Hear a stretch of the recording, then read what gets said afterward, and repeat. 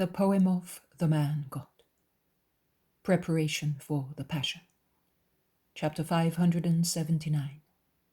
Arrival at Bethany. 18th of March, 1947. They must have stopped halfway between Jericho and Bethany, because when they arrive at the first houses in Bethany, the last drops of dew are evaporating on leaves and stems in meadows, and the sun is still rising in the vault of heaven. The farmers of the area drop their tools and rush round Jesus, who is passing, blessing men and plants, as insistently requested by the peasants.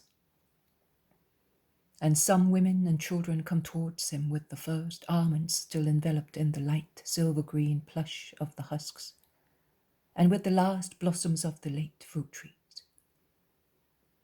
I notice, however, that here, in the area of Jerusalem, probably because of the altitude, or because of the winds blowing from the highest mountain tops in Judea, or I do not know for which other reason, perhaps also because the trees are different, there are many trees still blossoming, and they look like light, white, rosy clouds hanging over the green meadows.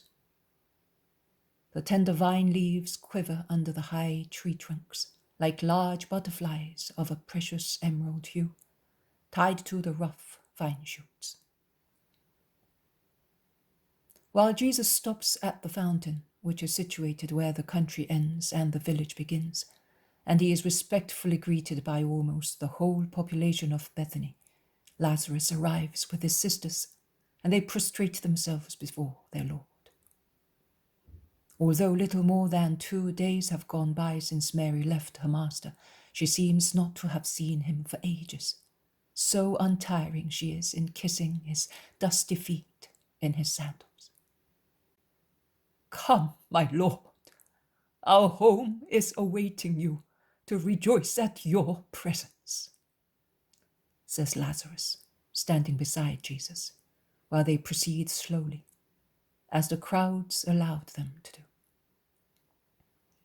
The people, in fact, throng round him, and the children cling to Jesus' garments and walk in front of him, with their heads raised, looking at him, so that they stumble and make him stumble, so much so that Jesus first, and then Lazarus and the apostles pick up the smaller ones in their arms to be able to walk faster. At the junction with the lane leading to Simon Zealot's house, there is Mary with her sister-in-law, Salome and Susanna. Jesus stops to greet his mother, and then he goes on as far as the large, wide, open gate, where Maximinus, Sarah, and Marcella are, and behind them all the many servants of the house, beginning with those employed in the house and ending with those working in the fields. They are all in order, very happy and excited in their joy that bursts into hosannas, while they wave their headgears and veils, and they throw flowers and leaves of myrtle and laurel, of roses and jasmines, which shine in the sun with their splendid corollas, or spread like white stars on the dark ground. The scent of plucked flowers and trodden aromatic leaves rises from the ground, warmed by the sun. Jesus passes on the sweet-smelling carpet. Mary of Magdala, who follows him, looking at the ground, stoops step by step, looking like a gleaner who follows the man tying the sheaves, to pick up the leaves and corollas, and also the plucked petals that have been pressed by Jesus' feet. Maximinus, in order to be able to close the gate and give peace to the guests, orders the servants to give cakes that have already been prepared to the children, a practical way to distract the children's attention from the Lord, and thus send them away without rousing a chorus of complaints. And the servants carry out the order, taking out into the street baskets full of small cakes decorated with white, brown almonds. And while the little ones crowd there, Other servants push back the adults, among whom there is still Zacchaeus and his 4 friends, Joel, Judas, Eliel, and Elkanah, and others whom I do not know, because they are all covered with veils to protect themselves from the dust raised by a rather heavy wind and from the sun, which is already strong. But Jesus, who is already far ahead, turns round and says, "Wait, I have something to tell some of you." And he goes towards Johanna's brothers, and he takes them aside, saying, "Please, go to Johanna and tell her to come to me with all the women who are with her, and with Annalea, the disciple from Ophel. Tell her to come tomorrow, because the Sabbath begins at sunset tomorrow, and I want to spend it with my friends of Bethany in peace." "We will tell her, Lord, and she will come." Jesus dismisses them, and he goes to Joel. "You will tell Joseph and Nicodemus that I have come, and that on the day after the Sabbath I will enter the town." "Oh, be careful, Lord," says the good scribe anxiously. "Go and be strong. He who follows justice and believes in my truth must not be afraid, but he must rejoice, because the accomplishment of the ancient promise is about to take place." I will run away from Jerusalem, Lord. I am a man of delicate constitution, as you can see, and you know, and I am laughed at because of that. I could not stand any. Your angel will guide you. Go in peace. Shall I see you again, Lord? Of course you will see me again. But until you see me again, consider that your love has given me so much joy in the hours of sorrow. Joel takes the hand that Jesus had laid on his shoulder and presses it against his lips. Through the thin veil of his headgear, kisses, and tears descend upon Jesus' hand. He then goes away, and Jesus goes to Zacchaeus. "Where are your friends?" "They remained at the fountain, Lord. I told them to stay there." "Join them and go with them to Bethphage, where my earliest and most faithful disciples are. Tell Isaac, their chief, to spread through the town and inform all the groups of disciples that the morning after the Sabbath, about the 3rd hour, I will pass through Bethphage and enter Jerusalem, and I will go up to the temple in a solemn way. Tell Isaac that this information is for the disciples only. He will understand what I mean." "I understand as well, Master. You want to surprise the Judeans so that they may not be able to hinder your entrance." "Exactly. So do as I told you. Remember that I am entrusting you with a confidential task. I am making use of you and not of Lazarus." "And that tells me how your kindness to me is incommensurable. I thank you, Lord." He kisses the Master's hand and goes away. Jesus is about to go back to his hosts, but from the gate from which the last people are coming out, pushed by the servants, a young man departs and runs towards Jesus, throwing himself at his feet and shouting, "A blessing, Master! Do you recognize me?" raising his head, which is not veiled. "Yes, you are Joseph named Barnabas, the disciple of Gamaliel, and you came to meet me near Giscala." "And I have been following you for many days. I was at Shiloh, on my way from Giscala, where I had gone with the rabbis while you were absent, and where I remained studying the rows until the month of Nisan. I was at Shiloh when you spoke, and I followed you to Lebanon and to Shechem, and I waited for you at Jericho, because I had heard that you—" He suddenly stops as if he realized that he was about to say what he was not to mention. Jesus smiles kindly and says, "The truth bursts out impetuously from sincere lips, and it often flows over the dams that prudence places before people's mouths. But I will complete your thought, because you had heard from Judas of Kerioth, who remained at Shechem, that I was going to Jericho to join my disciples and give them my instructions. And you were there to wait for me without worrying about being seen, about wasting your time and being away from your master, Gamaliel. He will not reproach me when he learns that I delayed in order to follow you. I will take him your words as a gift."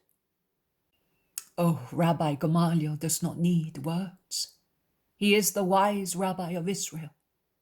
Yes, no other rabbi can teach him anything of what is ancient. Nothing, because he knows everything that is ancient. But you can. You have new words, full of the fresh life of what is new. Your word is like the sap of springtime. That is what Rabbi Gamaliel says. And he adds that the wisdom by now, covered with the dust of ages, and thus dry and dull, becomes lively and bright when your words explain it. Oh, I will take him your words. And my greetings. Tell him to open his heart, his intellect, his sight, his hearing, and his more than 20-year-old question will be answered. Go, God be with you. The youth stoops again to kiss the master's feet and goes away. The servants can at last close the gate and Jesus can join his friends. I took the liberty of inviting the women disciples here for tomorrow, says Jesus, standing beside Lazarus, on whose shoulder he lays his arm. You did the right thing, Lord. My house is yours, as you know. Your mother preferred to stay in Simon's house, and I respected her desire, but I hope that you will stay under my roof. Yes, I will. Although, also the other house is your roof. One of your first generous actions on my friend's behalf and mine. How many of them you have done, my dear friend. And I hope I shall be able to go on doing them for a long time. Although that is the wrong word, wise master. I am not being generous to you. You are being generous to me. I am the debtor. And if before the treasures you have given me I lay a farthing for you, what is my miserable gift as compared with your treasures? Give, and it will be given to you, you said. A shaken and pressed measure will be poured on your lap, and you will receive 100-fold of what you have given. You say, I received 100-fold of 100-fold, even when I had not given you anything. Oh, I remember our first meeting. You, the Lord and God, whom seraphim are not worthy to approach, came to me when I was all alone and distressed, closed in here, in my sadness. You came to Lazarus, the man shunned by everybody except Joseph and Nicodemus, and my faithful friend Simon, who, from his sepulchre of a living being, did not cease to love me. You did not want my joy in seeing you to be perturbed by the corrosive splashes of the world's contempt. Our first meeting. I could repeat all the words you spoke then. What had I given you then, if I had ever seen you, that I should receive from you at once 100-fold of 100-fold? Your prayers to our Most High Father, ours, Lazarus, mine, yours. Mine as the Word and as man, yours as man. When you prayed then with so much faith, were you not already giving me your whole self? So you can see that, as it is fair, I gave you 100-fold of what you were giving me. Your goodness is infinite, Master and Lord. You reward in advance, and with divine generosity, those whom your thought acknowledges as your servants, even before they realize to be such. My friends, not my servants. Because really, those who do the will of my Father and follow the truth that he has sent are my friends, not my servants. Even more, my brothers, as I am the first to do the will of the Father. So whoever does what I do is my friend, because only a friend does spontaneously what his friend does. May it be so forever between you and me, Lord. When are you going to town? The morning after the Sabbath. I will come as well. No, you will not come with me. I will tell you why. I have other things to ask of you. As you wish, Master. I have to speak to you as well. We shall speak. Do you prefer to spend the Sabbath among ourselves, or can I invite our mutual friends? Please do not invite anybody. I am anxious to spend these hours in prudent, peaceful friendship with you alone, without any constraint of thought or formality, in the kind freedom of one who is among such dear friends as to feel at home. As you wish, Lord. In actual fact, that is what I wanted, but I thought I was being selfish towards my friends. They are all inferior in friendship to you, my only friend, but still so dear. But if that is what you wish, perhaps you are tired, Lord, or pensive. Lazarus questions his friend and master more with his eyes than with his words, and Jesus replies to him only with his rather sad and somewhat absorbed eyes, and with a faint smile of his lips. They are now alone near the fountain, whose jet of water sounds like a song. All the others have gone into the house, and one can hear voices and the noise of kitchenware. Mary of Magdala 2 or 3 times puts a fair-haired head out of the door, protected by a heavy curtain waving lightly in the wind that is getting stronger, while the sky is overcast with clouds that are becoming more and more ruffled and dark. Lazarus raises his head, scanning the sky. I think we are going to have a storm, he says, and he adds, it will help the obstinate buds to open, as they have much difficulty in doing so this year. Perhaps the late severity of the weather has delayed the shoots. Also, my almond trees have suffered and much fruit has been lost. Joseph was telling me that one of his kitchen gardens outside the judicial gate appears to be completely unfruitful this year. The trees are restraining the buds as if they had been laid under a spell, so much so that he is undecided whether he should leave them or sell them as firewood. Nothing, not one blossom. They are now exactly as they were in the month of Tebeth. Tiny heads of buds, so hard and closed that never swell. It is true that the northern wind is very strong there, and it blew continuously during winter. Also the fruits of my kitchen garden beyond the Kidron were damaged. But what is happening in Joseph's kitchen garden is so strange that many people go to see that place that refuses to awake in springtime.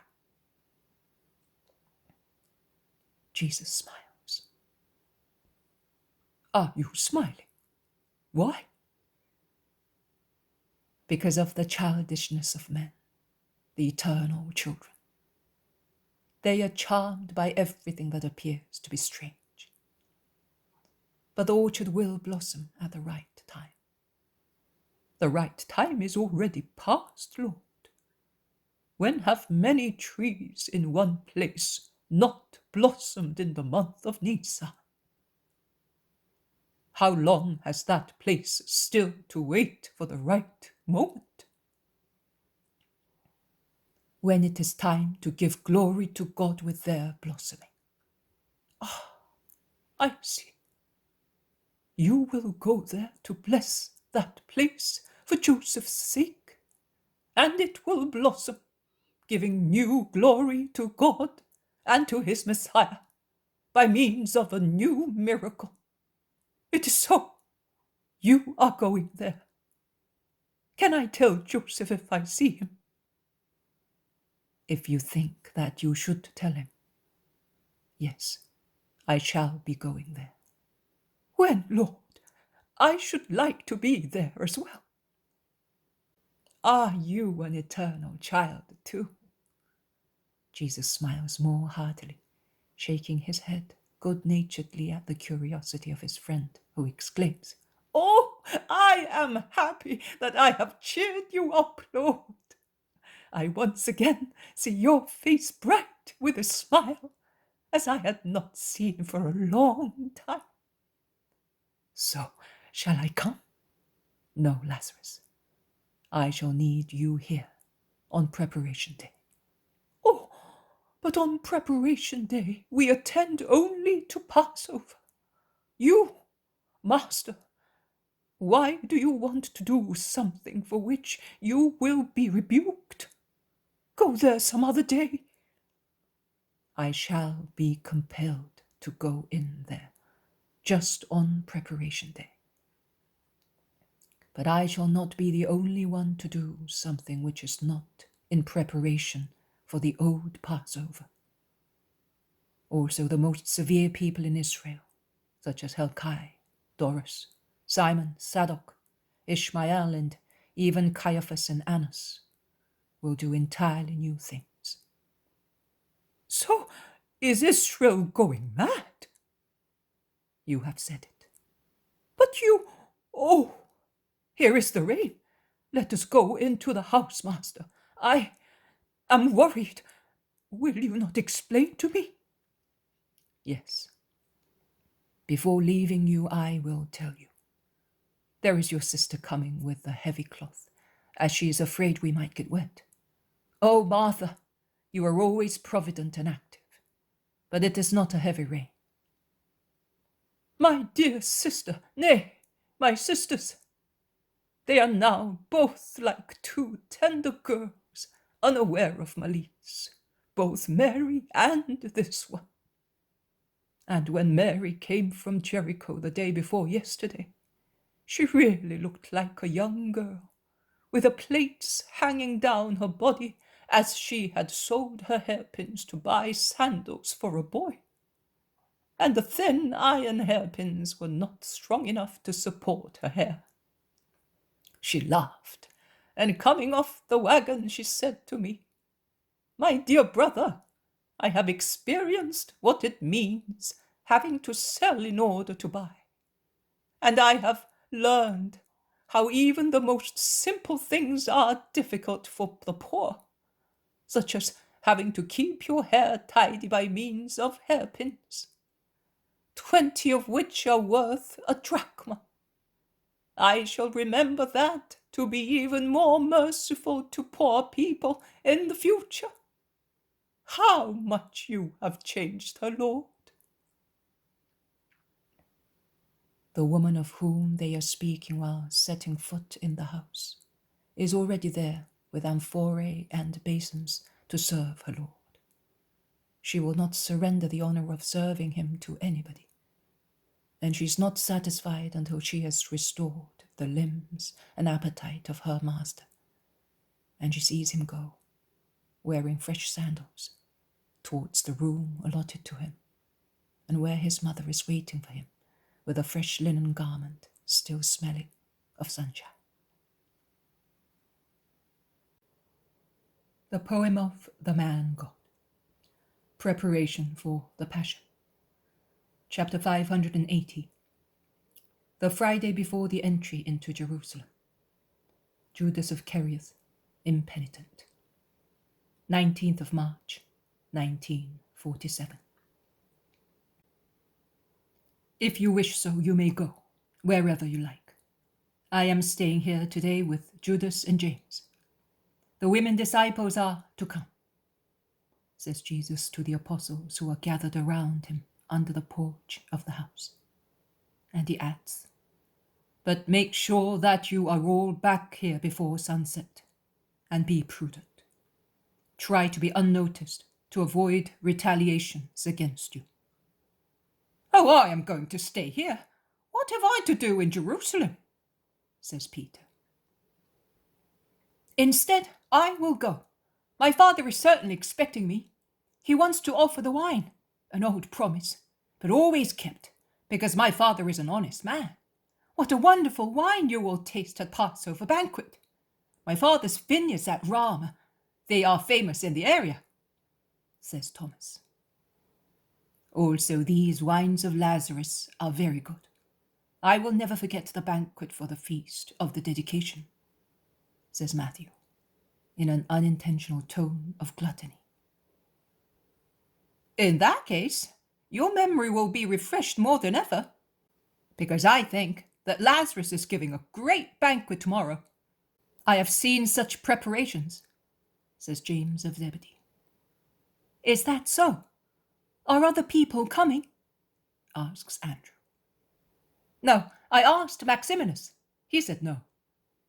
Otherwise I would have put on the new tunic that my wife sent me," says Philip. "That is what I am going to do. I wanted to put it on at Passover, but I will wear it tomorrow. We are going to have more peace here tomorrow than in a few days' time," says Bartholomew, and he stops pensively. "I am going to adorn myself with new clothes to go to town. And what about you, Master?" asks John. "So am I. I will put on purple robes." "You will look like a king," exclaims the favorite apostle, full of admiration, as he already imagines him in the splendid robes. "But if I had not seen to it, I have had that purple for years," says the Iscariot, boastfully. "Really? Oh, no one had thought about it. The master is always so humble." "Too humble. The time has now come when he must be king. We have waited long enough. If he is not a king on a throne, at least, to safeguard his dignity, he must have clothes suiting his rank. I see to everything." "You're right, Judas. You are aware of the ways of the world. We, of poor fishermen," say humbly the men who have come from the lake.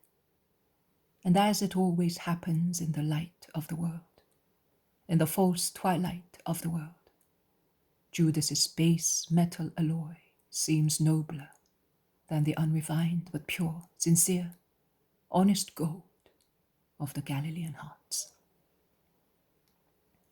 Jesus, who was speaking to the zealot and to Alphaeus' sons, turns round and looks at the Iscariot and at those honest men, so humble and mortified at being so deficient as compared with Judas.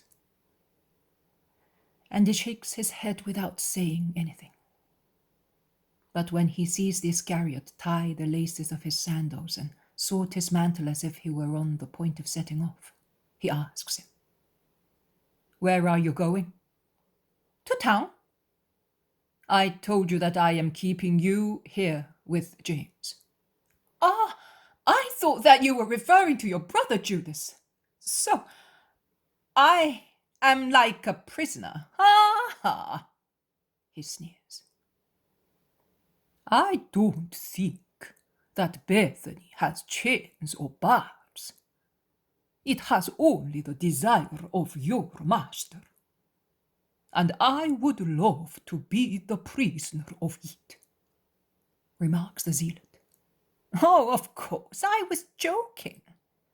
The fact is, I would like to have news of my mother. Pilgrims from Kerioth have certainly arrived in Jerusalem, and no. In 2 days' time we shall all be in Jerusalem. You are staying here now," says Jesus authoritatively. Judas does not insist. He takes off his mantle, saying, "So, who is going to town? We ought to know what the humors are, what the disciples are doing. I wanted to go to hear also from friends. I had promised Peter." "It does not matter. You are staying. Nothing of what you said is necessary. It is not strictly necessary." "But if Thomas is going?" "Master, I should like to go as well. I also promised it. I have friends in Annas' house and—" "And would you go there, son? And if they catch you?" asks Salome, who has approached them. "If they catch me? What wrong have I done? None. So I must not fear the Lord. And even if they catch me, I will not tremble." "Oh, the bold young lion! Will you not tremble? Are you not aware of how much they hate us? It's death, you know, if they catch us," says the Iscariot, to frighten him. "Then why do you want to go? Are you perhaps privileged with immunity? What have you done to be so? Tell me, and I will do it." Judas suddenly looks as if he were frightened and angry. But John's face is so clear that the traitor is reassured. He realizes that there is no snare, no suspicion in those words. And he says, "I have not done anything, but I have some good friends near the proconsul, so—" "Well, who wants to come, let him come, as it is not raining any longer. We're wasting time here, and by midday it may rain again. Whoever wants to come should hurry up," says Thomas, urging them. "Shall I go, Master?" asks John. "Yes, go." "There you are! It's always the same. He can, the others can, I cannot. It's always no for me."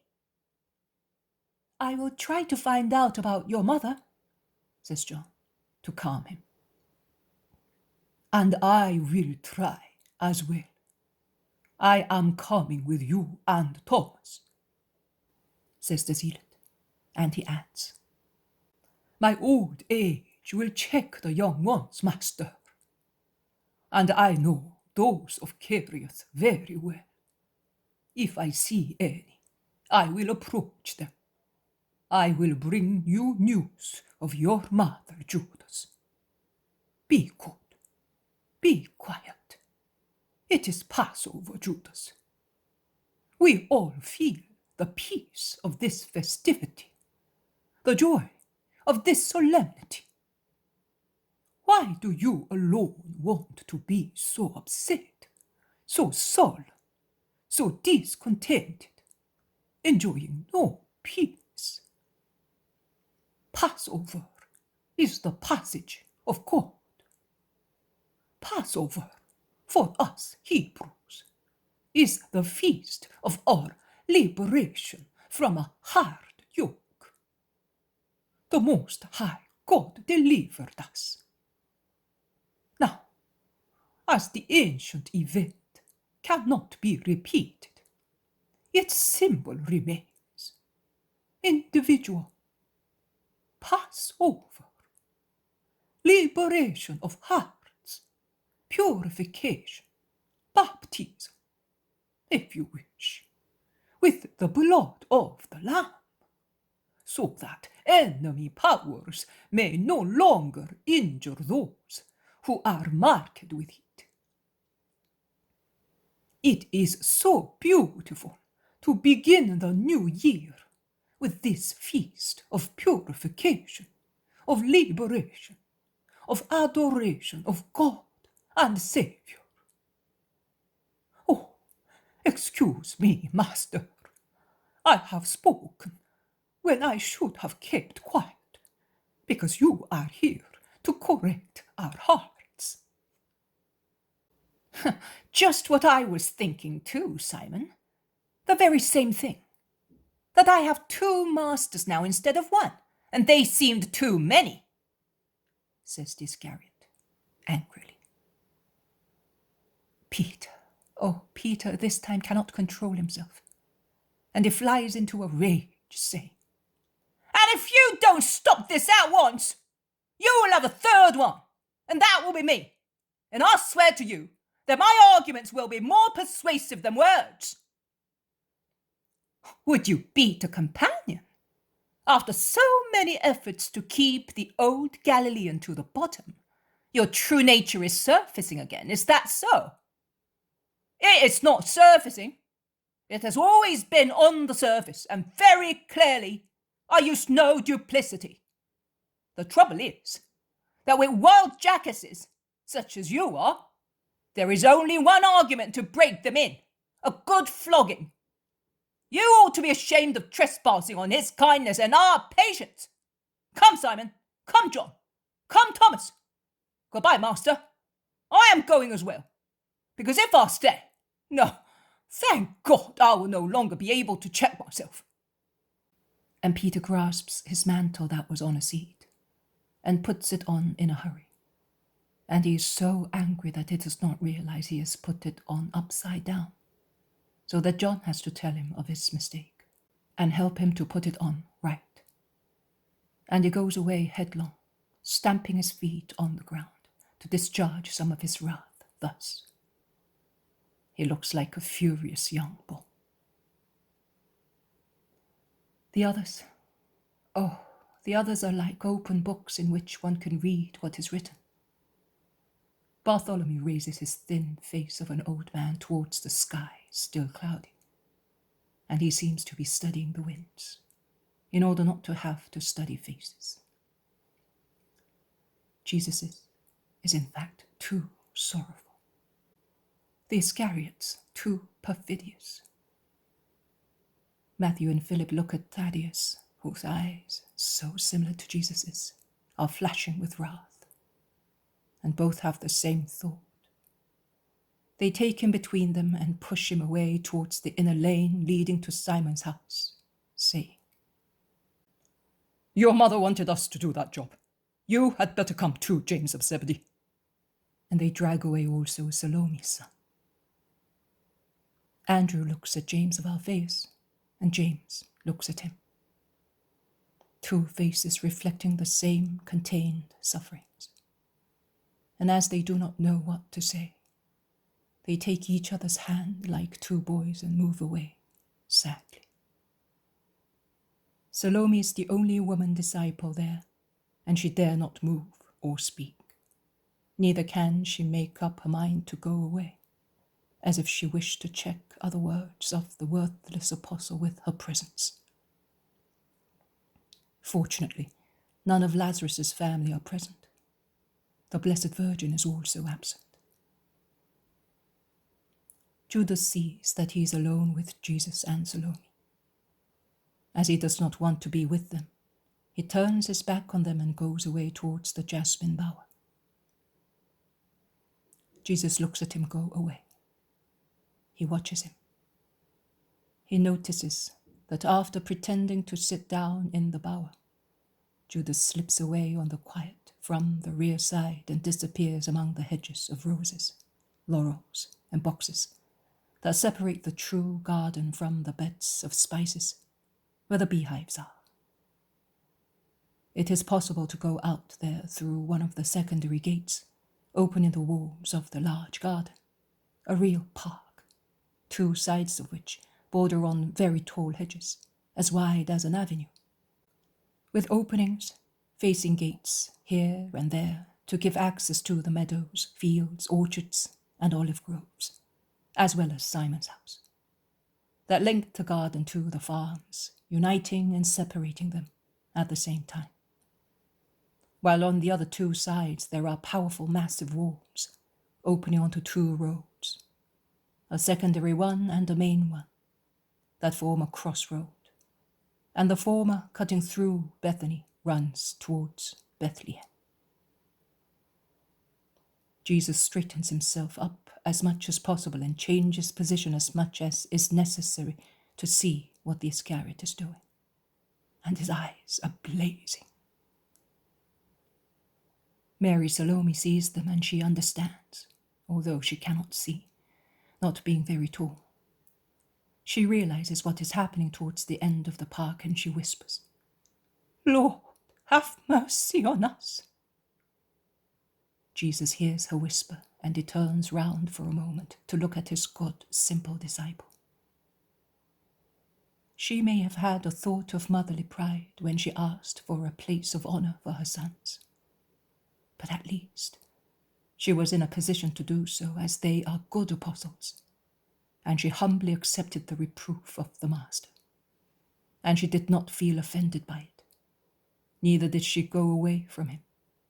On the contrary, she became more humble and more obliging towards the Master, whom she follows like a shadow whenever she can, and whose least expressions she studies in order to be able, whenever possible, to forestall his wishes and give him joy. And even now, the good and humble Salome tries to comfort the Master and to appease the suspicion that makes him suffer, saying, "See, he is not going far. He left his mantle there, and he has not picked it up. He may go for a walk in the meadows to give vent to his humor. Judas would never go to town unless he were properly dressed. He would go there, even if he were naked, if he wanted. In fact, look, come here. Oh, he is trying to open the gate, but it is locked. He is calling one of the servants of the beehives." Jesus shouts in a loud voice, "Judas, wait for me. I must speak to you." And he's about to set out. "For pity's sake, Lord, I am going to call Lazarus. Your mother, don't go by yourself." Although Jesus is walking fast, he turns round a little and says, "I order you not to do so. On the contrary, be quiet with everybody. If they ask you about me, I have gone out with Judas for a short walk. If the women disciples come, let them wait. I shall soon be back." Salome does not react, neither does the Iscariot, the former near the house, the latter near the wall. They both remain where Jesus has stopped them, and they look at him. Salome sees him move away. Judas sees him come towards him. "Open the door, Jonah. I am going out for a moment with my disciple. And if you are going to stay here, you need not close it behind us. I shall soon be back." He kindly says to the peasant servant who had remained dumbfounded with the big key in his hand. The heavy iron door squeaks in being opened, as the key screeches in working the lock. "A door that is seldom opened," says the servant, smiling. "You have got rusty. When one is idle, one gets spoiled. Rust, dust, urchins. The same happens to us, if we do not always work on our souls." "Well said, Jonah. Your thought is a wise one. Many rabbis would envy you it." "Oh, it's my bees that suggest them to me." "And your words. It is really your words. Then the bees also make me understand them, because everything has a voice if one can understand it. And I say, if the bees obey the order of him who created them, and they are little insects which I do not know, where they may have brains and hearts, and I, who have heart, brains, and soul, and I hear the master, shall I not be able to do what they do, working all the time to do what the master says we must do, and thus make my soul beautiful and bright without any rust, dust, mud and straw, and stones and other snares placed in the device by hellish enemies?" "You are quite right. Imitate your bees, and your soul will become a rich beehive full of precious virtues, and God will come to enjoy it. Goodbye, Jonah. Peace be with you." He lays his hand on the grey-haired head of the servant who has stooped in front of him, and he goes out on the road towards meadows of red clover, as beautiful as thick, deep red and crimson carpets. Bees are flying on them from flower to flower, sparkling and humming. When they are far enough from the wall so that no one in Lazarus' garden might hear them, Jesus says, "Did you hear that servant? He is a peasant. It is already a great thing if he can read a few words, and yet his words could have been uttered by my lips, and my speech would not have seemed to be foolish. He feels that one must watch to ensure that the enemies of the Spirit do not spoil the Spirit. I am keeping you near me because of such enemies, and that is why you hate me. I want to defend you from yourself and from them, and you hate me. I am handing you the means to save yourself, and you can still do it, and you hate me. I will tell you once again, go away, Judas, go far away. Do not go to Jerusalem. You are not well. It is not a lie to say that you are so ill that you cannot take part in the celebration of Passover. You will keep the supplementary one. The law allows people to keep the supplementary Passover when diseases or other grave reasons prevent them from keeping the solemn one. I will ask Lazarus, he is a prudent friend and will not ask any questions, to take you beyond the Jordan today. No! I told you many times to reject me. You did not want to. Now I do not want it. You do not want?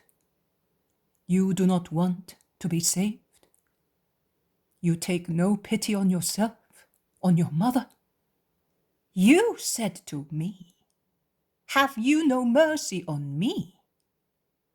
You would be more sincere. Judas, my unhappy friend, I am not begging you on my behalf. I am begging you for your own sake. Look, we're alone, you and I alone. You know who I am. I know who you are. It is the last moment of grace still granted to us to prevent your ruin. Oh, do not sneer so satanically, my friend.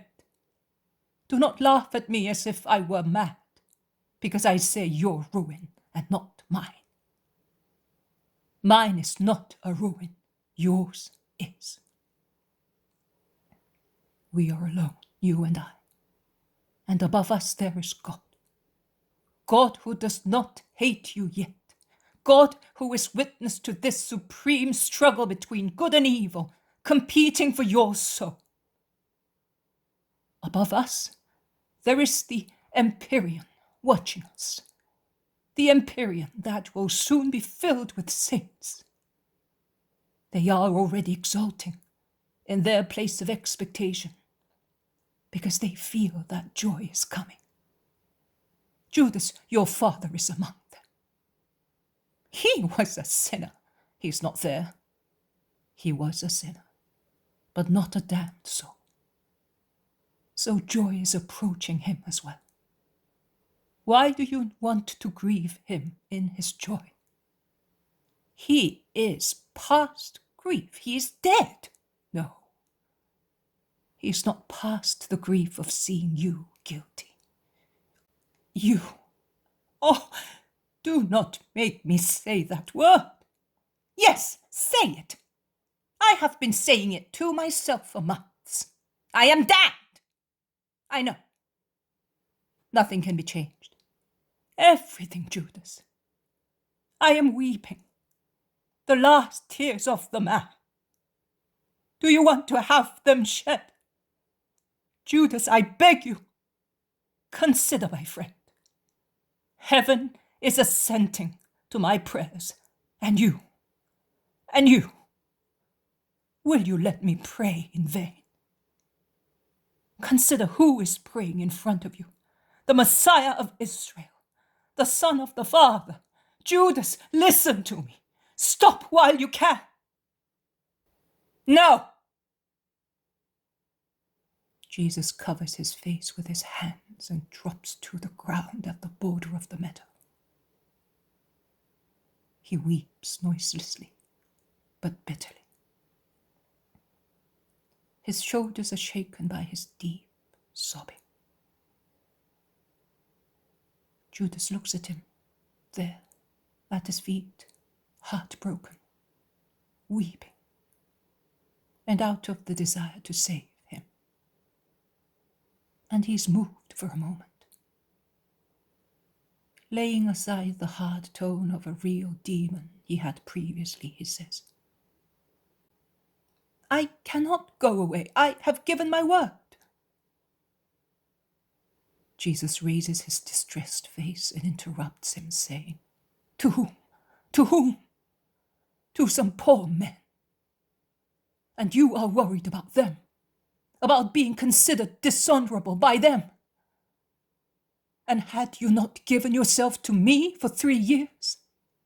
And you are concerned about the comments of a handful of evildoers and not about God's judgment? Oh, but what must I do, Father, to revive in him the will not to sin? And he lowers his head again, oppressed with sorrow, distressed. He already looks like the Jesus suffering in the agony of Gethsemane. Judas feels sorry for him and says, I will stay. Do not suffer thus. I will stay. Help me to stay. Defend me. Always, always. If you only wish so, come. There is no sin that I do not excuse and forgive. Say, I want, and I shall have redeemed you. Jesus, standing up, has taken him in his arms. But if the tears of Jesus' God fall on Judas's head, Judas's lips remain closed. He does not say the requested word. He does not even say, forgive me, when Jesus whispers through his hair, you can perceive whether I love you. I should have reproached you. I kiss you. I should be entitled to say to you, ask your God to forgive you. And I only ask you to have the will to be forgiven. You are so ill. You cannot ask much of a person who is very ill. Of all the sinners who came to me, I asked absolute repentance in order to be able to forgive them. I am asking you, my friend, only the will to repent, and then I will act. Judas is silent. Jesus lets him go, saying, "Stay here, at least until the day after the Sabbath." "I will stay. Let us go back to the house. They will notice our absence. The women are perhaps waiting for you. They are better than I am, and you must not neglect them because of me." Do you not remember the parable of the lost sheep? You are the lost sheep. They, the women disciples, are the good sheep closed in the fold. They are in no danger, even if I should have to search all day for your soul to take it back to the fold. Of course, all right. I will go back to the fold. I will shut myself up in Lazarus' library and read there. I don't want to be disturbed. I don't want to see anybody or hear anything. So, you will not suspect me all the time. And if the Sanhedrin is informed of anything that takes place, you will have to look for the snakes among your favorite ones. Goodbye. I am going in through the main gate. Don't be afraid. I will not run away. You can come and check whenever you wish.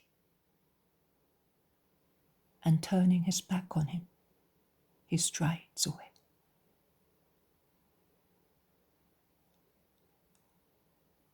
Jesus, a tall white figure in his linen tunic, at the edge of the green-red meadow, lifts up his arms towards the clear sky and raises his very sad face and soul to his Father, moaning, "Oh, Father, will you accuse me of omitting anything that may save him? You know that I am struggling to prevent his crime for the sake of his soul, not for my life. Father, oh Father, I beg you, hasten the hour of darkness, the hour of sacrifice, because it is too cruel for me to live near the friend who does not want to be redeemed. The greatest grief." And Jesus sits down on the thick, tall, beautiful clover. He bends his head on his raised knees, clasped in his arms, and he weeps. Oh, I cannot look at those tears, in distress, in solitude, in the conviction that heaven will do nothing to comfort him, and that he must suffer that grief. They are already too similar to those of Gethsemane, and that grieves me too much. Jesus weeps for a long time in the solitary, silent place. Witnesses of his tears, the golden-hued bees, the scented clover that waves slowly in a stormy wind, and the clouds that early in the morning were like a thin net in the blue sky and are now thick, dark, piled up, threatening more rain. Jesus stops weeping. He raises his head, listening. The noise of wheels and harness bells comes from the main road. Then the noise of the wheels stop, whilst that of the harness bells continues. Jesus says. Let us go. The women disciples, they are faithful. Father, let it be done as you wish. I offer you the sacrifice of this desire of mine, as Saviour and friend. It is written, he wanted it. That is true. However, Father, let me continue my work on his behalf until it is all over. And even from this moment I say to you, Father, when I pray for sinners, a victim having no power to take direct action, Father, take my sufferings and force Judas's soul with them. I am aware that I am asking what justice cannot grant, but mercy and love have come from you. And you love what comes from you, and is one thing only with you. God, one and trine, holy and blessed. I will give myself to my beloved ones as food and drink. So, Father, are my blood and my flesh to become condemnation for one of them? Father, help me. A germ of repentance in that heart. Father, why are you going away? Are you already moving away from your word? Who is praying? Father, the hour has come, I know. May your blessed will be done. But leave your Son, your Christ, in whom, by your inscrutable decree, the certain clairvoyance of the future is diminishing in this hour. And I do not say to you that this is cruelty, but it is your compassion for me. Leave me the hope that I may still save him. Oh, Father, I know. I have known since I am. I have known since, not only as word, but as man. I came here to the earth. I have known since I met the man in the temple. I have always been aware of it. But now, oh, it seems to me, through your great pity, most holy Father, it seems to me but a dreadful dream, brought about by his behavior, but not something ineluctable, and that I may still hope, always, because infinite is my suffering, and infinite will be the sacrifice. And may it be of some benefit also for him. Ah, I am raving. It is the man who wants to hope so. The God who is in the man, the God made man, cannot delude himself. The mist that for a moment was concealing the abyss from me is dissipating. The abyss already open to swallow the man who preferred darkness to the light. It was your pity that concealed it. It is your pity that shows me it now, that you have re-comforted me. Yes, Father, also that. Everything. And I will be mercy until the end, because such is my essence.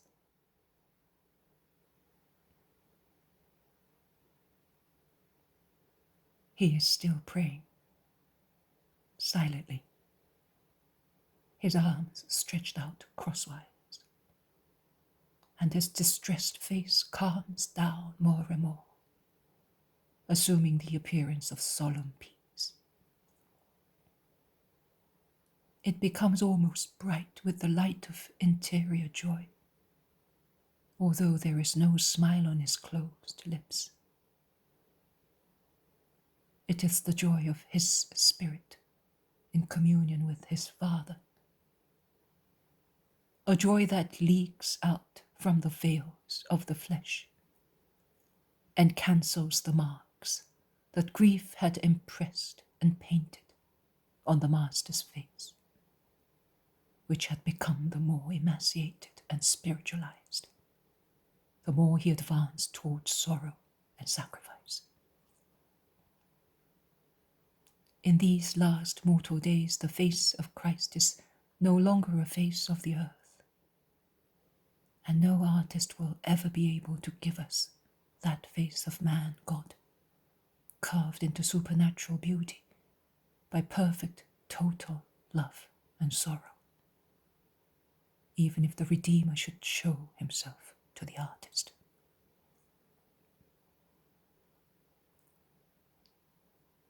Jesus is once again at the gate of the enclosure. He locks it and proceeds towards the house.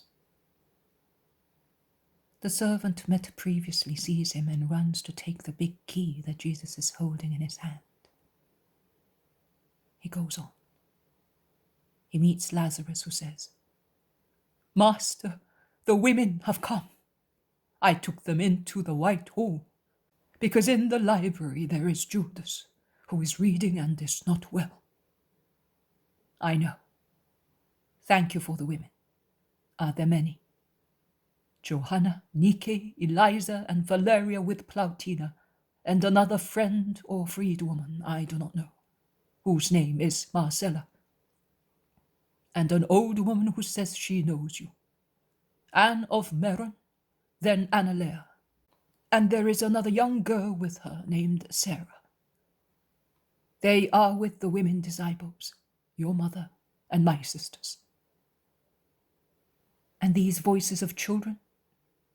"Anne has brought her grandchildren, Johanna has her children, and Valeria her daughter. I took them into the inner courtyard." The poem of the Man God. Preparation for the Passion. Chapter 581. The Friday before the entry into Jerusalem. Farewell to the women disciples, and the encounter with an unhappy child. 22nd of March, 1947. The beautiful hall, one of those used for banquets, with its white walls and ceiling, its heavy white curtains, and the white tapestry covering seats and the sheets of mica or alabaster as window panes and skylights, is full of the chatter of women. Some 15 women talking to each other is no bagatelle, but as soon as Jesus appears at the door, moving the heavy curtain aside, there is dead silence, while they all stand up and bow with the utmost respect. "Peace to all of you," says Jesus, with a kind smile.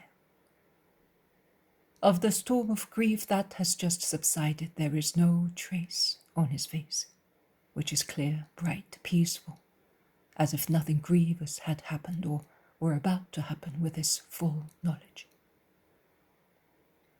"Peace to you, Master. We have come. You sent word, with as many women as there are with Johanna, and I obeyed you. Eliza was staying with me.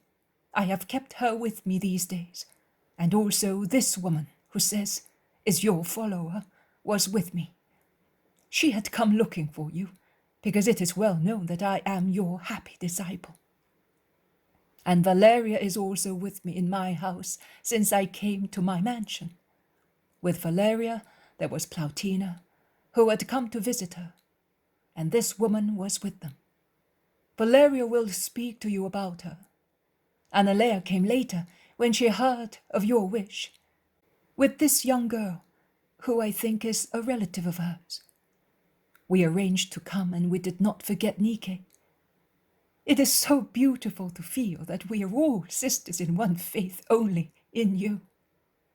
And to hope that also those who are still only at a natural love for the Master may rise higher, as Valeria did, says Johanna, looking stealthily at Plautina, who has remained at the natural love. Diamonds form slowly, Johanna. Ages of hidden fire are required. One must not be in a hurry, never. And one must never lose heart, Johanna. And when a diamond becomes ashes again? It is an indication that it was not yet a perfect diamond. Patience and fire are still required. One has to start all over again, hoping in the Lord. What appears to be a failure the first time often becomes a triumph the second time. Or the third or the fourth time, and even more. I was a failure many times, but at last you triumphed, Rabboni, says Mary of Magdala in her harmonious voice from the end of the hall. Mary is happy every time she can humble herself by remembering her past, says with a sigh Martha, who would like that remembrance cancelled in every heart. Truly, sister, it is so. I am happy remembering my past, but not to humble myself, as you say, but to rise higher, urged by the memory of the evil done, and by gratitude to him who saved me. And also, so that whoever hesitates for himself or for some person dear to him may pluck up courage and arrive at that faith that my Master says would be able to shift mountains. And you have it, you blessed woman. You do not know what fear is, says with a sigh Johanna, who is so meek and timid, and she appears to be even more so if one compares her with the Magdalene. No, I do not know what fear is. It has never been in my human nature. Now that I belong to my Saviour, I am not even aware of it in my spiritual nature. Everything has served to increase my faith. Can one who was revived as I was, and who saw one's brother rise from the dead, be in doubt about anything? Nothing will ever make me doubt again. As long as God is with you, that is. The Rabbi is with you. But he says that he will soon leave us. What will our faith then be? That is your faith. Because I have not yet gone beyond human frontiers, says Plautina. His material presence or absence will not impair my faith. I will not be afraid. I am not being proud. I know myself. If the threats of the Sanhedrin should come true, I will not be afraid. You will not be afraid of what? That the just one is just? I shall not be afraid of that either. We believe that of many wise people whose wisdom we enjoy. I should say that we nourish ourselves with the life of their thought, ages after their death. But if you, says Plautina insistently, I will not even fear for his death. Life cannot die. Lazarus, who was a poor man, rose from the dead. He did not rise by himself, but because the Master evoked his spirit from the beyond, a deed that only the Master can accomplish. But who will evoke the Master's spirit if the Master is killed? Who? He. That is God. God made himself by himself. God can raise himself by himself. God. Yes. According to your faith, God made himself by himself. It is already difficult for us to admit that. as we know that one God descends from another through divine love. Through obscene, unreal love affairs, you should say, says Mary Magdalene, rashly interrupting her. As you wish, says Plautina in a conciliatory tone, and is about to end her sentence. But Mary of Magdala precedes her once again and says, but the man, you mean, cannot raise himself by himself. But as he made himself man by himself, because nothing is impossible to the saint of saints, so he will, by himself, order himself to rise from the dead. You cannot understand. You do not know the figures of our history of Israel. He and his wonders are in them, and everything will take place as it was stated. I believe in advance, Lord. I believe everything. That you are the Son of God and the Son of the Virgin. That you are the Lamb of salvation. That you are the most holy Messiah. That you are the universal Redeemer and King. That your kingdom will have no end or boundary. And finally, that death will not prevail over you, because life and death were created by God and are subject to him like all other things. I believe. And if deep will be my sorrow at seeing you disregarded and despised, greater will be my faith in your eternal being. I believe. I believe in everything that has been said about you. I believe in everything you say. I believed also with regard to Lazarus. I was the only one who obeyed and believed, the only one who reacted against those men and those situations that wanted to persuade me not to believe. Only at the end, towards the end of the trial, I became confused. But the trial had lasted so long, and I thought that not even you, blessed Master, could approach the goal after so many days from his death. Now, I would not doubt any more, even if, instead of days, a sepulchre were to be opened to give back its prey after it had been in its belly for months. Oh, my Lord, I know who you are. Filth has recognized the star. Mary has squatted at his feet on the marble floor, no longer vehement but meek, with an expression of adoration on her face raised towards Jesus. Who am I? He who is. That is what you are. The other part, the human person, is the garment.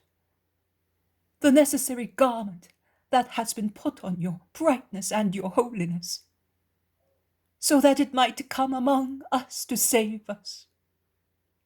But you are God, my God. And she throws herself on the floor, kissing Jesus' feet. And she seems to be unable to remove her lips from the toes protruding from the long linen tunic. Stand up, Mary. Always hold on fast to your faith, and raise it like a star in stormy hours, so that hearts may stare at it and may hope, at least that.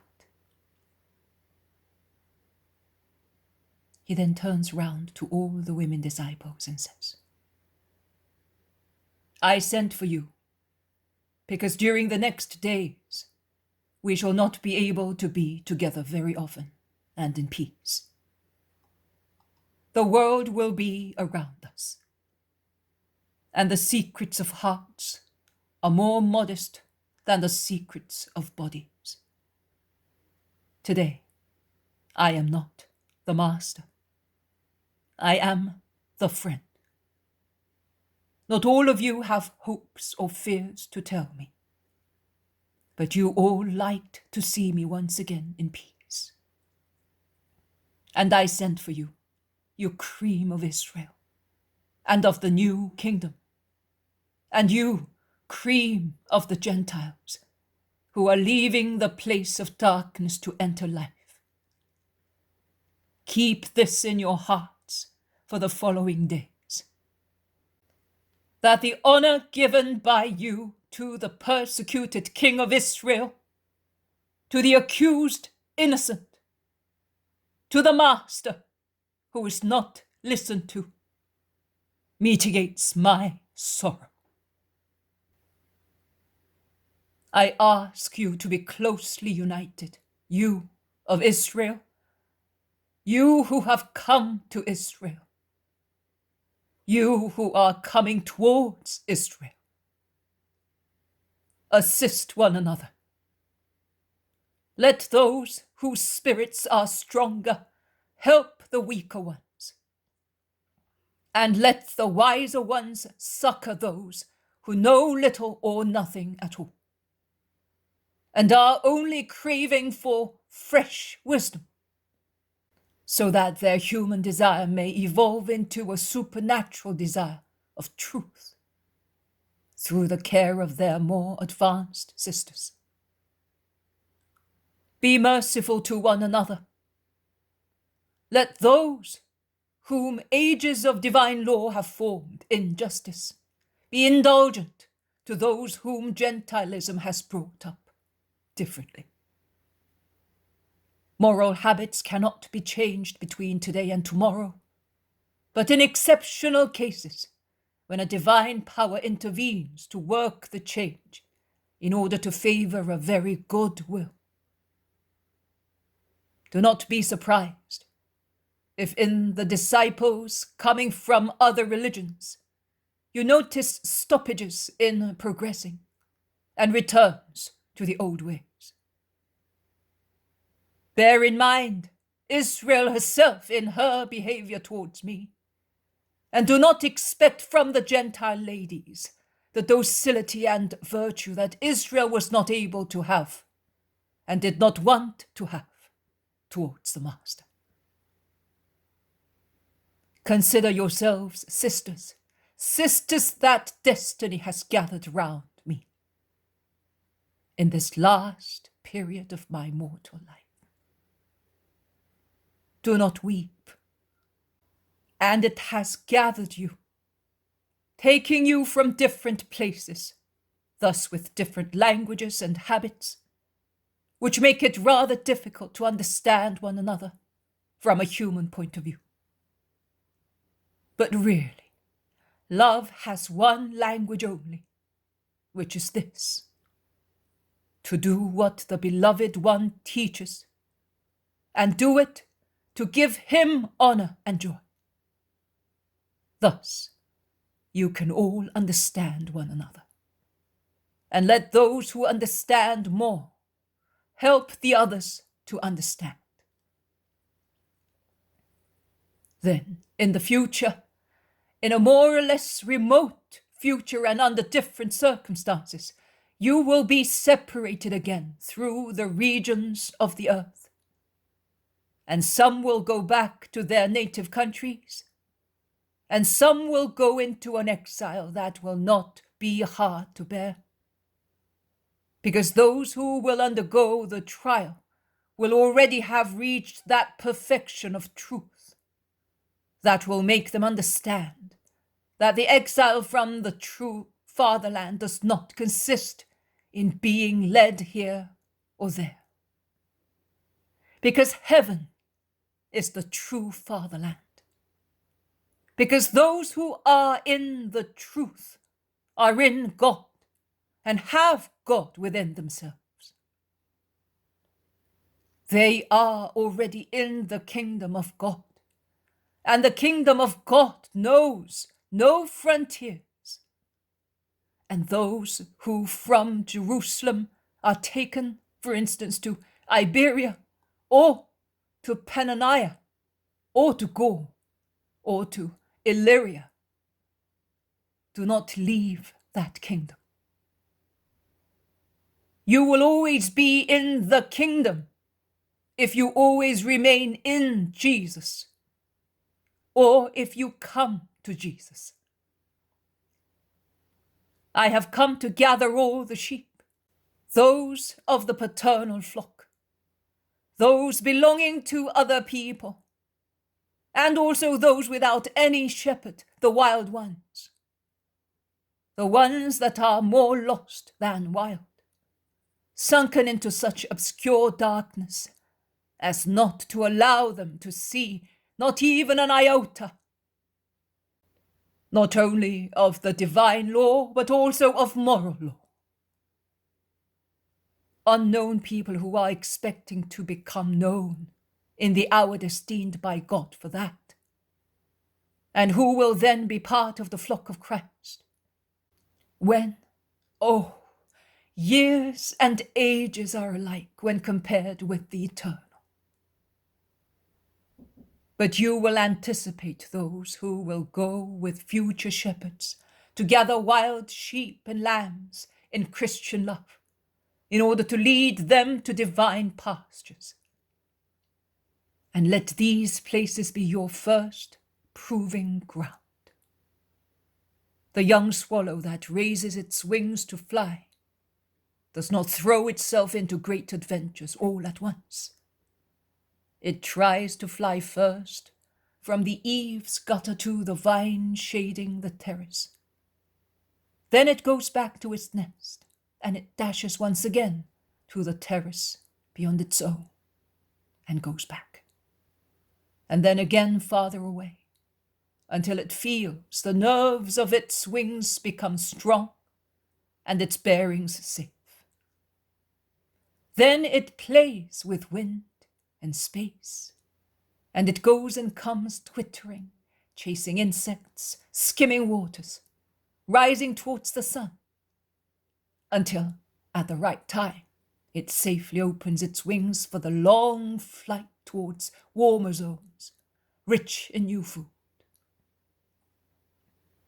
And although it is so small, it is not afraid to fly across seas, a spot of burnished steel, lost between the two blue immensities of sea and sky.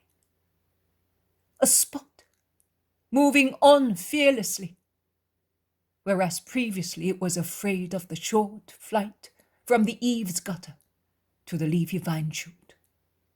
A nervous, perfect body that cleaves the air like an arrow. And it does not know whether it is the air that lovingly carries this little king of the air, or it is the little king of the air that lovingly furrows its domains. Seeing it safe flying that exploits winds and atmospheric density to go faster, who would think of its first clumsy, fluttering, frightened flight? The same will be of you. Let it become so of you, and of all the souls that will imitate you. One does not become skillful all of a sudden. One must not feel disheartened because of the first defeats, or proud because of the first victories. The first defeats serve to do better the next time. The first victories serve as spurs to do even better in future, and to convince one that God helps good wills. Be always subject to the shepherds with regard to what is obedience to their advice and orders. Be always like sisters to them with regard to what is help in their mission and support in their work. Tell also those who are not here today. Tell those who will come in the future. And now and always be like daughters to my mother. She will guide you in everything. She can guide girls as well as widows, wives as well as mothers, as she has become aware of all the consequences of every condition through her own experience, as well as through supernatural wisdom. Love one another and love me in Mary. You will never fail, because she is the tree of life, the living ark of God, the form of God in whom wisdom made its seat and grace became flesh. And now that I have spoken to you in general, now that I have seen you all, I wish to listen to my women disciples and to those who are the hopes of future women disciples. Go. I am staying here. Let those who wish to speak to me come to me, because never again shall we have a moment of inner peace as the present one. The women consult with one another. Eliza goes out with Mary and Mary Clopas. Mary of Lazarus listens to Plautina, who wishes to convince her of something. But Mary does not seem to agree, as she shakes her head resolutely in denial, and then goes away, leaving her interlocutress. And when passing by, she takes her sister and Susanna with her, saying, "We shall have time to speak to him. Let us leave these disciples with him, as they have to go away." "Come, Sarah, we shall come last," says Annalea. They all go out slowly, with the exception of Mary Salome, who remains undecided at the door. "Come here, Mary. Close the door and come here. What are you afraid of?" Jesus says to her. "The fact is that I am always with you. Did you hear Mary of Lazarus?" "I did. But come here. You are the mother of my first disciples. What do you want to tell me?" The woman approaches him with the slowness of a person that has something great to ask and does not know whether he can do it. Jesus encourages her with a smile and saying, "What? Are you going to ask me for a third place for Zebedee? But he is wise. He certainly did not send you to tell me that. So speak up." "Ah, Lord, it is just of that place I wanted to speak to you. You speak in a way as if you were about to leave us. And before doing that, I would like you to tell me that you have really forgiven me. I have no peace thinking that I disgusted you." "Are you still thinking of that? Do you not think that I love you as much as before and more than before?" "Oh, yes, Lord. But do tell me the word of forgiveness, that I may tell my husband how good you have been to me." "But there is no need for you, woman, to tell a fault that has been forgiven." "Of course I will tell him, because, see, Zebedee, seeing how much you love his sons, may fall into the same sin as mine, and if you leave us, who would absolve him? I would like all of us to enter your kingdom, also my man. And I do not think that I am being unjust by wishing this. I am a poor woman, and I know nothing about books. But when your mother reads or tells us women passages of the scriptures, she often speaks of the chosen women of Israel, or of passages that refer to us. And in the Proverbs, that I like so much, it is stated that the heart of the husband has confidence in his strong wife. I think that it is right that a woman should give such confidence to her husband, also with regard to celestial matters. If I procure a safe place for him in heaven, preventing him from sinning, I think I do a good thing. Of course, Salome, you have really opened your mouth to words of wisdom, and there is the law of goodness on your tongue. Go in peace. You have more than my forgiveness. Your sons, according to the book that you like so much, will proclaim you blessed, and your husband will sing your praises in the fatherland of the just. Go tranquilly. Go in peace. Be happy. He blesses and dismisses her. Salome goes away joyfully.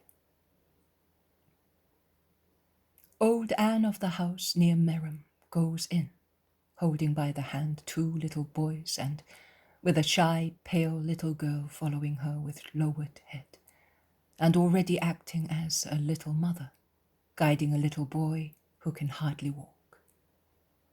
"Oh, Anne, so you also wish to speak to me. And your husband?" "He is ill, Lord, ill, very ill. I am afraid I shall not see him alive again." Tears stream down her senile, wrinkled face. "And you are here?" "Yes, I am here. He said, 'I cannot go. You may go for Passover and see our sons.'" Her weeping increases and prevents her from speaking. "Why are you weeping thus, woman? Your husband was right in saying, 'Ensure that our sons are not against the Christ for their eternal peace.' Judas is a just man. He worries more about the welfare of his sons than about his own life and the comfort it would receive from your care. In the hours preceding the death of the just, the veils are lifted, and the eyes of the Spirit see the truth. But your sons do not listen to you, woman. And what can I do if they reject me? "Do not hate them, Lord." "Why should I? I will pray for them, and I will impose my hands on these children who are innocent, to keep away from them the hatred that kills. Come to me. What is your name?" "Judas, like my father's father," says the biggest boy, and the smallest one, who is held by the hand by his sister, hops and shouts, I, Judas." "Yes, they have honored their father when giving names to their children, but not in other matters," says the old woman. "His virtues will revive in these children. Little girl, come here as well. Be as good and wise as the woman who brought you here." "Oh, Mary is good. As I do not want to be alone, I will take her to Galilee with me." Jesus blesses the children, resting his hand for some time on the head of the little girl who is good. He then asks, "Are you not asking anything for yourself, Anne?"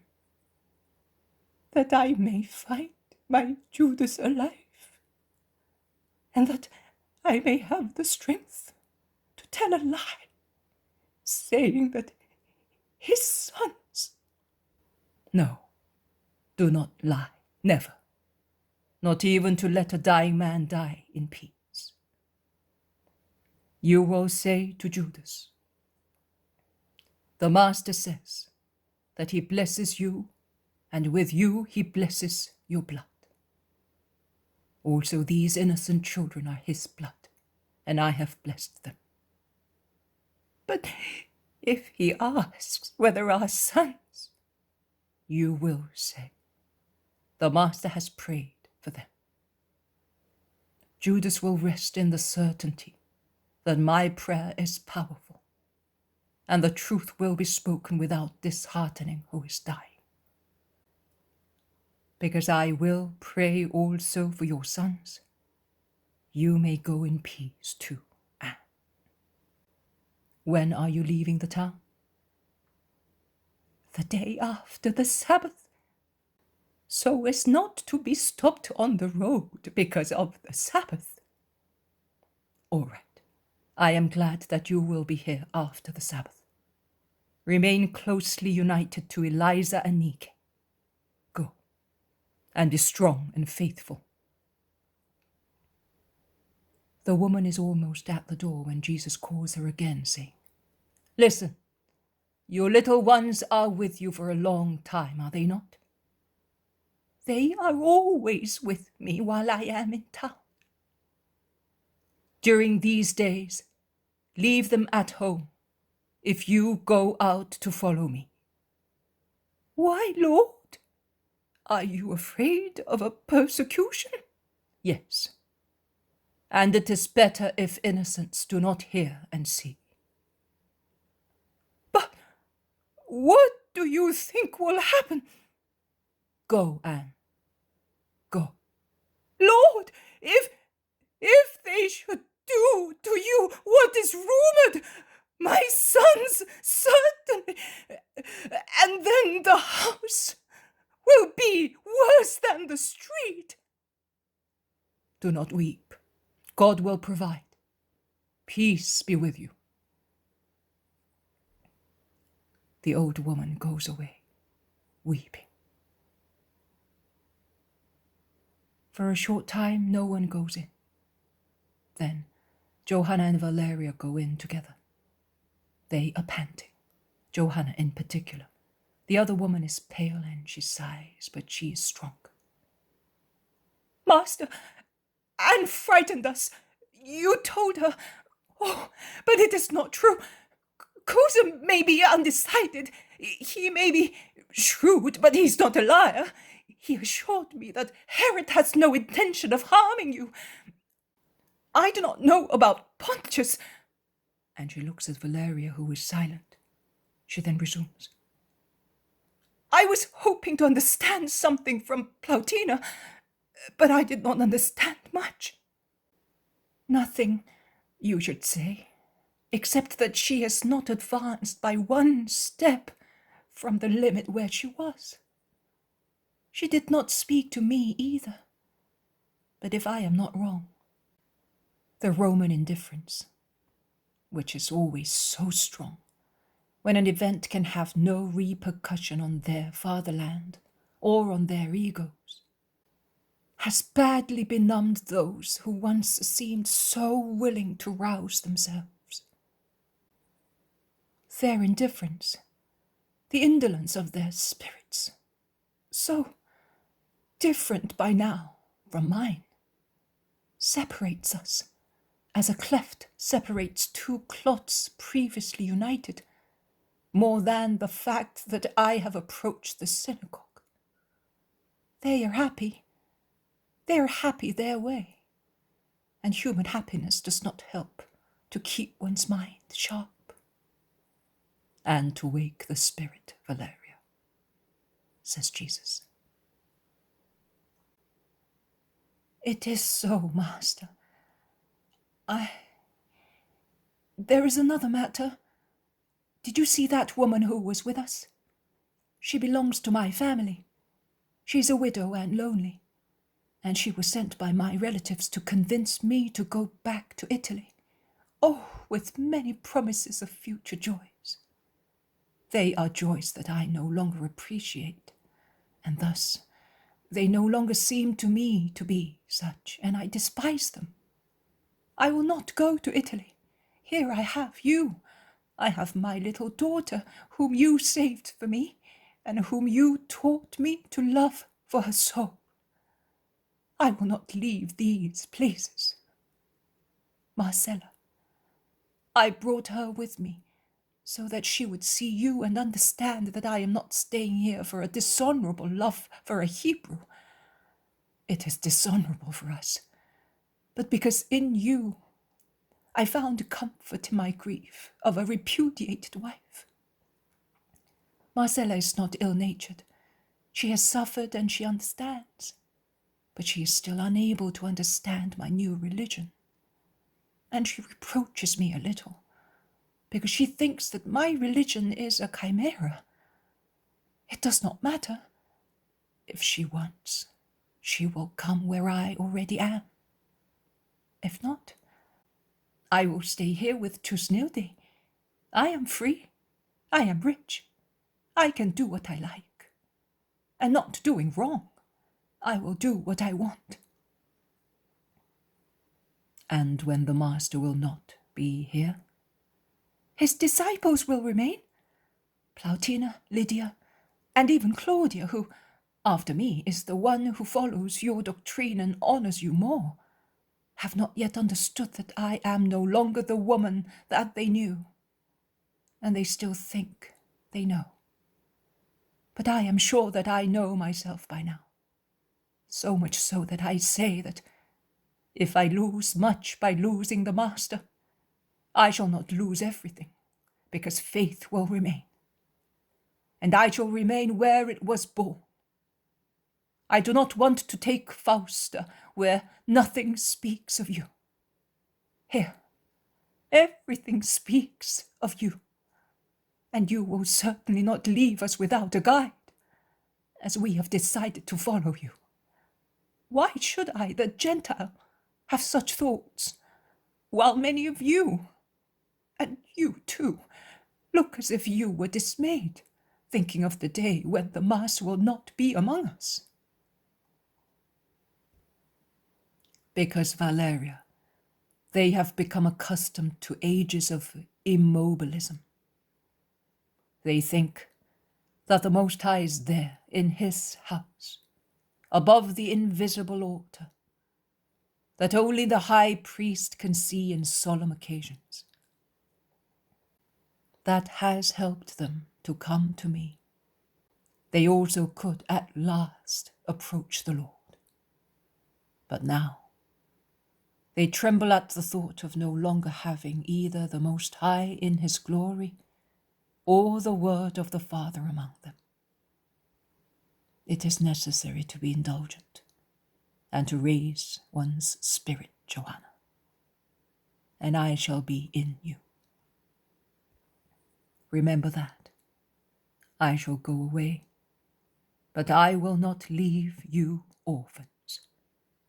I will leave you a house of mine, my church, my word, the gospel. My love will dwell in your hearts. And finally, I will leave you a greater gift that will nourish you through me and will make me be among you and in you, not only spiritually. I will do that to give you comfort and strength. But now, Anne is very depressed because of the children. She spoke to us about them distressingly. Yes, I told her to keep them away from crowds. I say the same to you, Johanna, and to you, Valeria. I will send Fausta with Tusnilde to Betha before the fixed time. They were to go after the feast. I will not part from the children. I will keep them at home. But I will tell Anne to let her children go there. That woman has wicked sons, but they will be honored by my invitation, and they will not contradict their mother, and I would like... What, Master? I would like you to be much united these days.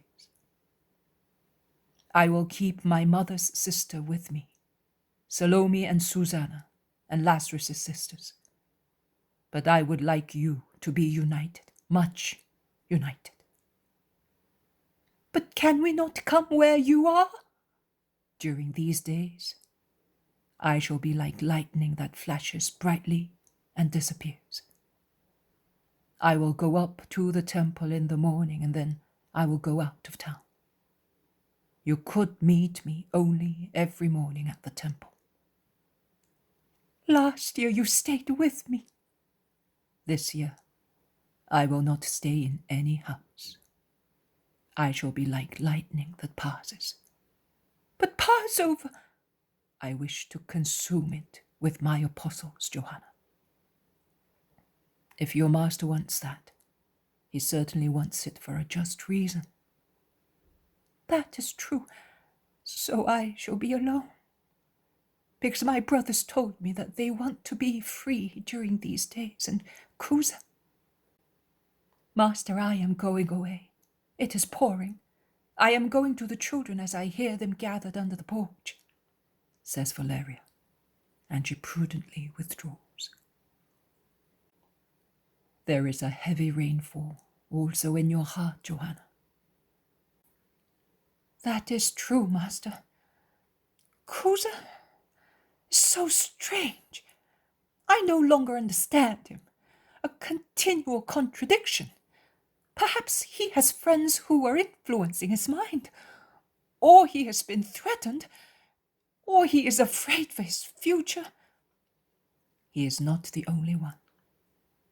Nay, I can say that few, lonely and scattered, here and there, are those who, like me, are not afraid for their future, and they will be fewer and fewer. Be very kind and patient with him. He is only a man. But he has received so much from God, from you, that he ought to. He ought to, yes. But who has not received from me in Israel? I have helped friends and enemies. I have forgiven, cured, comforted, taught.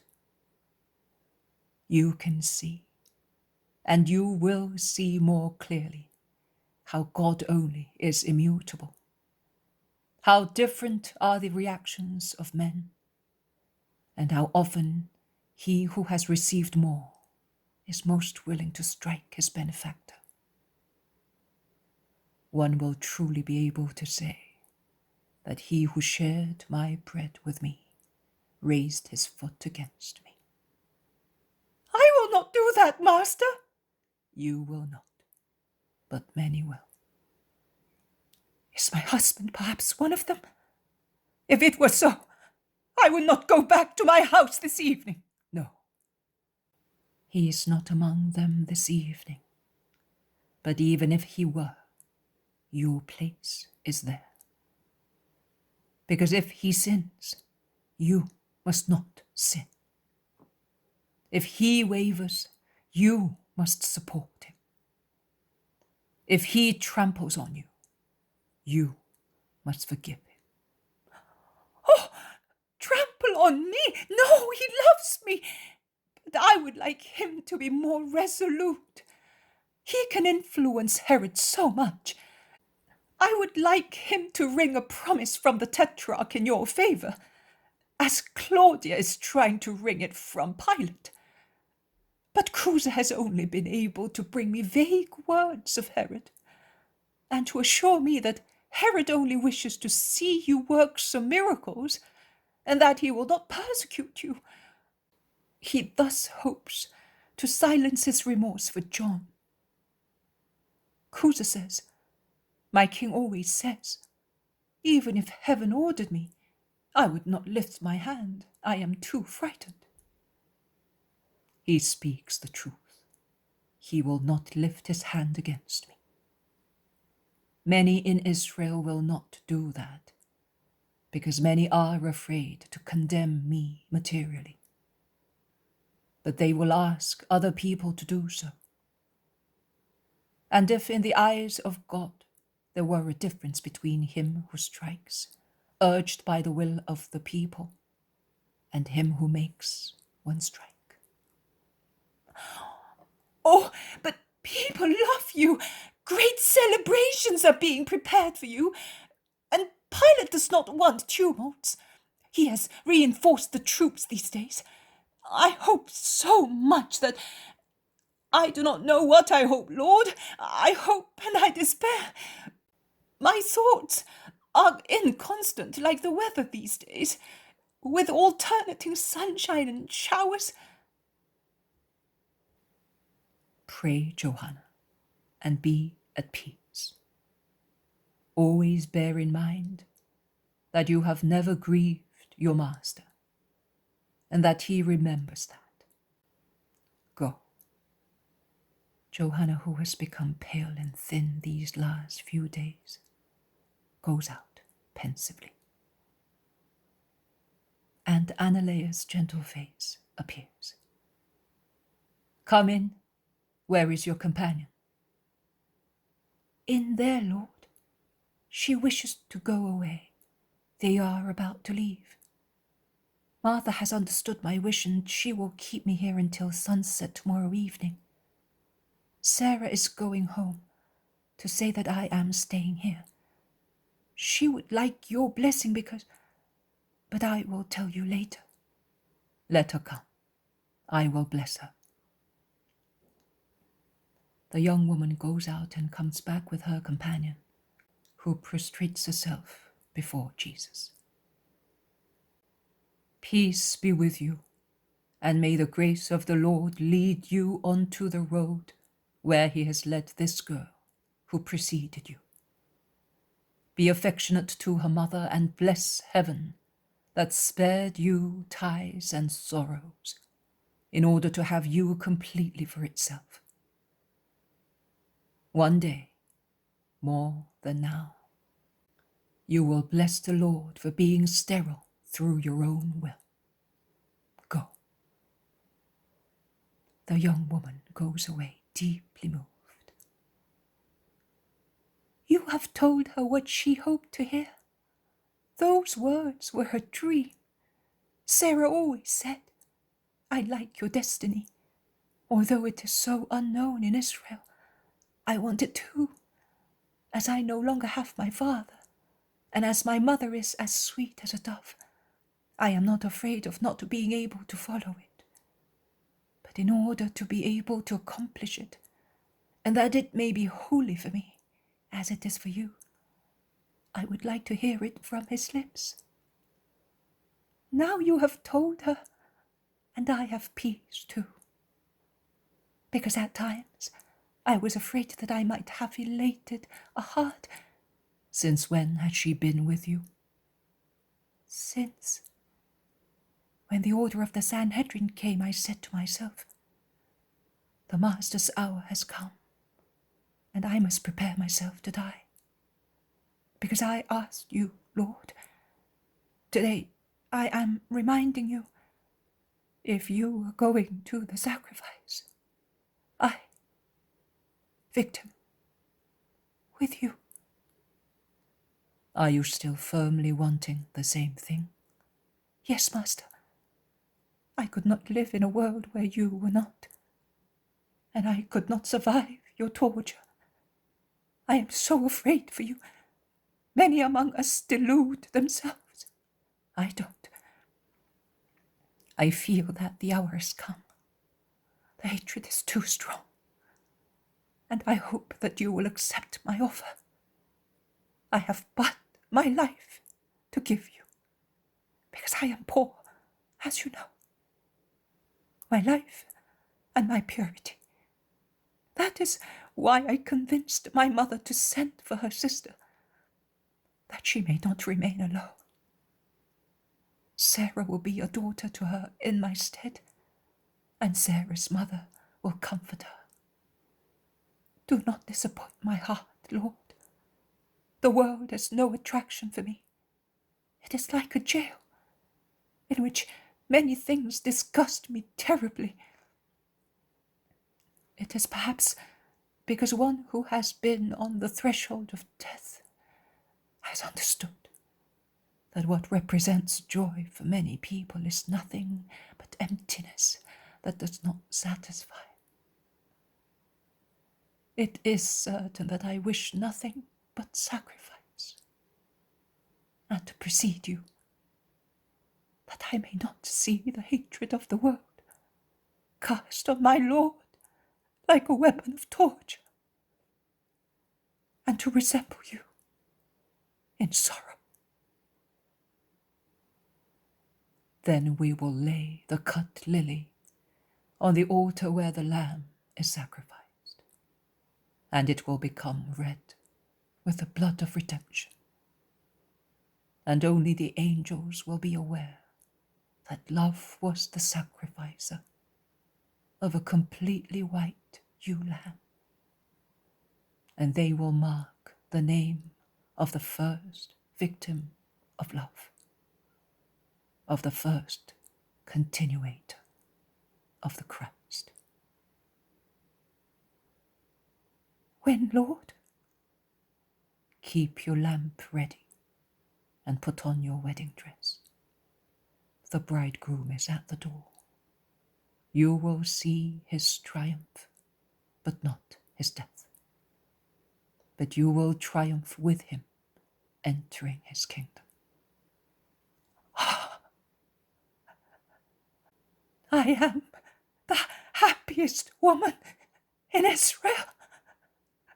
I am a queen crowned with your garland. May I, as such, ask a grace of you, which I loved a man, as you know. I no longer loved him as my spouse, because a greater love took possession of me. And he no longer loved me because... But I do not want to remember his past. I ask you to redeem that heart. May I? It is not a sin to remember, while I am on the threshold of life, him whom I loved, to give him eternal life. Is it? It is not a sin. It is to take love to the holy end of the sacrifice for the welfare of the beloved. Bless me then, Master. Absolve me of all my sins. Make me ready for the wedding and for your coming. Because it is you who is coming, my God, to take your poor servant and make her your bride. The girl, beaming with joy and health, stoops to kiss the Master's feet while he blesses her, praying over her. And the hall, as white as if it were all decorated with lilies, is really the worthy surroundings for this rite, and harmonizes beautifully with its protagonists, who are young, lovely, clad in white, shining with angelical and divine love. Jesus leaves the girl there, absorbed in her joy, and goes out quietly to go and bless the children, who with shouts of joy are rushing towards the wagon, and they get into it happily with the women who are going away. Eliza and Nike remain to take Annalea back to town the following day. It has stopped raining, and the sky, once the clouds are scattered, shows its clear blue, and the sunbeams descend to make the raindrops glitter. A splendid rainbow bends from Bethany over Jerusalem. The wagon goes away squeaking and goes out through the gate. It disappears. Lazarus, who is near Jesus, at the end of the porch, asks, "Have the women disciples given you joy?" And he looks at the Master. "No, Lazarus, they have not. All of them, with the exception of one, have given me their sorrows and also some disappointments. If I could delude myself." "The Roman ladies, you mean, have disappointed you? Have they spoken to you of Pilate?" "No, they have not." "Then I must do so. I was hoping that they would speak to you about him. That is why I waited. Let us go into this solitary room. The women have gone with Martha to do their work. Mary, instead, is with your mother in the other house. Your mother has been so long with Judas, and now she has taken him with her. Sit down, master. I have been to see the proconsul. I had promised, and I did so. But Simon of Jonas would not be very satisfied with my mission. Fortunately, Simon thinks no more about it. The proconsul listened to me, and he replied, saying, I should attend to him. I have not even the most remote and slightest intention of doing that. I only say this, that not because of the man, you, master, but because of all the trouble that I get through him, I have firmly decided not to have anything further to do with him, for good or for evil. I wash my hands of it. I will reinforce the guard because I do not want disturbances. I will thus satisfy Caesar, my wife, and myself. That is the only ones of whom I take sacred care. And with regard to the rest, I will not lift a finger. The quarrels of these people who are eternally dissatisfied, they create them, they enjoy them. With regard to the man, I ignore him as an evildoer. I ignore him as a virtuous man. And I ignore him as a wise man. And I want to ignore him. And to continue to ignore him. Unfortunately, although I want to ignore him, I find it difficult to do so, because the leaders of Israel speak to me about him with their complaints, Claudia with her praises, the followers of the Galilean with their accusations against the Sanhedrin. If it were not for Claudia, I would have him arrested, and I would hand him over to them so that they might settle the matter, and we should not hear any more of it. The man is the most peaceful subject in the whole empire. But in spite of all that, he has given me so much trouble that I would like a solution. With such humor, master. You mean that we cannot be safe? With men, one is never safe. But I am told that the Sanhedrin is calmer. They have not recalled the band. The disciples have not been annoyed. Those who went to town will soon be back, and we shall hear. They will always contradict you. Will they take action?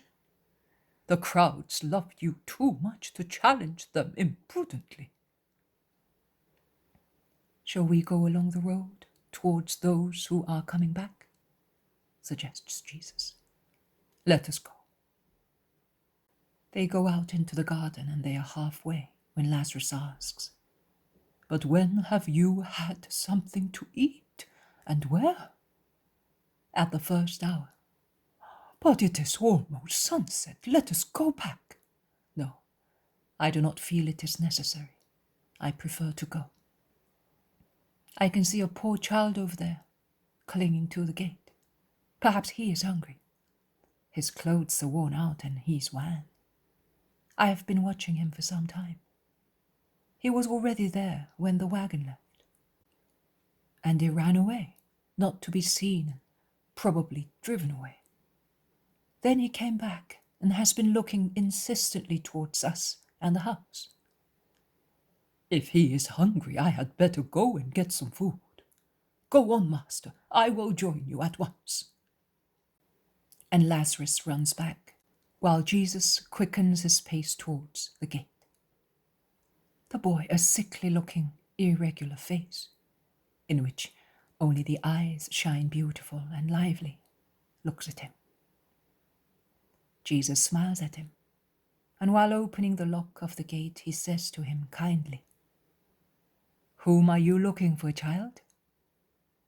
"Are you the Lord Jesus?" "I am." "I am looking for you." "Who has sent you?" "No one, but I want to speak to you. So many people come to speak to you. I have come too. You satisfy so many people. Me too." Jesus has lifted the latch, and he asks the boy to remove his thin hands from the bars so that he may open the gate. The boy steps aside, and in doing so, as his discolored garments moves on his distorted body, one can see that he is a poor, rickety child, with his head sunken into his shoulders, owing to the commencement of a hump, and his unsteady legs wide apart. A true little poor wretch. He is perhaps older than one might think, considering his height, which is of a boy about 6 years old, whilst his face is already that of a man, somewhat flabby, with a protruding chin, almost the face of an old man.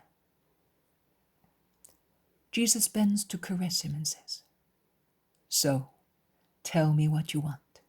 I am your friend. I am the friend of all children." With how much loving kindness Jesus takes the emaciated face in his hands and kisses his forehead. "I know. That is why I came. See how I am. I would like to die, not to suffer anymore, and not to belong anymore to anybody. Since you cure so many people and raise the dead, let me die, as no one loves me, and I shall never be able to work." Have you no relatives? Are you an orphan? "I have a father, but he does not love me, because I am like this. He rejected my mother, he gave her the label of divorce, and he drove me out with her. And my mother died. It was my fault, because I am so deformed." But who are you living with? "When my mother died, the servants took me back to my father. He got married again and has lovely children, and he expelled me. He handed me over to some of his peasants, but they do what their master does, to find favor in his eyes, and they make me suffer." Do they beat you? "No, but they take more care of animals than of me, and they sneer at me, and as I am often ill, they get bored with me. I am becoming more and more deformed, and their sons jibe at me, and they make me fall. No one loves me. And last winter, when I had a bad cough and I needed medicines, my father would not spend any money, and said that the only good thing I could do was to die. Since then, I have been waiting for you to say to you, 'Let me die.'" Jesus takes him in his arms, turning a deaf ear to the words of the boy, who says, "My feet are muddy, and so is my tunic, because I sat on the road. I will dirty your clothes." "Have you come from far?" "From near the town, because the person who keeps me lives there. I saw your apostles pass by. I know it was them, because the peasants said, 'Here are the disciples of the Galilean rabbi, but he is not with them.' And I came." "You were wet, my child, poor boy. You will be taken ill again." "If you do not listen to me, I hope the disease at least will make me die. Where are you taking me? Into the house. You cannot remain thus.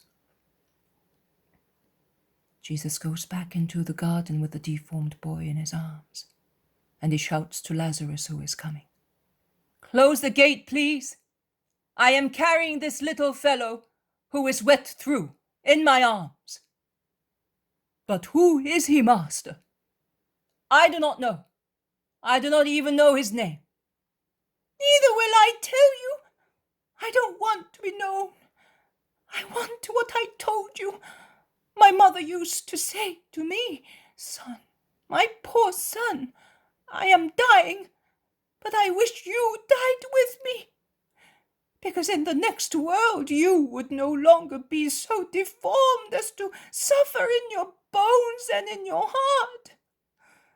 Those who are born poor wretches have no sneering names there, because God is good to innocent and unhappy people. Will you send me to God?" The boy wants to die. It is a sad story. Lazarus, who is staring at the little boy, suddenly says, "But are you not the son of Nahum's son? Are you not the boy who always sits in the sun near the sycamore that is at the end of Nahum's olive trees, and whom your father entrusted to his peasant Josiah?" "Yes, I am. But why did you tell?" Poor boy, not to scoff at you. Believe me, Master, the fate of a dog in Israel is not so sad as the fate of this boy. If he did not go back to the house from which he came, no one would look for him. The servants are like their masters, heartless men. Joseph knows the story well. It caused a stir. But at the time I was so worried about Mary. But when the unhappy wife died, and this boy came to Josiah's, I used to see him when I passed by. He was forsaken on the threshing floor in the sun or the wind, because he began to walk very late, and always very little. I do not know how he was able to come so far today. I wonder how long he has been on the way. Since Peter passed there. And now, what shall we do? "I am not going back home. I want to die, to go away. Grace and mercy on me, Lord." They have gone into the house, and Lazarus calls a servant and tells him to bring a blanket and to send Naomi to take care of the boy, who is blue with cold in his wet clothes. "The son of one of your fiercest enemies, one of the most wicked in Israel. How old are you, child?" 10 years. 10. 10 years of sorrow. And they are enough, says Jesus in a loud voice, putting down the boy. He is really misshapen. His right shoulder is higher than his left one. His chest protrudes excessively.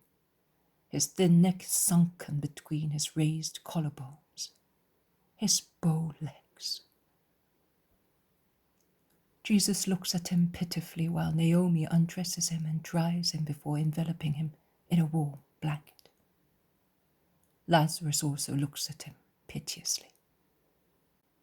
"I will put him in my bed, Lord, after I have given him some warm milk," says Naomi. "But are you not going to let me die? Have mercy on me! Why let me live to be like this and suffer so much?" And he concludes, "I was hoping in you, Lord." There is reproach and disappointment in his voice. Be good, be obedient, and heaven will comfort you, says Jesus, and he bends to caress him once again, gently rubbing his poor deformed body with his hand.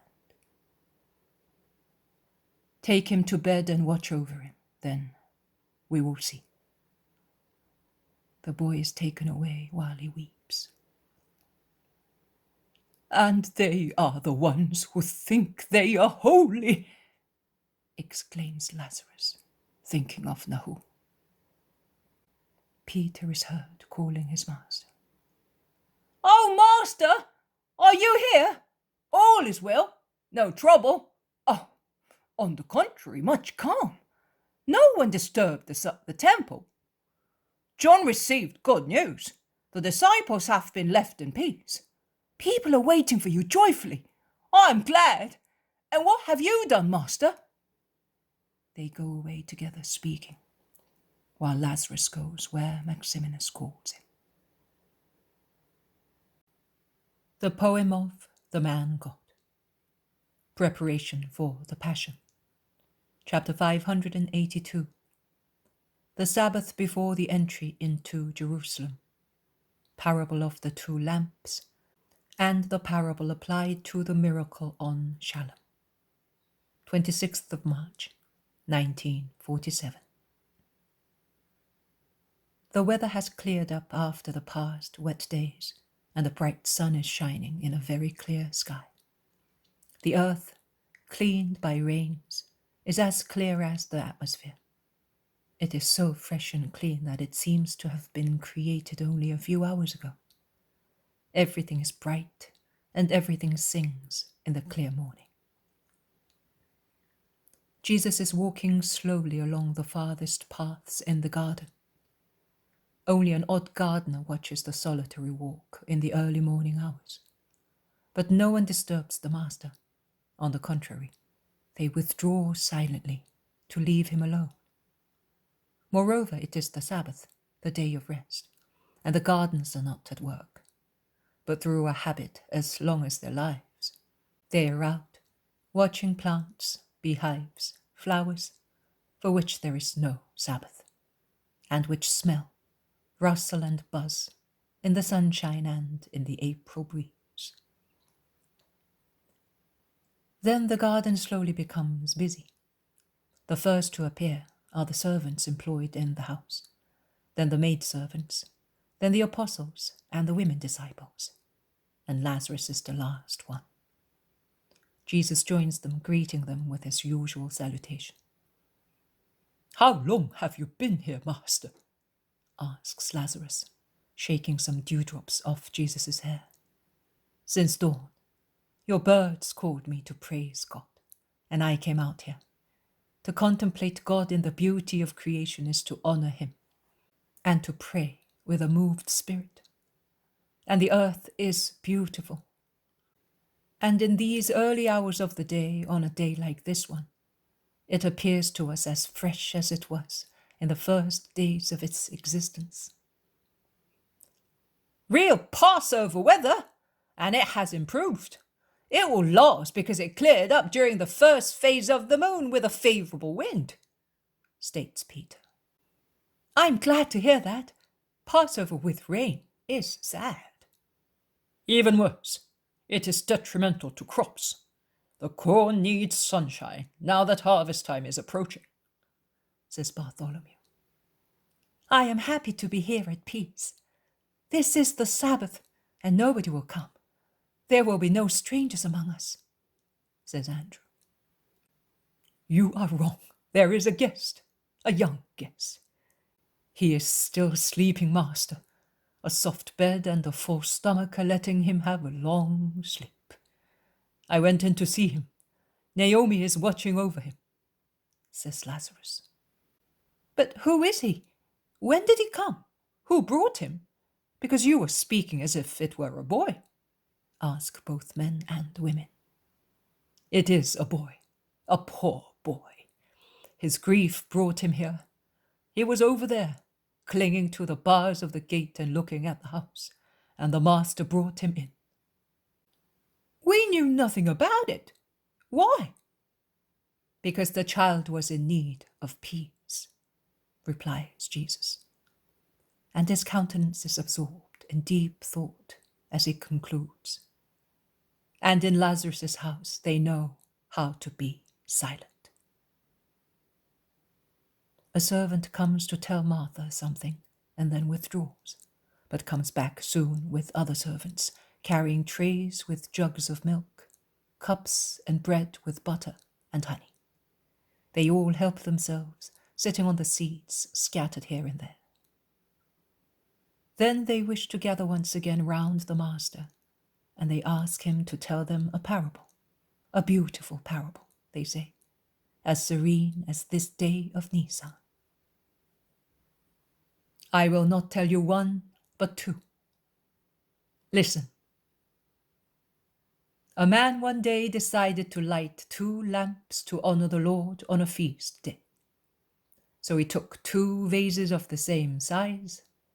He put in each the same quantity and quality of oil, identical wicks, and he lit them at the same hour, so that they might pray while he worked, as he was allowed. After some time he went back, and he saw that one lamp was burning brightly, whereas the other had only a very tiny flame, that hardly gave any light in the corner where the 2 lamps were burning. The man thought that the wick was perhaps faulty. He examined it. No, it was all right. But it would not burn so merrily as the other lamp, the flame of which fluttered like a tongue and seemed to whisper words. So merry it was, and it blazed so excitedly that it even had a light murmur. This lamp is really singing the praises of the Most High Lord, he said to himself, whereas this one, look at it, soul of mine. It seems to find it burdensome to have to honor the Lord, as it does it with so little zeal. And he went back to his work. He went back again after some time. One flame had grown even taller, and the other had become even smaller, and was burning the more quietly and still, the more the other vibrated, shining. He went back a second time, the same situation. A third time, the same thing. But when he came the 4th time, he saw the room full of black, evil-smelling smoke, and only one little flame shining through the veils of thick smoke. He went to the shelf where the lamps were, and he noticed that the one that was blazing so brightly previously was completely burnt out and black, and it had also soiled the white wall with its flame. The other one instead continued to honor the Lord with its constant light. He was about to remedy the defect when a voice sounded close to him. Leave things as they are, but meditate on them, for they are a symbol. I am the Lord. The man prostrated himself on the floor, adoring, and with great fear he dared to say, I am foolish. Explain to me, O wisdom, the symbol of the lamps, of which the one that seemed more active in honoring you has caused damage, whilst the other is persevering in giving light. Yes, I will. The hearts of men are like those 2 lamps. There are those who, at the beginning, blaze, are bright, and are admired by men, because their flames seem so perfect and constant. And there are those whose light is mild, does not attract anybody's attention, and they seem to be tepid in honoring the Lord. But after the first or the second blaze, or the third one, between the third and the 4th one, they cause damage, and then they go out, still with injury, because their light was not reliable. They wanted to shine more for the sake of men than for the Lord's. And their pride consumed them in a very short time, amid a dark, thick smoke that obscured also the air. The others had only one constant will, to honor God only. And without minding whether men praised them, they consumed themselves through a long, clear flame, devoid of smoke and stench. Do imitate the constant light, for it is the only one pleasing to the Lord. The man raised his head. The air had been purified of the smoke, and the star of the faithful lamp was now shining all alone, pure, steady, to honor God, making the metal of the lamp gleam as if it were pure gold. And he watched it shine, always unvaryingly, for hours and hours, until gently, without smoke or stench, without soiling itself, the flame went out in a flash, and it seemed to ascend towards the sky to settle among the stars, having worthily honored the Lord to the very last moment of his life. I solemnly tell you that many are those who blaze at the beginning and attract the admiration of the world that can only see the surface of human actions. And then they perish, being carbonized and staining with their pungent smoke. And I solemnly tell you that their blazing is not watched by God, because he sees it burn proudly for human purposes.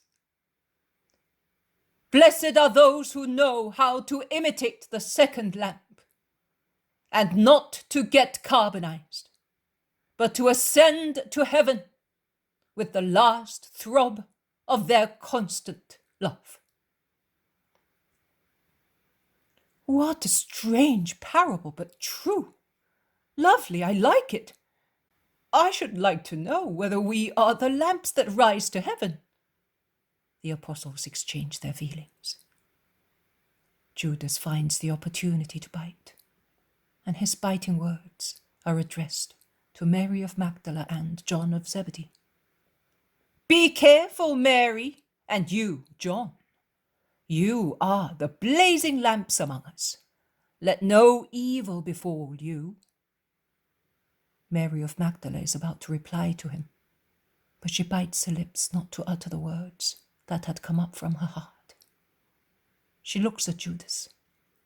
She only looks at him, but her glare is such that Judas stops laughing and staring at her. John, whose heart is meek but burning with love, kindly replies, and that might happen, considering how incapable I am. But I confide in the help of the Lord, and I hope I shall be able to burn till the last drop, until the last moment to honor the Lord, our God. And the other parable you promised too, says James of Alphaeus. Here is my second parable. It is about to come.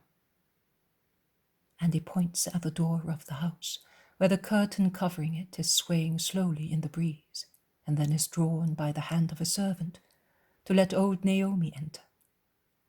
She rushes to Jesus' feet, saying, But the boy is cured. He is no longer deformed.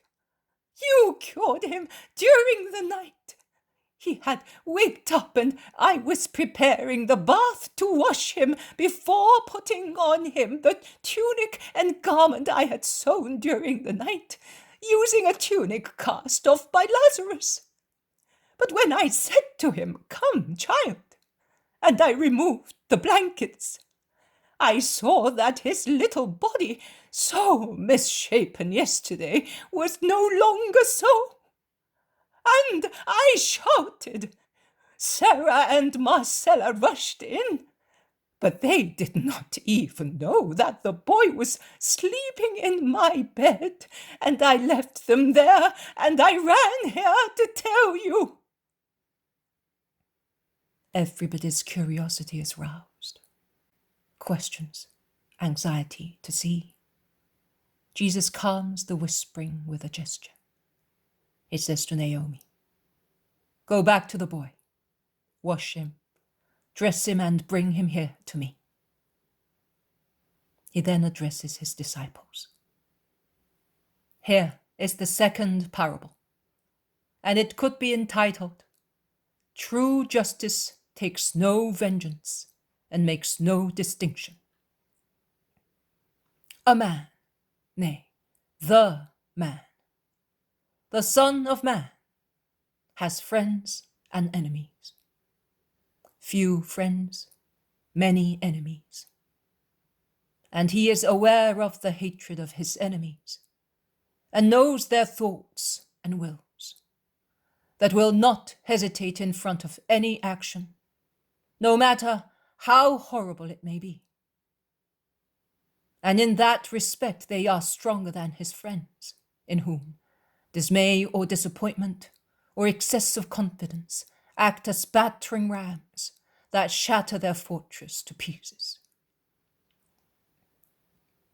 This Son of Man with many enemies, and who is reproached for many things that are not true, yesterday met a poor boy, the most desolate of all children, the son of one of his enemies.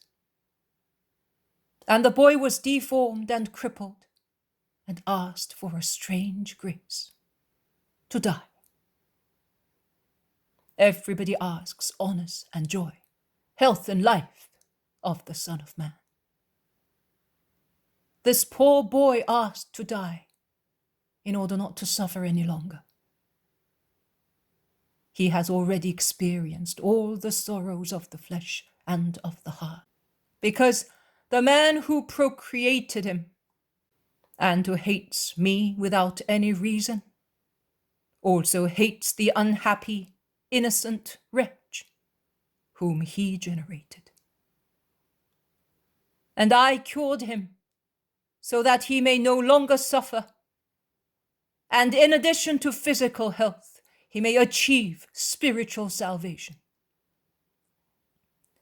Also, his young soul is diseased.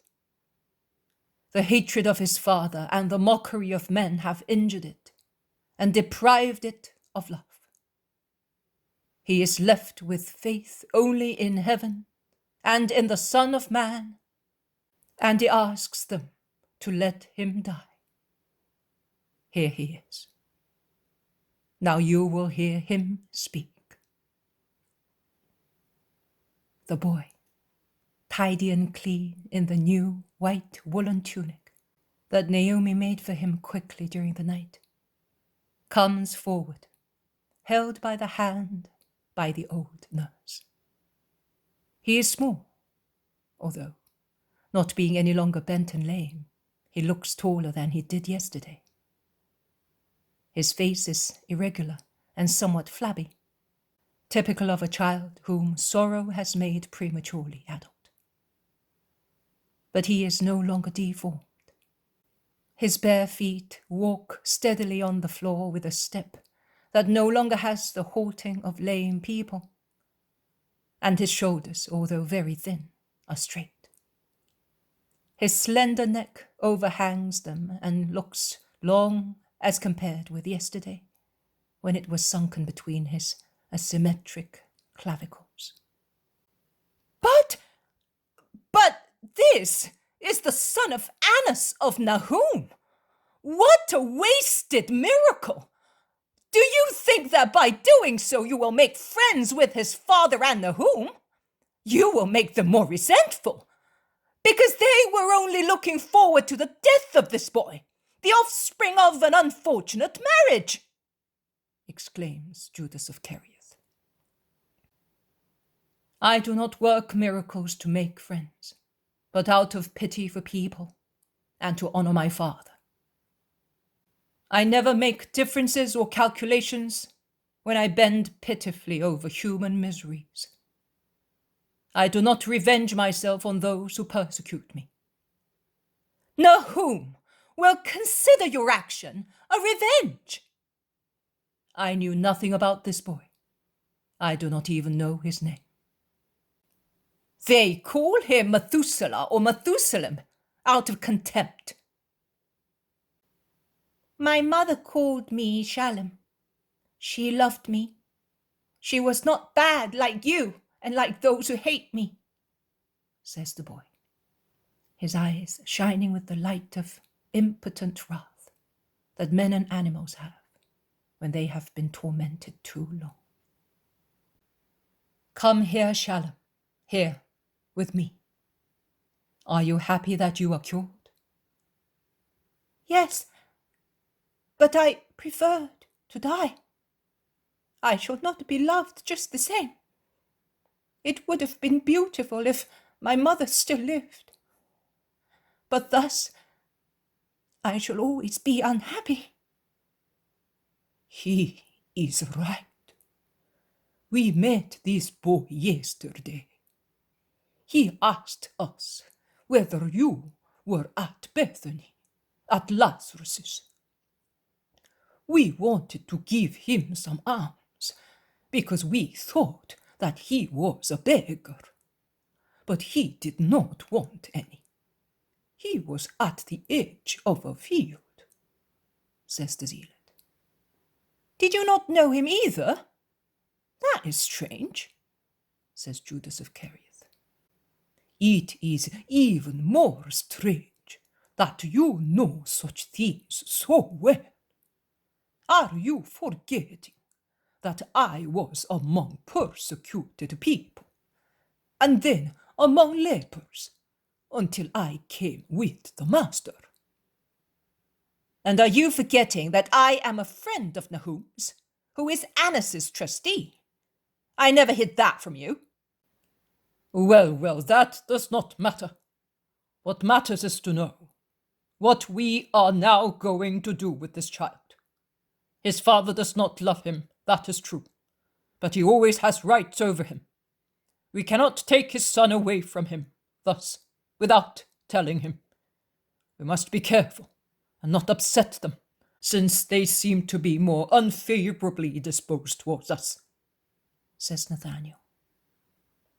Judas breaks into a sarcastic laugh, but gives no explanation of his laughing. Jesus, who has taken the boy between his knees, says slowly, I will face Nahum. I shall not be hated more because of this. His hatred cannot increase. It is not possible. It is always complete. Analea, who has never spoken, all engrossed in thoughts that make her happy, says, If I had stayed here, I would have liked to have him with me. I am young, but I have the heart of a mother. Are you going away? When? Asked the women. Soon. For good? And where are you going? Out of Judea? Yes, far, very far, for good. And I am so happy. Other women will be able to do what you cannot do if his father hands him over to us. I will tell Nahum, if you wish so. He is the one who matters, more than the boy's father. I will tell him tomorrow, promises Judas of Kerioth. If it were not the Sabbath, I would have gone to Josiah, to whom the boy was entrusted, says Andrew. To see whether they are distressed, having lost him? Asks Matthew. I think they would be more upset if one of their bees got lost, mumbles between his teeth Maximinus, who has approached them for some time. The boy does not speak. He clings to Jesus, studying the faces around him with the sharp eyes, often noticeable in sickly people, and in those who have lived a miserable life. He seems to be scanning souls rather than faces, and when Peter asks him, "What do you think of us?" the boy replies by putting his hand to Peter's, saying, "You are good." He then rectifies, "You were all good. But I wish I had not been recognized. I am afraid." And he looks at Judas of Kerioth. "You are afraid of me, are you not? That I may speak to your father? I will certainly have to do so, if I have to ask him to leave you with us. But he will not take you away." "I know, but it is a different matter. I would like to be far, very far, where that woman is going, in my mother's country. There is a blue sea surrounded by completely green mountains. One can see it down at the bottom, with so many white sails flying on it, and beautiful towns around it. And in the mountains there are so many grottos where wild bees make very sweet honey. I have not had any honey since my mother died, and I was entrusted to Josiah, Philip, Joseph, Eliza, and the other children did get it, but I did not. If they had kept the vase of honey within reach, I would have stolen it, as I was dying for some. But they kept it on the upper shelves, and I could not climb on the tables, as Philip did. I am longing so much for some honey." "Oh, poor child, I will go and bring you as much as you want," says Martha, deeply moved, and she runs away. "But where did his mother come from?" asks Peter. "She had houses and land near Saphet, the only daughter, orphan and heiress, already old, ugly, and somewhat lame, but very rich. Through the assistance of old Zadok, who acted as go-between, the son of beloved Annas obtained her in marriage. A contract that was a truly base bargain, all calculation, no love. After selling the property of his wife, saying that it was too far from here, with the exception of a little house that previously belonged to the bailiff, who had received it as a gift from the old owner for himself, and his heirs down to the 4th generation, he squandered all the money in unlucky speculations. But I do not believe that, because I know that he owns beautiful lands near the shore, and previously he did not have them. Then, after some years of married life, when the woman was already on the threshold of her decline, this son was born. And it was the pretense to expel the woman and take another one from the plain of Sharon, young, beautiful, and rich. The divorced woman took refuge at the old bailiff's house and died there. I do not know why they did not keep this child. His father reckoned that he was dead," explains the Iscariot. "Because John and Mary were dead, and their children went to work elsewhere as servants. And who was to keep me, if I was not their son, and I was not fit to work? But Michael and Isaac were good, and also Esther and Judith were good, and they are good. When they come for feasts, they bring me gifts, but Josiah takes them off me to give them to his sons." "But they do not want you," replies Judas. "Now that I am straight and strong, they will want me. They are servants, as I said. They could not say to their master, 'Take on this diseased cripple,' but now they can." "But if you have run away from Josiah, how can they find you?" says Bartholomew to make him ponder. The boy is struck by the just remark and becomes pensive, because his illness has made his mind prematurely thoughtful, just as his face is precociously adult, and he says downheartedly, "That is true. I had not thought of that." "Go back there. They will be coming during the next days." "There? No! I am not going back there. I don't want to go back there. I would rather kill myself." He is shaken by a wild fury. Then he throws himself on Jesus' knees, weeping, and says, "Why did you not let me die?" Martha, who is just coming back with a vase of honey, is surprised at so much desolation, and Bartholomew is distressed at having brought it about, and he apologizes. "I thought I was giving a good piece of advice. Good for everybody. For the boy, for you, Master, for Lazarus. None of you and none of us are in need of fresh hatred." "That is true. A real problem," exclaims Peter. And meditating on the case, he draws his personal conclusions, ending them with his characteristic soft whistling, which expresses his frame of mind in face of difficult, grave problems to be solved. Some make this, some that proposal.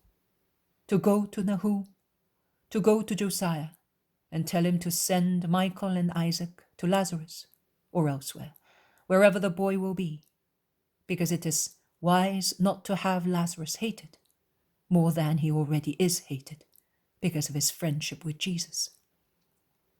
Not to mention anything to anybody and make the boy disappear by entrusting him to some reliable disciple. Judas of Kerioth does not speak. Nay, he does not seem to be interested in the discussion. He toys with the tassel of his tunic, combing and ruffling them with his fingers. Jesus does not speak either. He calms and caresses the boy, and he raises the boy's head, putting the vase of honey in his hands. Shalem is a boy, a poor 10-year-old boy who has always suffered, but he's always a boy, even if sorrow has matured him. And upon seeing such a treasure of honey, his last tears change into ecstatic astonishment. Raising his eyes, his only beauty, so brown, large, and intelligent as they are, and looking alternately at Jesus and Martha, he asks, "How much may I take? 1 of these spoons, or 2? And he points at the round silver spoon that he slowly dips into the blonde honey. "As much as you want, my boy, as much as you like. You will take the rest later, tomorrow. It's all yours," says Martha, caressing him. "Oh, mine!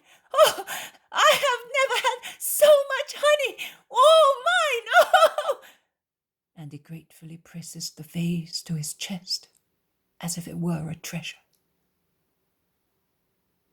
But he then realizes that rather than the vase, it is the love with which it is offered that is precious.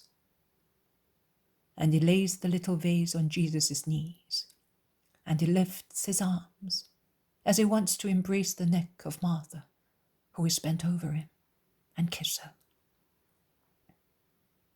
It is all that his gratitude, all that he can give, a helpless wretch who has nothing to give. The others stop making plans to watch the scene, and Peter says, "This child is even more unhappy than Marciam, who at least had the love of his grandfather and of the other peasants. It is true that there are always sorrows greater than the ones we have considered very great." Yes, the abyss of human sorrow has not yet been fathomed. I wonder how many secrets it still conceals, and how many will it still conceal in future ages, says Bartholomew pensively. "Then you have no faith in the gospel? Do you not think that it will change the world? It is stated by the prophets, and the Master repeats it. You are skeptical, Bartholomew, says the Iscariot, with a slight touch of irony. The zealot replies to him, I do not see in what Bartholomew's incredulity consists.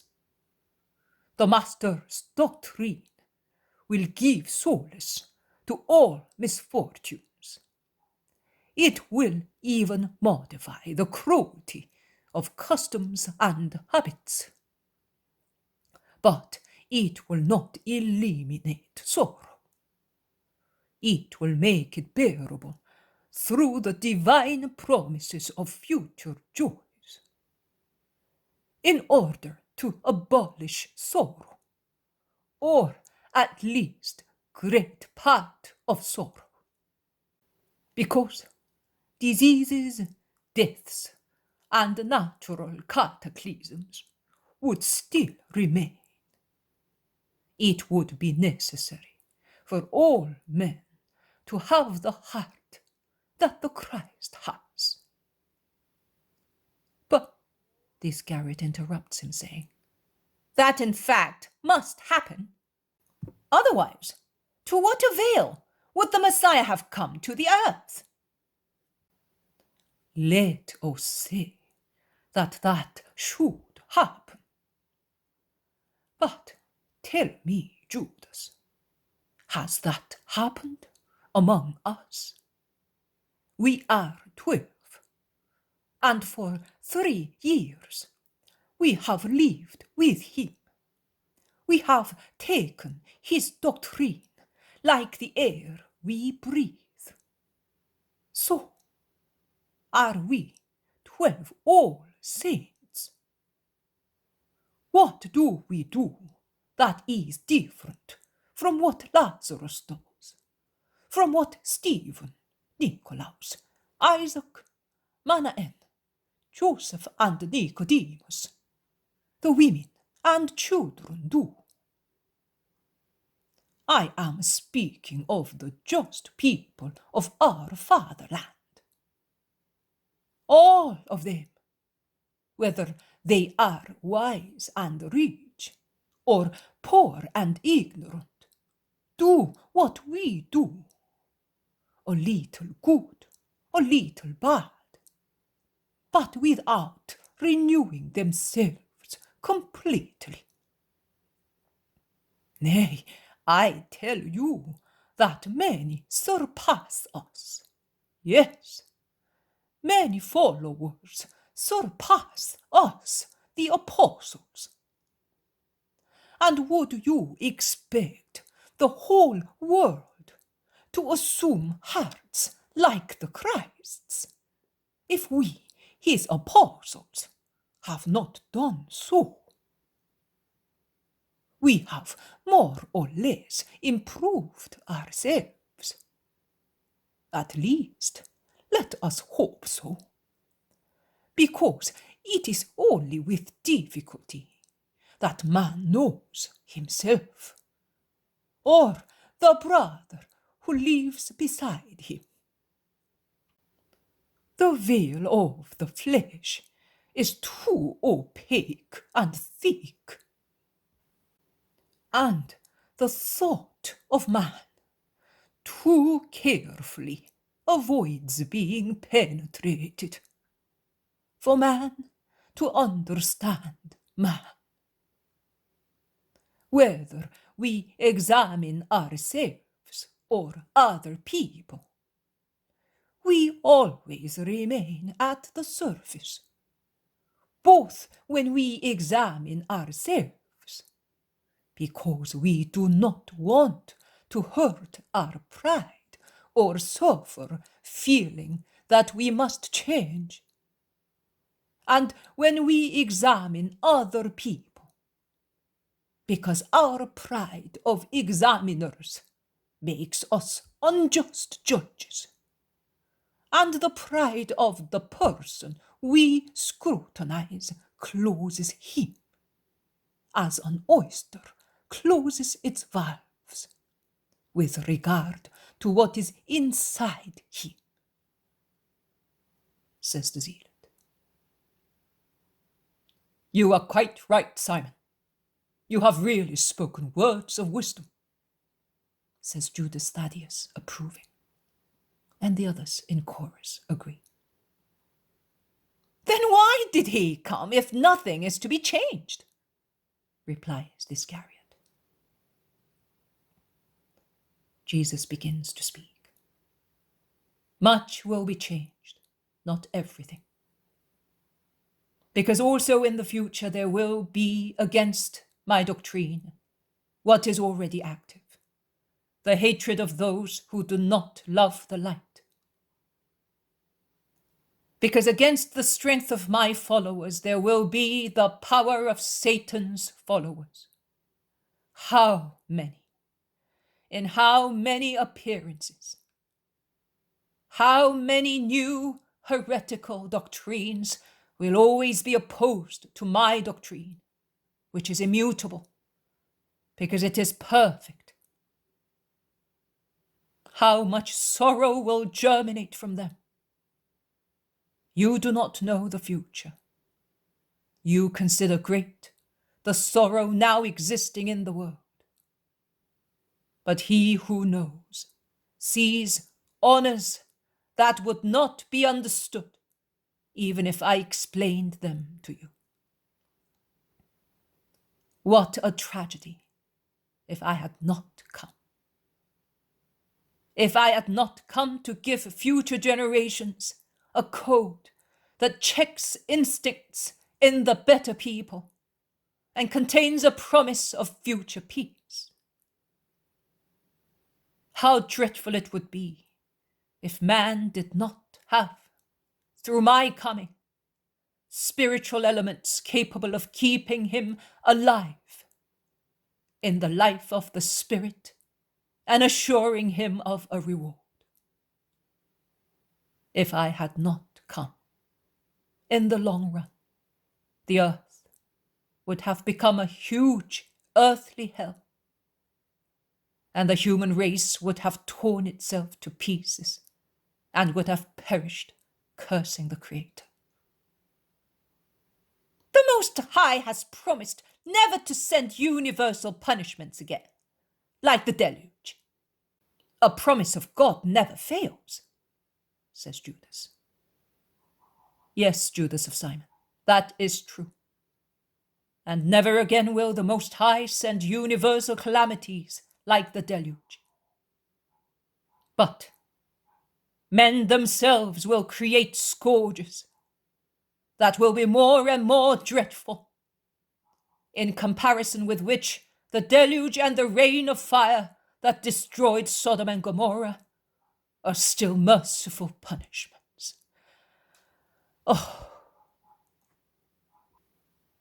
Jesus stands up with a gesture full of anguish and pity for future peoples. All right, you know. But in the meantime, what are we going to do for him? Asks the Iscariot, pointing at the boy who is enjoying his honey in small quantities and is happy. Each day has enough trouble of its own. Tomorrow will tell. It is vain to worry about tomorrow if we do not even know who will be alive tomorrow. I am not of your opinion, and I say that we ought to know where we shall go to stay, where we shall consume the supper, so many things. If we go on waiting, the town will be full up, and where shall we go? Not to Gethsemane, not to Joseph of Sepharis, not to Johannes, not to Nike's, not to Lazarus's. Where then? Where the Father will prepare a shelter for his word. Do you think that I want to know in order to report it? You say so. I have not said anything. Come, Shalem. My mother knows about you, but she has not yet seen you. Come, and I will take you to her. But is your mother not well? Asks Thomas. No, she's praying. she is in great need of prayer. Yes, she is suffering bitterly. She weeps very much, and Mary has nothing but prayer to console her. I have always seen her pray very much. In the moments of deepest grief, she lives on prayer, I could say, explains Mary of Alphaeus, while Jesus goes away holding the boy by the hand and having on the other side Annalea, whom he has invited to go with him to Mary. The poem of the Man God.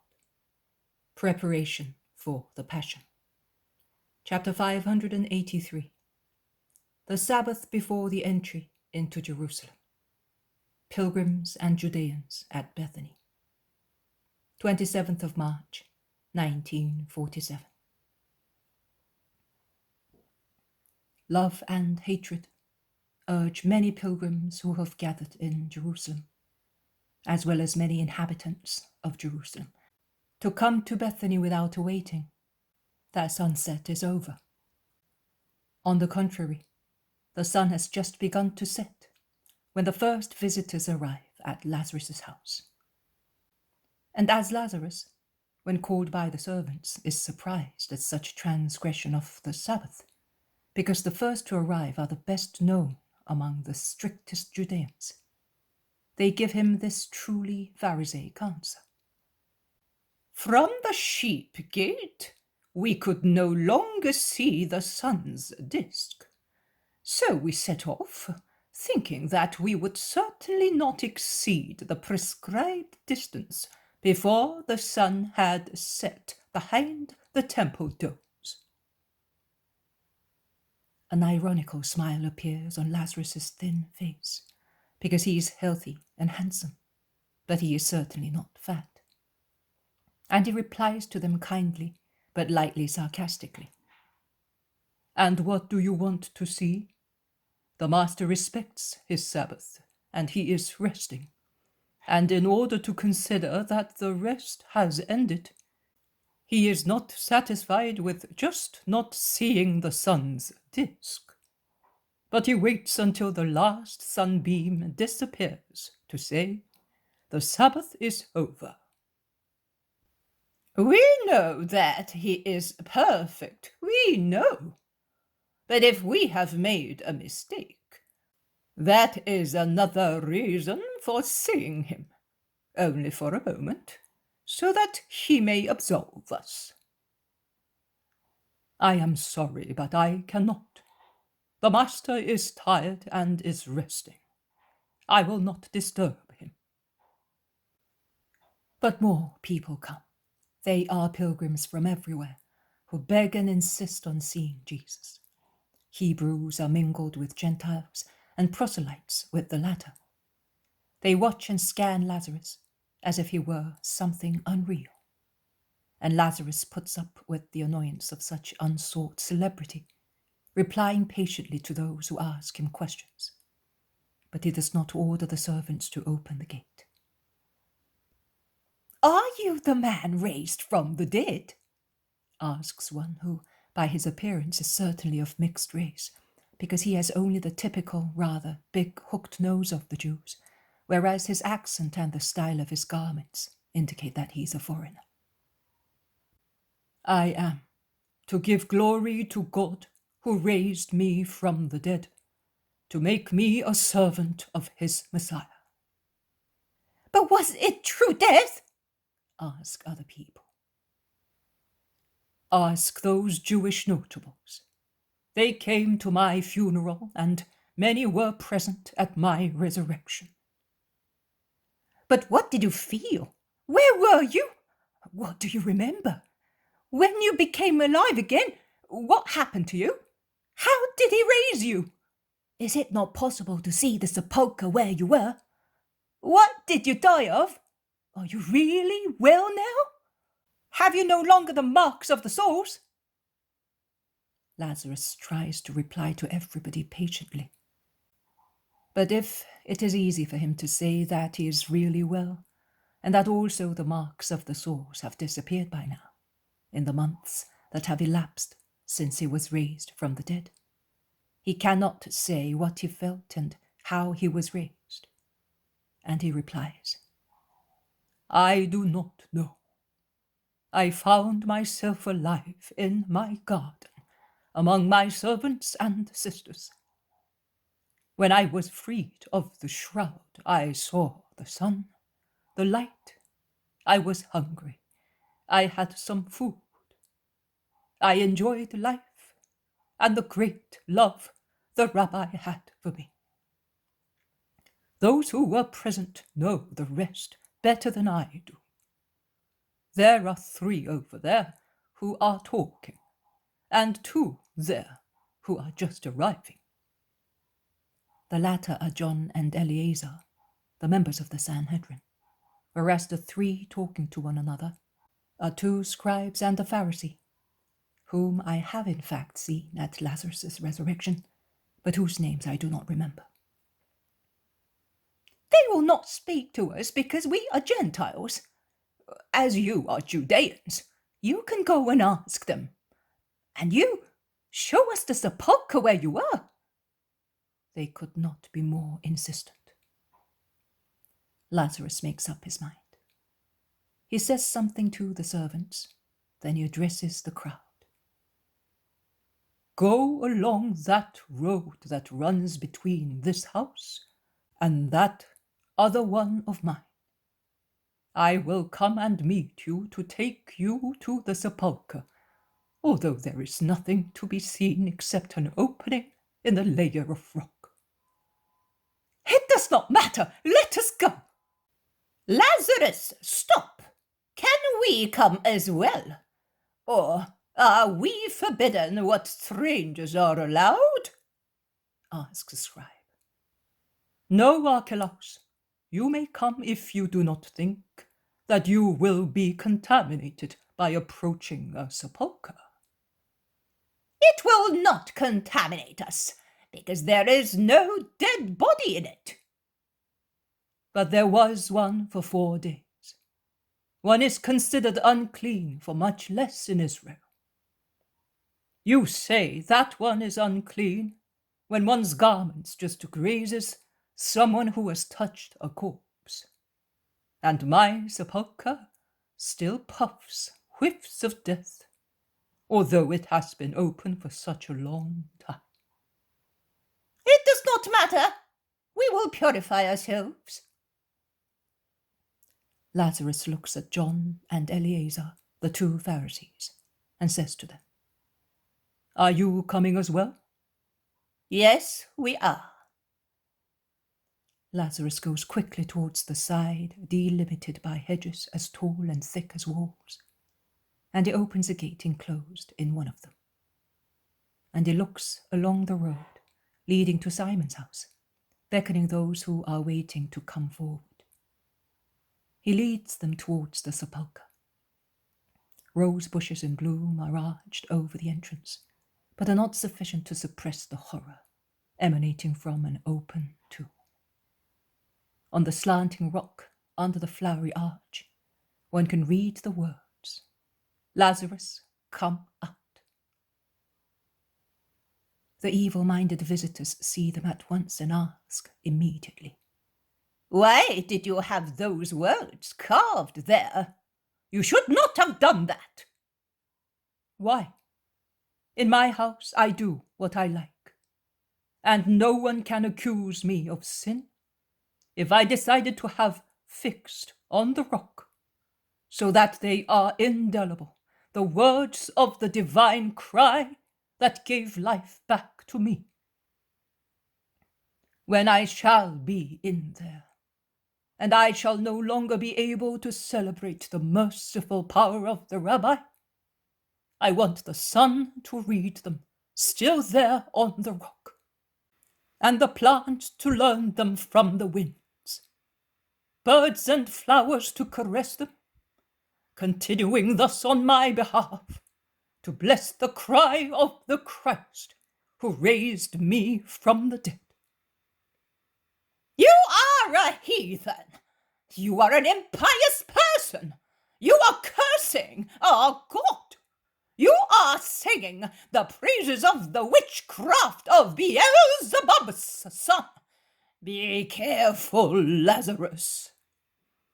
I remind you that I am in my house, and that you are in my house, and that you have come without being invited, and for worthless purposes. You are worse than these people who are heathen, but they recognize a God in the reviver. Anathema! Like master, like disciple, how horrible! Let us go away from this impure cloaca. Corrupter of Israel, the Sanhedrin will remember your words. And Rome, your conspiracies. Get out! Lazarus, who is always mild, remembers that he is the son of Theophilus, and it drives them away like a pack of dogs. The pilgrims who have come from every country remain, and they ask and look and implore to see the Christ. You will see him in town, not now. I cannot. Oh, but is he coming to town? Really? Are you not lying? Is he coming even if they hate him so much? He is coming. Go now and do not worry. See how peaceful is the house. Not a person is to be seen, not a voice to be heard. You have seen what you wanted to see. The man risen again, and the place of his burial. Go now. But do not allow your curiosity to be unfruitful. May the fact that you have seen me, the living evidence of the power of Jesus Christ, the Lamb of God, and most holy Messiah, lead you all on his way. Because of this hope, I am glad that I was raised from the dead. Because I hope that the miracle may rouse the doubtful and convert the heathen, convincing them all that one only is the true God, and one only is the true Messiah, Jesus of Nazareth, the Holy Master. The crowds disperse reluctantly, and if one goes away, 10 more come, because new people arrive continuously. But with the help of some servants, Lazarus succeeds in pushing everybody out and closing the gates. He is about to withdraw, saying, "Make sure they do not force the gates or climb over them. It will soon be dark, and they will go to their soldiers." When he sees Eleazar and John come out from behind a myrtle bush. "What? I had not seen you, and I thought. Do not send us away. We hid behind thick bushes not to be seen. We must speak to the master. We came, as we are not so suspected as Joseph and Nicodemus are. But we would not like to be seen by anybody except you and the master. Are your servants trustworthy? In Lazarus's house the custom is to see and hear only what is pleasing to the landlord, and to know nothing for strangers. But come along this path between the 2 hedges of vegetation darker than a wall. And he leads them along the path running between the double impenetrable barrier of boxes and laurels. Wait here. I will bring Jesus. Let no one know. Be not afraid. The wait is a short one. Jesus, all white in his linen tunic, soon appears on the path, darkened by the intertwined branches. And Lazarus stops at the end of the path, as if he were on guard or out of prudence. But Eleazar says to him, or rather beckons to him, "Come here." Lazarus approaches them, while Jesus greets the two who pay their deep respect to him. Master, and you, Lazarus, listen. As soon as the news spread that you had come and were here, the Sanhedrin met in Caiaphas' house. Everything they do is abusive, and they have decided. Do not entertain illusions, Master. Be wary, Lazarus. Do not let the feigned peace or the apparent somnolence of the Sanhedrin deceive you. It is all pretense, Master, a simulation to attract you and capture you without the crowds getting excited and preparing to defend you. Your fate has been decided, and the decree will not be changed. Whether tomorrow or in a year's time, it will be accomplished. The Sanhedrin never forgets its revenges. They wait. They know how to wait for the favorable opportunity. Then, and you too, Lazarus, they want to get rid of you, capture you, and suppress you. Because through your fault, too many are leaving them to follow the Master. As you said, with the right word, you are the evidence of his power, and they want to destroy it. The crowds soon forget, and they are aware of that. Once you and the rabbi disappear, many passions will die down. No, Eleazar, they will blaze up, says Jesus. Oh, Master, but what will happen if you are dead? To what avail with faith in you blaze up? Even if that were to happen, if you are dead? I was hoping to be able to tell you only one happy thing and invite you.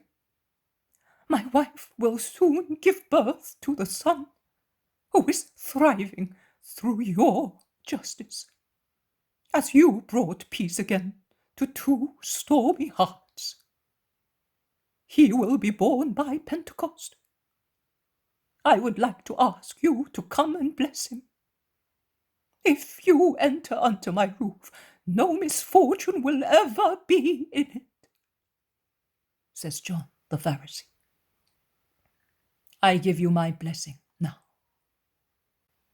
Ah, you do not want to come to me.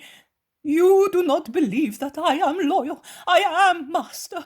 God sees me. I know. The fact is that I shall no longer be with you at Pentecost. But the boy will be born in the country house. I know. But I shall not be there. And yet you, your wife, the unborn child, the children you already have, are blessed by me. Thank you for coming. Go now. Take them along the path beyond Simon's house, so that they may not be seen. I am going back to the house. Peace to you. The poem of the Man God. Preparation for the Passion. Chapter 584. The Sabbath before the entry into Jerusalem. The Supper at Bethany. 28th of March, 1947. Supper has been prepared in the completely white hall where Jesus spoke to the women disciples. The whole white hall is bright and silvery, with a nuance, not so snow white and cold, cast by bundles of branches of apple or pear trees or other fruit trees, as white as snow, but with such a light shade of pink that makes one think of snow lightly touched by the kiss of a remote door. They protrude from pot-bellied vases or from slender silver amphorae, on the shelves, chests and dresses placed along the walls of the hall. The flowers shed the typical scent of blossoms of fruit trees, through the hall, the fresh, bitterish scent of pure springtime. Lazarus enters the hall walking beside Jesus. Behind them, in twos or larger groups, the apostles. Last are Lazarus's two sisters with Maximinus. I do not see the women disciples, not even Mary. Perhaps they prefer to remain in Simon's house with the distressed mother. The day is turning to twilight, but the last sunbeams are still shining on the rustling leaves of some palm trees in a group a few meters away from the hall. And on the top of a gigantic laurel, on which sparrows are squabbling before going to rest. Beyond the palm trees and the laurel, beyond the hedges of roses and jasmines, and the beds of lilies of the valley, of other flowers and sweet-smelling plants, there is a white spot sprayed with the light green of the early leaves of a group of late pear or apple trees in the orchard. It looks like a cloud entangled among the branches.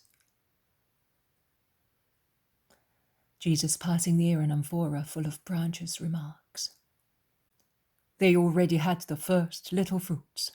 Look, on the tops there are blossoms, whereas further down, the blossoms have fallen off and the ovaries are swelling." Mary wanted to pick them. She took bundles of them also to your mother. She got up at dawn, I think, lest another day of sunshine might spoil the delicate corollas. I heard of this destruction only a short while ago, but I was not so angry about it as the peasant servants. Nay, I thought that it was just to offer all the beauties of creation to you, the King of all things. Jesus sits down smiling in his place and looks at Mary, who, with her sister, is getting ready to serve as if she were a maid, bringing the cups of purification and the towels, then pouring wine into chalices and laying the trays of food on the table. As the servants bring them from the kitchen, or hand them over after carving them on the sideboards. Naturally, if the sisters serve all guests courteously, their attention is particularly directed to the two who are dearest to them, Jesus and Lazarus. At a certain moment, Peter, who is eating with relish, says, "Look, I am noticing this. All the dishes are like the ones served in Galilee. I think. Of course, I seem to be at a wedding breakfast, but there is no shortage of wine here as there was at Cana." Mary smiles, filling the apostles' chalice again with clear, amber-coloured wine. But she does not speak. And Lazarus explains. And that is, in fact, what the sisters, and Mary in particular, wanted. To serve a supper that gave the Master the impression of being in his Galilee. A supper that, although imperfect, was to be better, much better than what is customary here. But to make him feel that, Mary should have been at this table. She was at Cana. The miracle took place through her, remarks James of Alphaeus. That must have been a grand wine. Wine is the symbol of mirth, and ought to be the symbol also of fertility, as wine is the juice of that fertile vine. But I do not think that it fecundated very much. Susanna has no son, says Iscariot.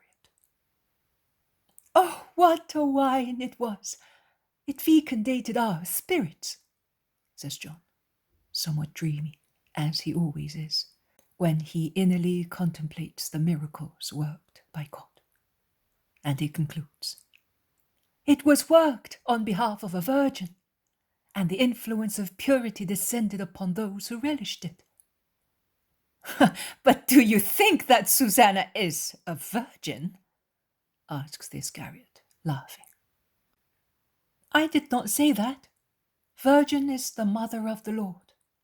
Virginity emanates from everything accomplished on her behalf.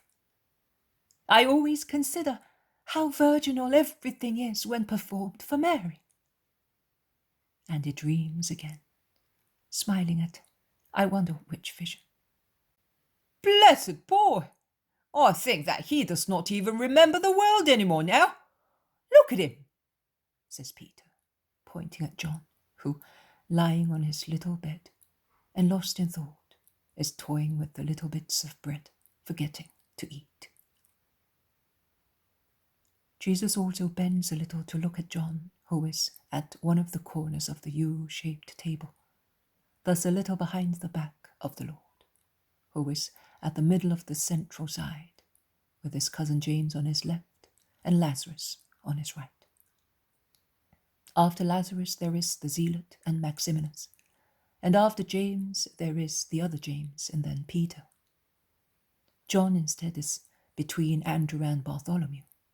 Then there is Thomas, with in front of him Judas, Philip, Matthew, and Thaddeus, who is at the corner, at the beginning of the long central table.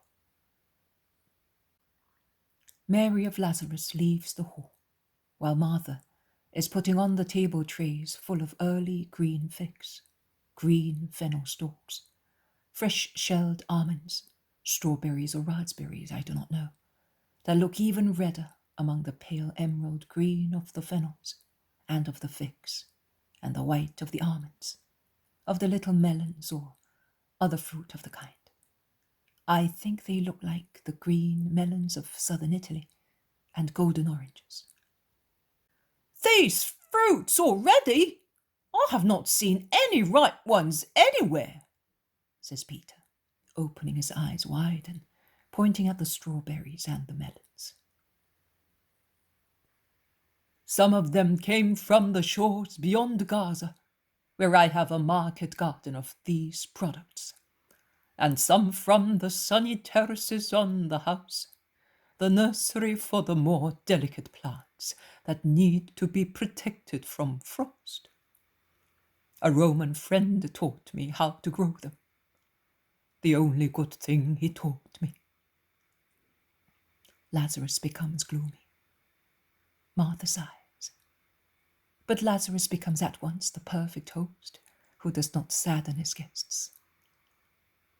It is a widespread custom in the villas at Baia and Syracuse, and along the Sybaris Gulf, to cultivate such delights, with that method, to have them prematurely. Eat them.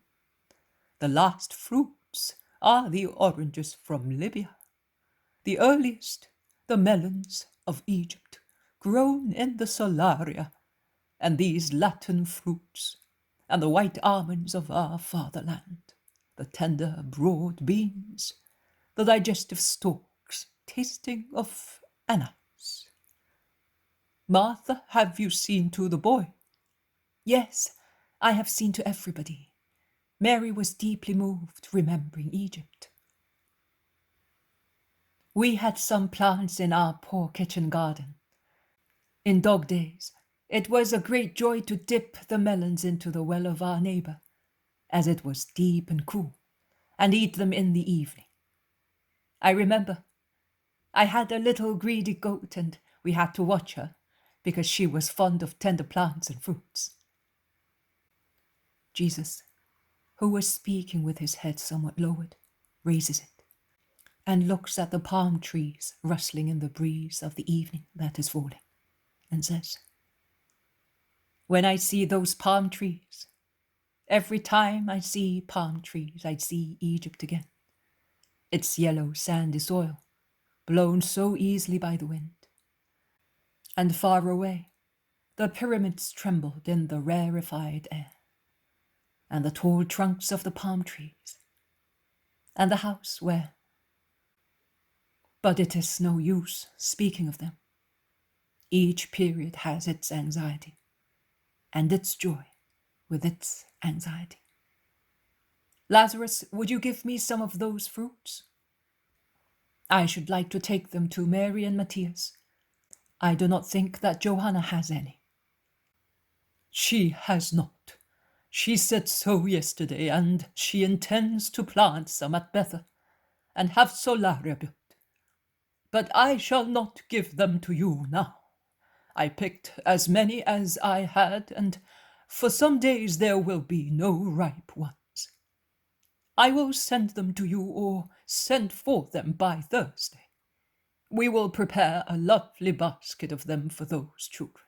Is that right, Martha? Yes, brother, and we will add some little lilies of the valley that Johanna likes so much. Mary Magdalene comes back in. She's holding in her hands a thin-necked amphora, ending in a little bill, as pretty as the neck of a bird.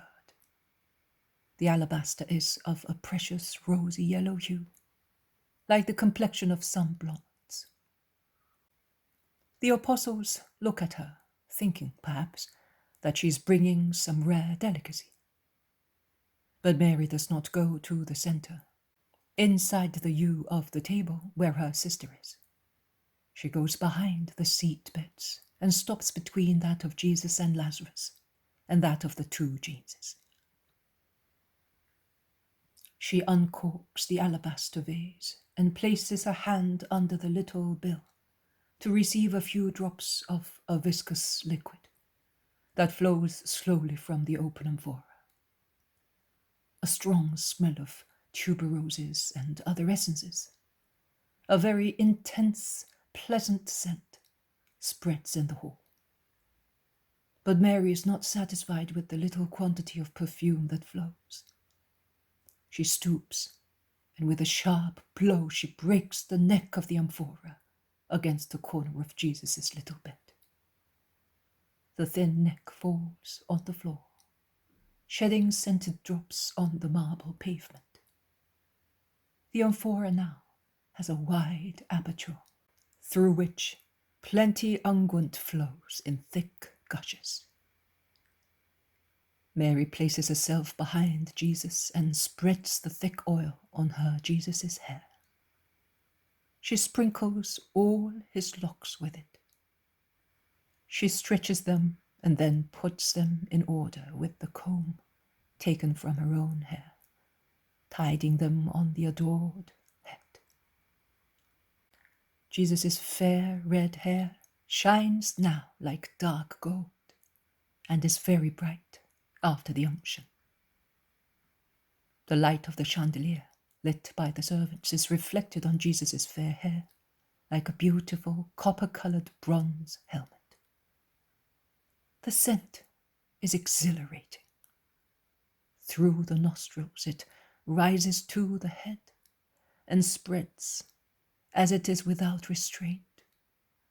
It is so intense that it is almost as exciting as sternutatory powder.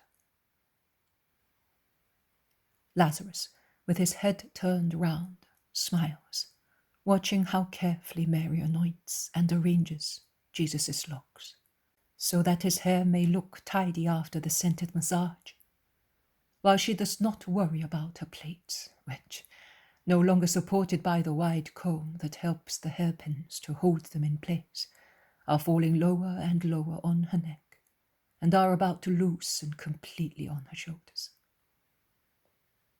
Martha also looks at her, smiling. The others are talking to one another in low voices with different expressions on their faces. But Mary is not yet satisfied. There is still plenty ointment in the broken vase, and Jesus' hair, although thick, is already saturated with it. Mary then repeats the loving gesture of an evening of long ago. She kneels down at the foot of the bed. She unties the buckles of Jesus' sandals and takes them off. And dipping the long fingers of her beautiful hand into the vase, she takes as much ointment as she can and spreads it on his bare feet, toe by toe, then on the soles and heels, then up, on the malleoli, which she uncovers by throwing back his linen tunic, and lastly on the insteps. She delays on the metatarsi, which will be pierced by the dreadful nails.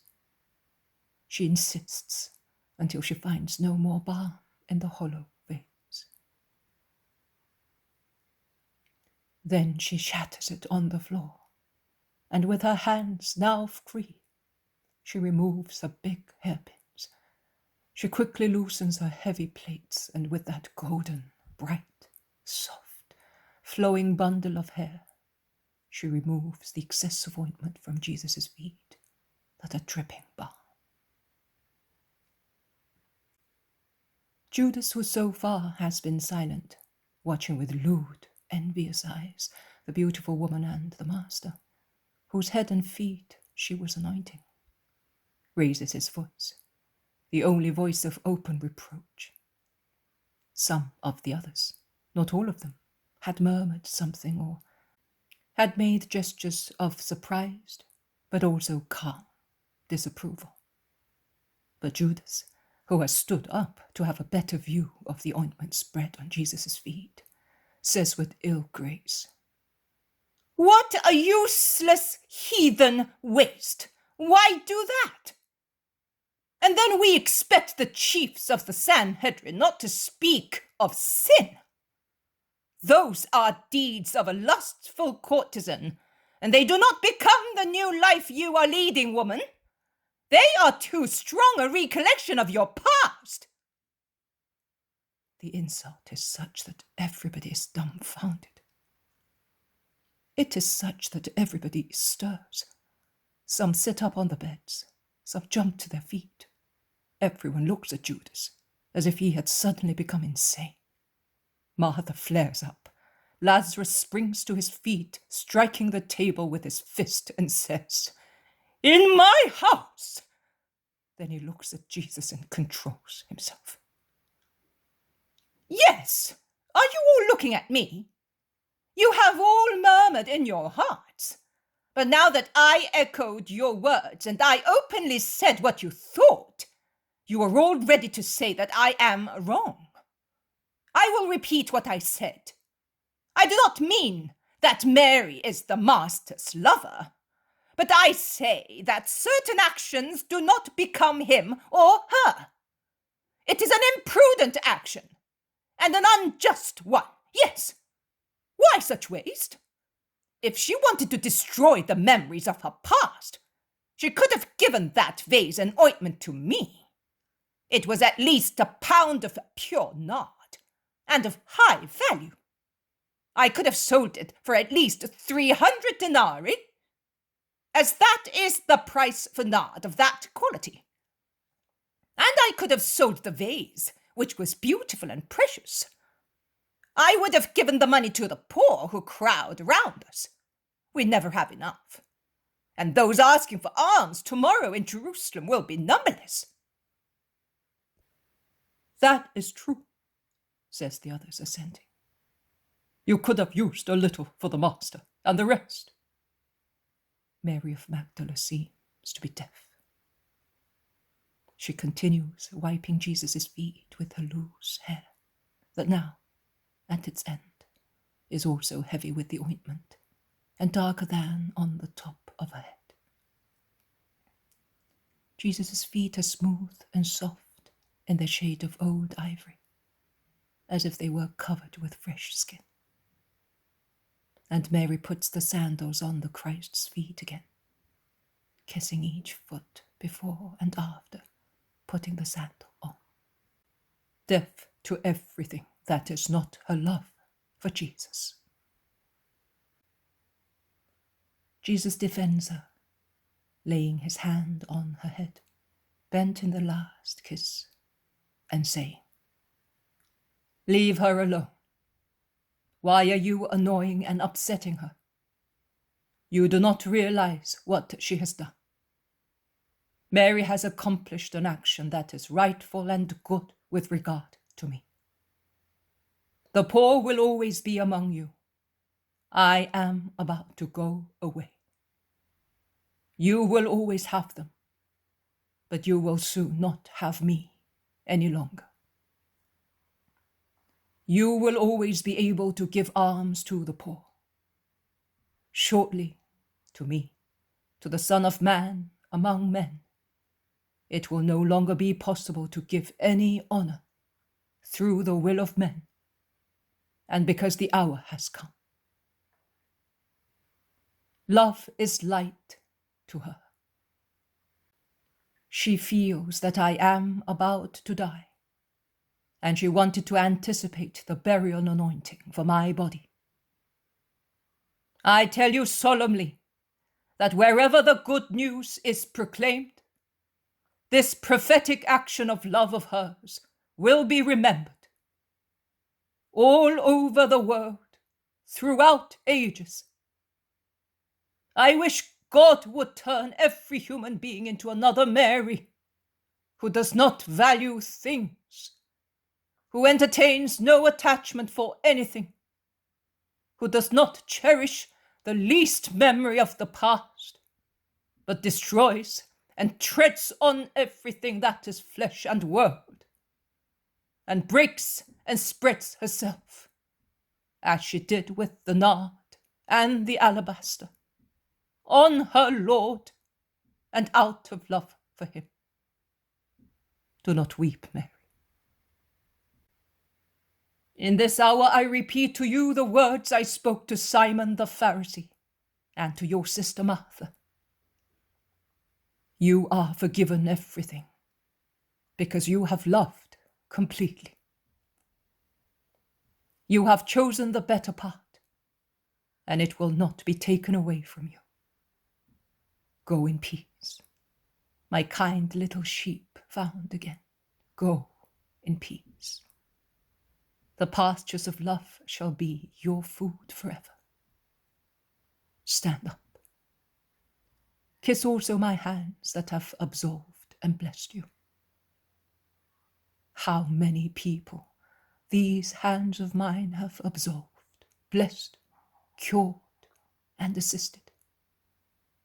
And yet, I tell you that the people whom I have assisted are preparing torture for these hands. There is a death-like silence in the air, sultry with the intense scent. Mary, her loose hair clothing her shoulders and veiling her face, kisses the right hand that Jesus offers her and cannot detach her lips from it.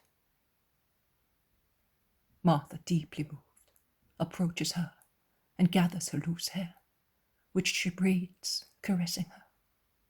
And then she wipes the tears on her cheeks, endeavoring to dry them. No one feels like eating anymore. Christ's words make them pensive. Judas of Kerioth is the first to get up.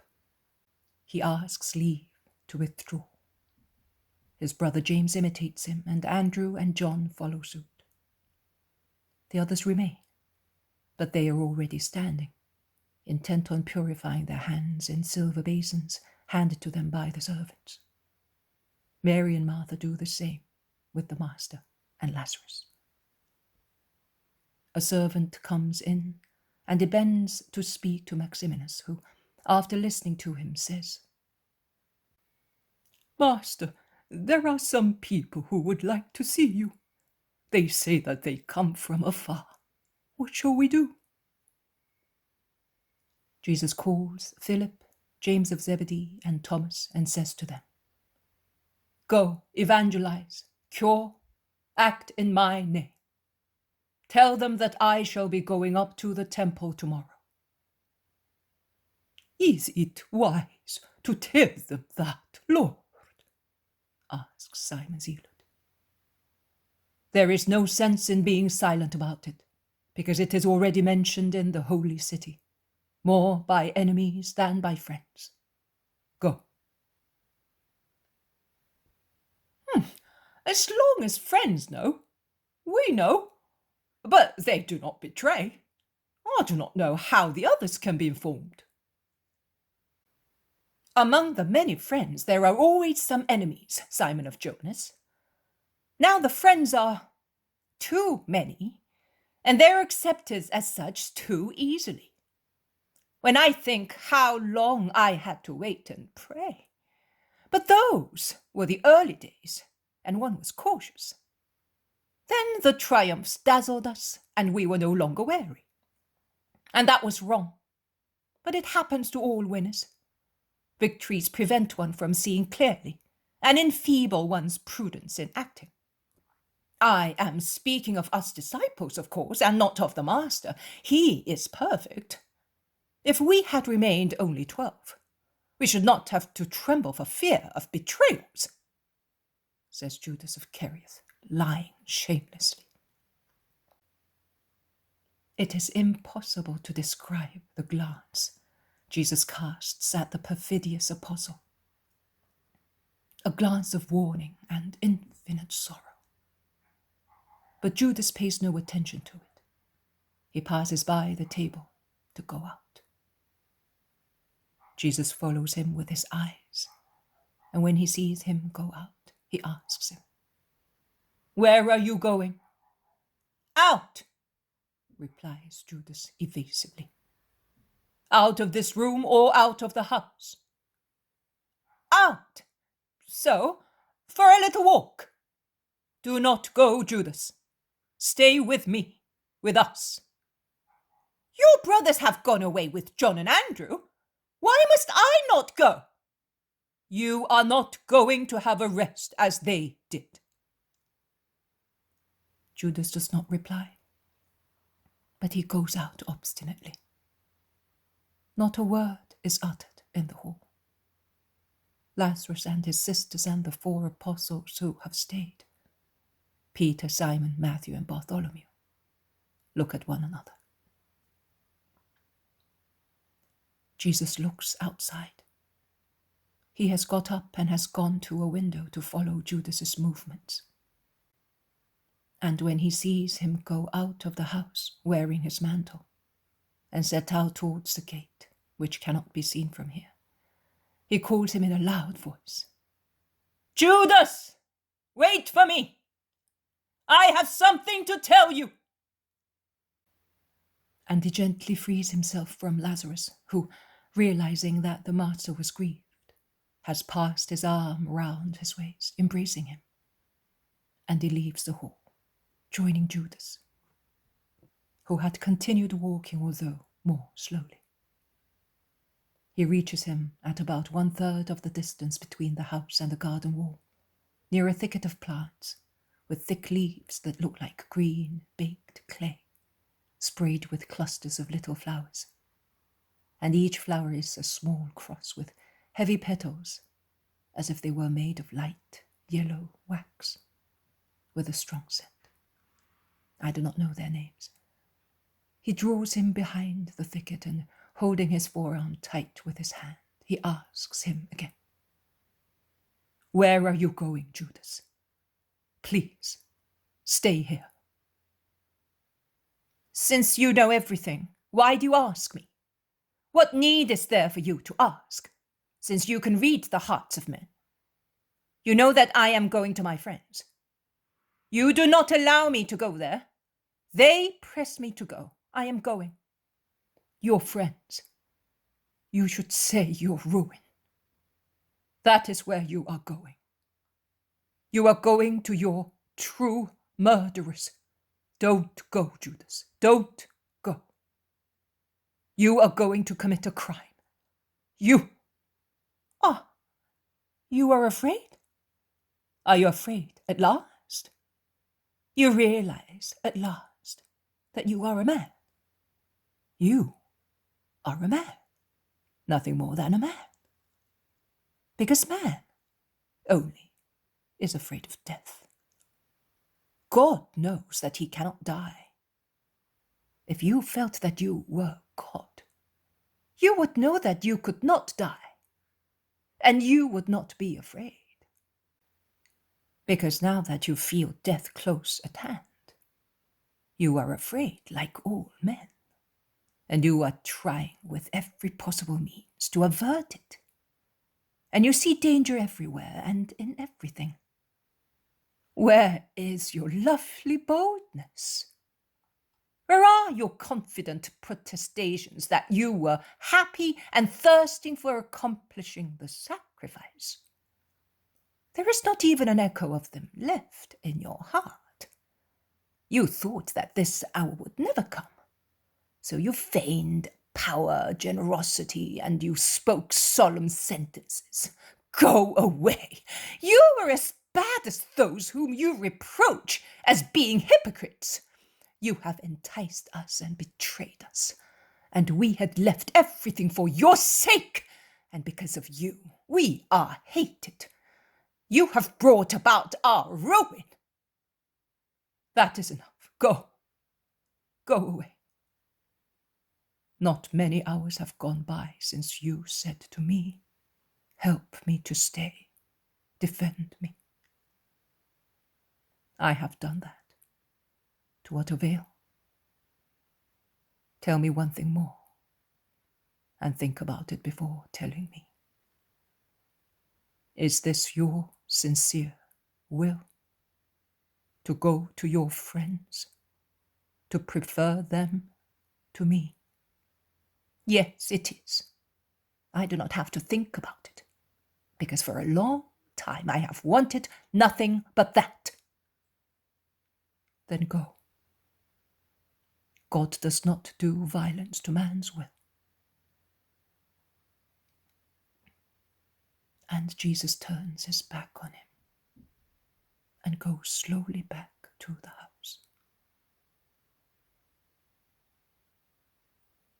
When he is close to it, he raises his head, attracted by the eyes of Lazarus, who, standing where he was before, is looking fixedly at him. It is a very pale face that endeavors to smile at the faithful friend. He goes back into the hall where the 4 apostles are speaking to Maximinus, while Martha and Mary are directing the work of the servants who are tidying up the hall, removing the dishes and table linen used at the banquet. Lazarus has gone to the door, and once again he has embraced Jesus' waist with his arm. And passing near a servant, he says to him, "Bring me the roll that is on the table in my workroom." He takes Jesus to one of the wide seats placed in the cavities of the window, so that he may sit down. But Jesus remains standing, striving to pay attention to what Lazarus is saying to him. But it is evident that his mind is elsewhere, and his heart is grieved. Although when he realizes that the apostles are watching him, he smiles to dispel the suspicions of those who have approached him, surrounding him, and are whispering to one another, winking and pointing at the master. The servant comes back with the roll, and Peter, seeing that the parchment contains things that are higher than what his head can understand, withdraws, saying, "Fish do not bite certain baits. It is better to speak to Maximinus of plants and cultivations." Martha continues with her work.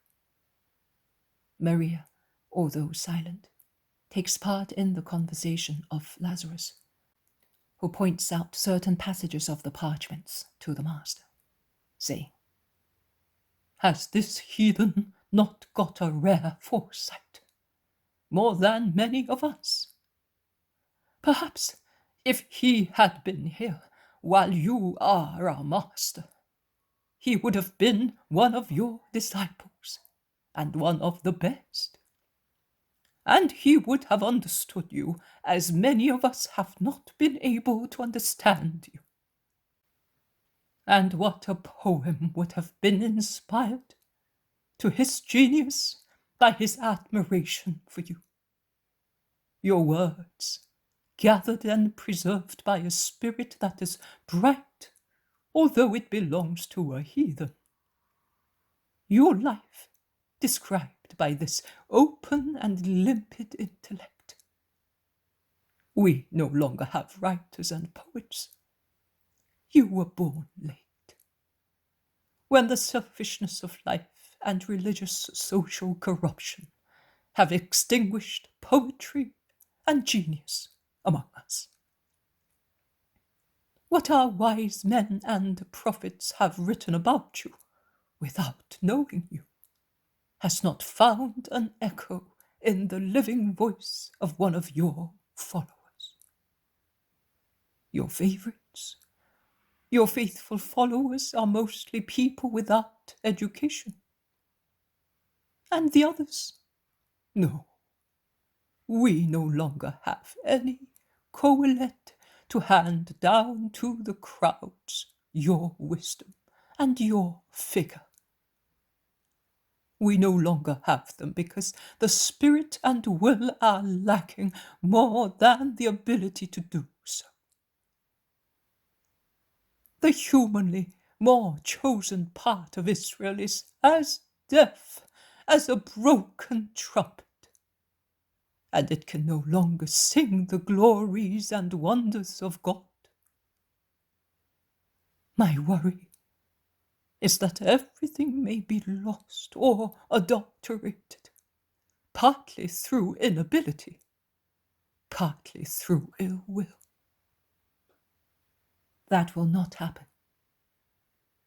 When the Spirit of the Lord is settled in hearts, it will repeat my words and explain their meaning.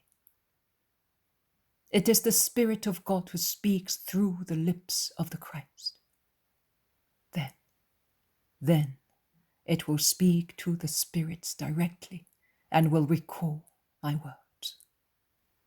Oh, I wish that would happen soon, because they listen so little to your words and understand them even less. I think that the roaring of the Spirit of God will be as violent as blazing fire to engrave with violence in the minds of men what they would not accept, because it was kind and mild. I think that the flaming Spirit will burn tepid or torpid consciences with its fire, writing your words on them.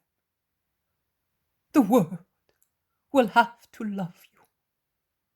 It is the will of the Most High. But when will it happen? When I shall be consumed in the sacrifice of love. Then love will come. It will be like the beautiful flame rising from the sacrificed victim. And that flame will never go out, because the sacrifice will never end. Once it is accomplished, it will last throughout the time of the earth. But then you would really have to be sacrificed so that that may happen. It is so. Jesus makes his usual gesture of adherence to his own destiny. He stretches out his arms with his hand pointed outwards and lowers his head. He then raises it to smile at distressed Lazarus and says,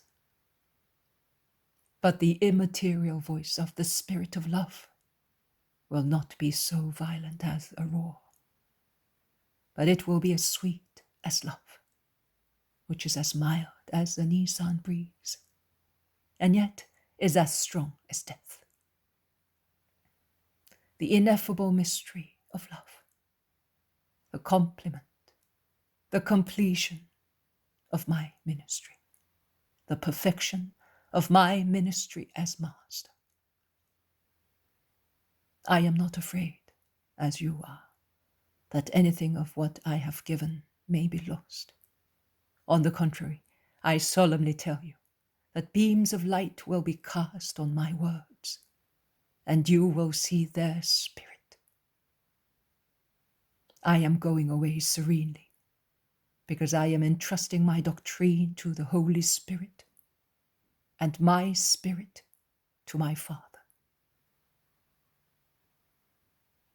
He lowers his head pensively.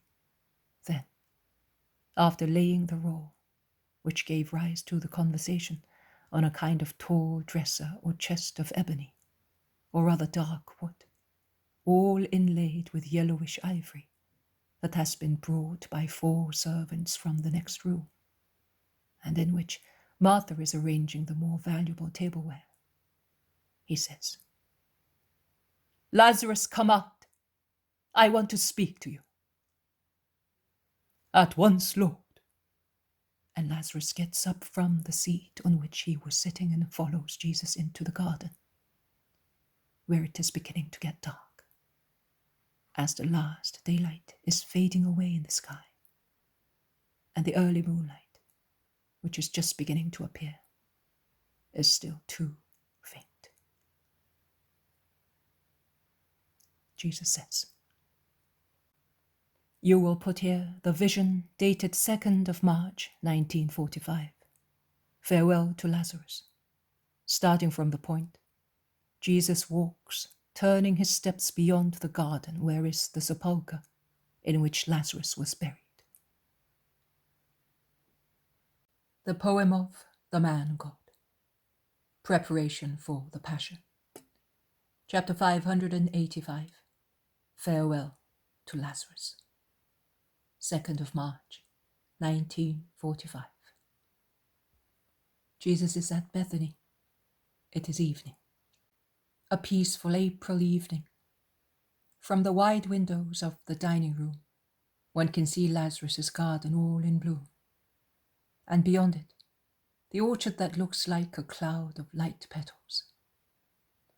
The scent of fresh vegetation, the sweet sour smell of fruit tree blossoms, of roses and other flowers, carried into the house by the light evening breeze that makes the door curtains flutter, and the lights of the central chandelier flicker, mingles with a strong scent of tuberoses, lilies of the valley, and jasmines, mixed in a rare essence, left over from the balm with which Mary of Magdala scented her Jesus, whose hair still looks dark after the unction.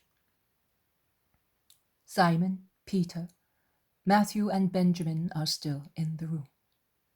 The others are absent and have probably gone out on errands. Jesus has left the table and is looking at a roll of parchment that Lazarus has shown him. Mary of Magdala is going round the room. She looks like a butterfly attracted by light. She can do nothing but move round her Jesus. Martha is watching the servants who are removing the wonderful precious dishes lying on the table. Jesus lays the roll on a tall sideboard of polished black wood inlaid with ivory and says, "Lazarus, come out. I must speak to you." "At once, Lord." And Lazarus gets up from his chair near the window and follows Jesus into the garden, where the last light of the day is mixing with the first very clear moonlight. Jesus walks, turning his steps beyond the garden, where is the sepulchre in which Lazarus was buried, and which now displays a large frame of roses, all in bloom, at its empty mouth. Above it, on the slightly inclined rock, is carved, "Lazarus, come out." Jesus stops there. The house can no longer be seen, concealed as it is by trees and hedges. There is dead silence and absolute solitude. "Lazarus, my friend," asks Jesus, standing, facing his friend and looking at him with a faint smile on his face, which is very thin and paler than usual. "Lazarus, my friend, do you know who I am?" You are Jesus of Nazareth, my gentle Jesus, my holy Jesus, my powerful Jesus." That with regard to you. But with regard to the world, who am I? You are the Messiah of Israel. And then, you are the promised one, the expected one. But why are you asking me that? Do you doubt my faith? No, Lazarus, but I want to confide a truth to you. Nobody, except my mother and one of my apostles, is aware of it. My mother, because she knows everything. An apostle, because he participates in this matter. During these 3 years, I told the others who were with me many times. But their love acted as nepenthes and thwarted the truth I had announced. They could not understand. And it is a good thing that they did not understand. Otherwise, to prevent a crime, they would have committed another one, a useless one. Because what is to happen would take place just the same, notwithstanding any killing. But I want to tell you. Do you doubt that I do not love you as much as they do? Of what crime are you speaking? What crime is to take place? In the name of God, speak! Lazarus is excited. Yes, I will speak. I do not doubt your love, so much so that I entrust and confide my will to you. Oh, my Jesus! Who is about to die does that? I did it when I realized that you were not coming and that I had to die. And I must die. No! Lazarus utters another deep groan. Do not shout. Let no one hear us.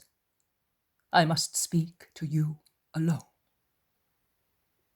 Lazarus, my friend, do you know what is happening this very moment that you are with me? In the loyal friendship you granted me from the first moment, and was never upset for any reason. A man, with other men, is negotiating the price of the lamb. Do you know the name of that lamb? Its name is Jesus of Nazareth. No, there are enemies, that is true, but no one can sell you. Who is it? One of my apostles. It could but be one of those whom I have disappointed more bitterly, and who, tired of waiting, wants to get rid of him, who by now is nothing but a personal danger. In his way of thinking, he feels that he can gain a good reputation again with the great ones of the world. He will instead be despised both by all good people and by all criminals. He has become tired of me, of awaiting what he has tried to achieve by every means.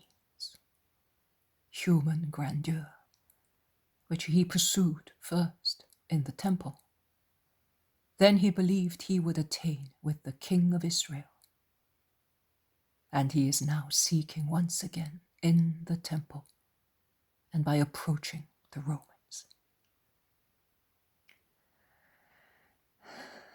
He hopes, but Rome, if she knows how to reward her loyal servants, knows also how to crush informers with contempt. He's tired of me, of waiting, of the burden of being good. For those who are wicked, to have to feign to be good, is an overwhelming burden. It can be borne for some time, then it can no longer be endured, and one gets rid of it to become free. Free. That is what the wicked ones think. That is what he thinks. But it is not freedom. To belong to God is freedom. To be against God is to be in prison with fetters and chains, with loads and lashes, as no galley slave, as no slave working at constructions ever suffered under the whip of the torturer. Who is it? Tell me. Who is it? It is of no use. Yes, it is. It can be but he, the man who has always been a stain in your group, the man who also a short time ago offended my sister. It is Judas of Kerioth. No. It is Satan. God took flesh in me, Jesus.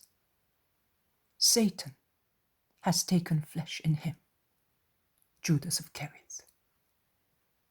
One day, a very remote day, here, in this garden of yours, I comforted the tears and I excused a spirit that had fallen very low. I said that possession is the contagion of Satan, who inoculates the human being with his juices and perverts its nature. I said that it is the marriage of a spirit with Satan and animality. But possession is still a trifle as compared with incarnation. I shall be possessed by my saints, and they will be possessed by me. But only in Jesus Christ is God as he is in heaven. Because I am the God who became flesh. One only is the divine incarnation. Likewise, Satan, Lucifer, will be in one only, as he is in his kingdom. Because Satan is incarnate only in the killer of the Son of God. While I am speaking to you here, he is before the Sanhedrin and is negotiating and is pledging himself to have me killed. But it is not he, it is Satan. Listen now, Lazarus, my loyal friend. I am going to ask you for some favors. You have never denied me anything. Your love has been so great that, without going beyond respect, it has always been active beside me, with countless aids, with so much prevident assistance and wise advice that I have always accepted, because I could see in your heart a true desire for my welfare. Oh, my Lord, but it was my joy to devote myself to you. What shall I do now, if I do not have to devote myself to my Master and Lord? You have allowed me to do too little, far too little. My debt to you, who have restored Mary to my love and honor, and me to life, is such that, oh, why did you call me back from death to make me live this hour? By now, I had overcome all the horror of death and all the anguish of the spirit, frightened by Satan with temptations at the moment of presenting itself to the eternal judge, and there was darkness. What is the matter with you, Jesus? Why are you trembling and growing wanner than you are usually. Your face is paler than this white rose which is languishing in the moonlight. Oh, master, your blood and life seem to be forsaking you. I, in fact, look like a man who is dying, with his veins cut. The whole of Jerusalem, and I mean all my enemies among the mighty ones in Israel, have laid their greedy mouths on me, and are sucking my life and my blood. They want to silence the voice that for 3 years, while loving them, has tortured them. Because every word of mine, even if it were a word of love, was a shock, inviting their souls to wake up. And they did not want to hear their souls, as they had tied them with their treble sensuality. And not only the great ones, but the whole of Jerusalem is about to rage at the innocent and ask for his death. And with Jerusalem, also Judea. And with Judea, also Perea, Idumea, the Decapolis, Galilee,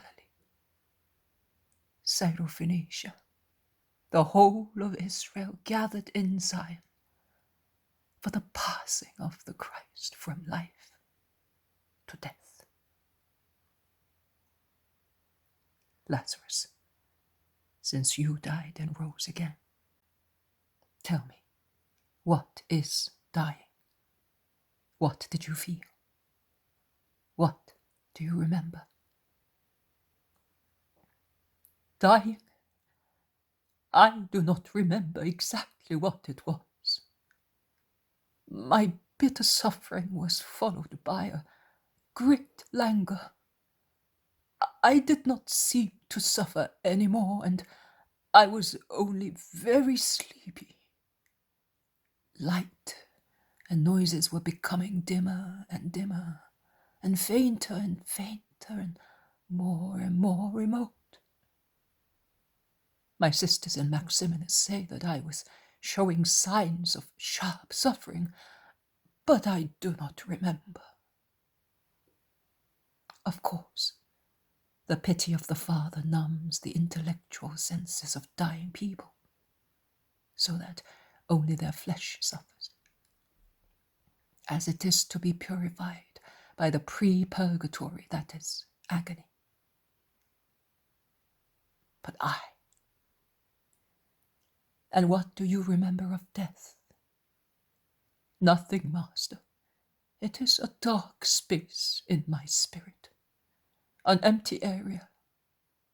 There is an interruption in the course of my life, and I do not know how to fill it. I remember nothing.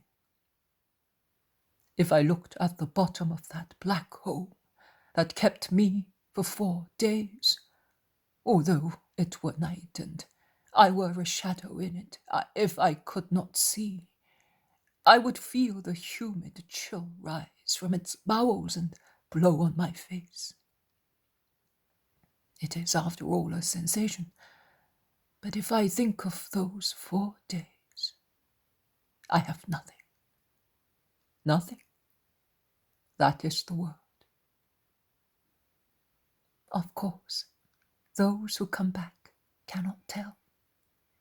The mystery is revealed every time to him who goes in. But I, Lazarus, I know what I shall suffer. I know that I shall suffer in full consciousness. There will be no soothing drink or languor to make my agony less dreadful. I shall feel that I am dying. I already feel it. I am already dying, Lazarus. Like one suffering from an incurable disease. I have continued to die during these 33 years. And death has quickened its pace more and more as time brought me closer to this hour. At first, it was only the death of knowing that I was born to be the Redeemer. Later, it was the death of him who sees himself opposed, accused, derided, persecuted, hindered. How tiring. Then the death of having beside me, closer and closer, till he was grasping me as a giant octopus grasps a shipwrecked person, him who is my traitor. How nauseating. And now, I am dying in the torture of having to say goodbye to my dearest friends and to my mother. Oh, Master, you are weeping. I know that you wept also in front of my sepulchre, because you loved me. But now you are weeping again. You are frozen. Your hands are already as cold as those of a corpse. You are suffering. You are suffering too much. I am the man, Lazarus. I am not only the God. I have the sensitiveness and affections of men. And my soul is distressed, thinking of my mother. And yet, I tell you, my torture of enduring to have my traitor close to me has become so monstrous, as well as having to bear the satanic hatred of a whole world, and the deafness of those who, if they do not hate, cannot love actively either. Because to love actively is to succeed in being what the loved person wants and teaches. Whereas here, yes, many love me, but they have remained what they were. They did not assume another ego for my sake. Do you know who was able, among my most intimate ones, to change nature in order to become of Christ as Christ once? One only, your sister Mary. She started from complete, perverted animality to arrive at an angelical spirituality. And she achieved that only through the power of love. You redeemed her. I redeemed them all with my word. But she alone changed completely through active love. But I was saying, and my suffering all these things is so monstrous that I long for nothing but to see everything accomplished. My strength is failing me. The cross will not be so heavy as this torture of the spirit and of feelings. The cross! No! Oh, no! It is too atrocious! It is too disgraceful! No! Lazarus, who for some time has been holding Jesus' cold hands in his own, standing in front of his master, releases them and collapses on the nearby stone seat, and he covers his face with his hands, weeping desolately. Jesus approaches him, lays a hand on the shoulders shaken by sobs, and says, "What? Am I, who am about to die, to comfort you who are alive? My friend, I am in need of strength and help, and I am asking them of you. I have but you who can give me them. It is better if the others do not know, because if they knew, blood would be shed, and I do not want lambs to become wolves, not even for the sake of the innocent. My mother, how heart-rending it is to speak of her. Mother is already so distressed. She also is dying exhausted. She also has been dying for 33 years, and she's now one big sore, like the victim of an atrocious torture. I swear to you that there has been a struggle between my mind and my heart, between love and reason, to decide whether it was just to send her away, to send her back to her house, where she always dreams of the love that made her mother, where she enjoys the savor of love's kiss of fire. She starts in the ecstasy of that remembrance, and with the eyes of her soul she always sees the air breathe gently, stirred by an angelical flash. The news of my death will reach Galilee almost at the moment in which I will be able to say to her, "Mother, I am the conqueror." But I cannot. No, I cannot do that. Poor Jesus, laden with the sins of the world, needs consolation, and Mother will give me it. And the even poorer world needs two victims, because man sinned with woman, and the woman must redeem as the man redeems. But until the hour is struck, I will smile at my mother reassuringly. She trembles. I know. She perceives that the torture is approaching. I know. And she repels it through natural disgust and holy love, as I repel death, because I am a living being who must die.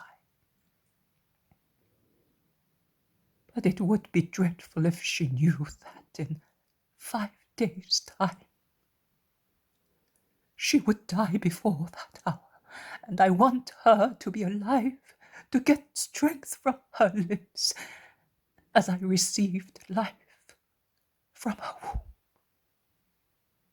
And God wants her to be on my Calvary, to mix the water of her virginal tears with wine of my divine blood, and celebrate the first Mass.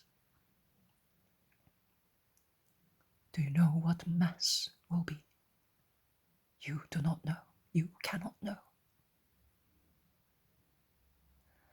It will be my death applied forever to the living or suffering mankind. Do not weep, Lazarus. She is strong. She does not weep. She has wept throughout her life of a mother. She no longer weeps now. She has crucified her smile on her face. Have you noticed what her face has become like these last days? She crucified her smile on her face to comfort me.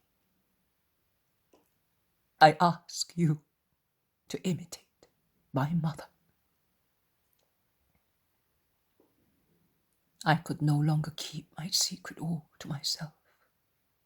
I looked around, seeking a sincere, reliable friend. I met your loyal eyes. I said, I will confide it to Lazarus. When you had a heavy burden in your heart, I respected your secret and I defended it even against the natural curiosity of hearts. I ask you to have the same respect for mine. Later, after my death, you will make it known. You will mention this conversation, that people may know that Jesus went to his death fully aware of the situation.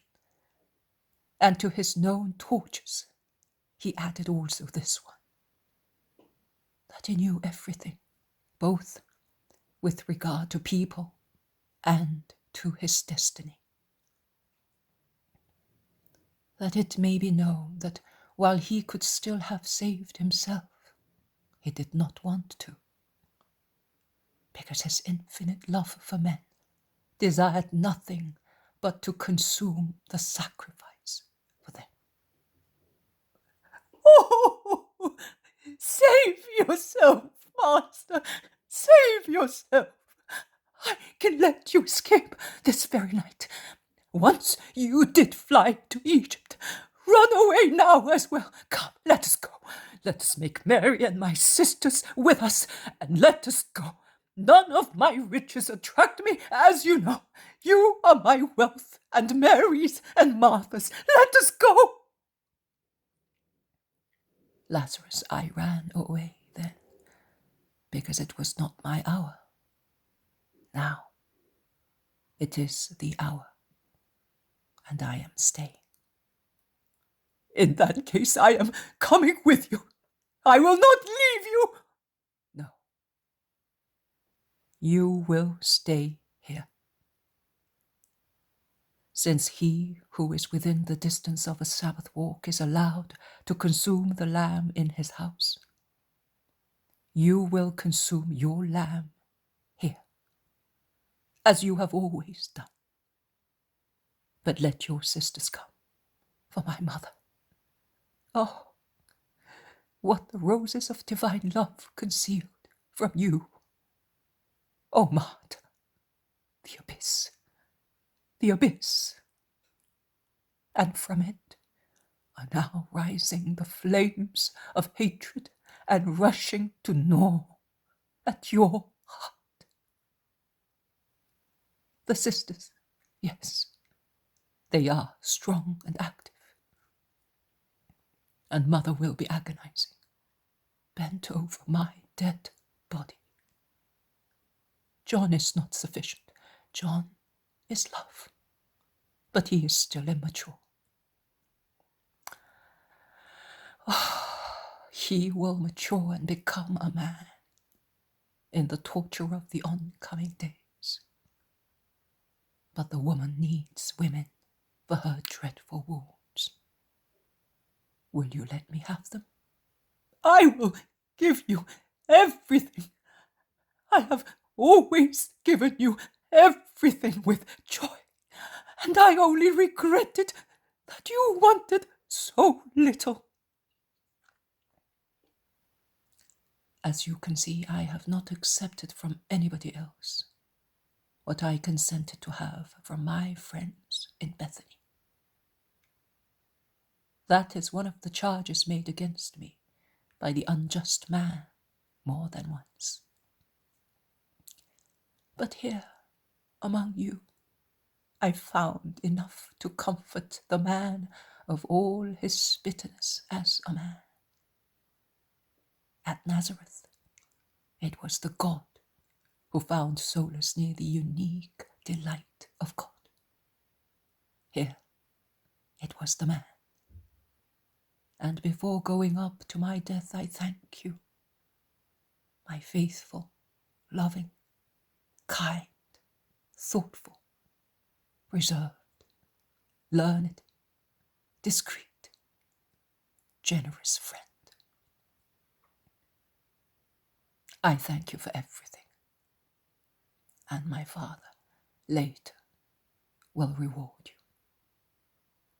I have already had everything through your love and Mary's redemption. Oh no, you are to receive much more, and you will have it. Listen, do not be so dejected. Pay attention to me, that I may tell you what I want to ask you to do. You will remain here, waiting. No, not that. Why Mary and Martha and not I? Because I do not want you to be corrupted as all men will be corrupted. Jerusalem in the next days will be as corrupt as the air around a putrid carrion that has suddenly been burst by the foot of a heedless passerby, infected and infecting. Even people who are not so cruel, even my disciples, will be driven mad by its miasmata. They will run away. And where will they go in their bewilderment? They will come to Lazarus. How many times in these 3 years have they come looking for bread, a bed, protection, shelter, and for their master? They will come back now, like sheep dispersed by a wolf that has abducted the shepherd. They will rush to a fold. Gather them, encourage them, tell them that I forgive them. I entrust you with the task of forgiving them on my behalf. They will not be able to set their minds at rest for running away. Tell them not to fall into a greater sin by despairing of my forgiveness. Will they all run away? All of them except John. Master, you will not ask me to receive Judas. Let me die tortured, but do not ask me that. Several times my hand, anxious as it was to kill the shame of the family, trembled, touching my sword. But I never did it, because I am not a violent man. I was only tempted to do it. But I swear to you that if I see Judas again, I will cut his throat like a scapegoat. You will never see him again. I swear it to you. Will he run away? It does not matter. I said, if I see him again. Now I say, I will get him, even if he were at the world's end, and I will kill him. You must not wish that. I will do it. You will not do it, because you will not be able to go where he is. In the bosom of the Sanhedrin, in the Holy of Holies, I will get him even there, and I will kill him. He will not be there. At Herod's, they will kill me, but I will kill him first. He will be with Satan, and you will never be with Satan. Give up that murderous intent at once. Otherwise I will leave you. Oh, But yes, for you.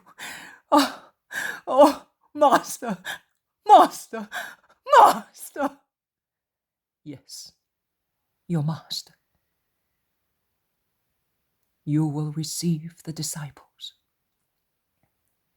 You will comfort them. You will lead them once again towards peace. I am the peace. And also later you will help them. Bethany will always be Bethany until hatred rummages in this home of love, thinking that it will put out its flames, whereas it will spread them throughout the world to set it all ablaze. I bless you, Lazarus, for everything you have done and for what you will do. Nothing. You brought me back from death, and you do not allow me to defend you. So what have I done? You gave me your houses. See? It was our destiny. The first flat in Zion, in a ground belonging to you, and the last one also in one of them. It was my destiny that I should be your guest. But you could not defend me from death. At the beginning of this conversation, I asked you, do you know who I am? Now I reply, I am the Redeemer. The Redeemer must consume the sacrifice to the final immolation.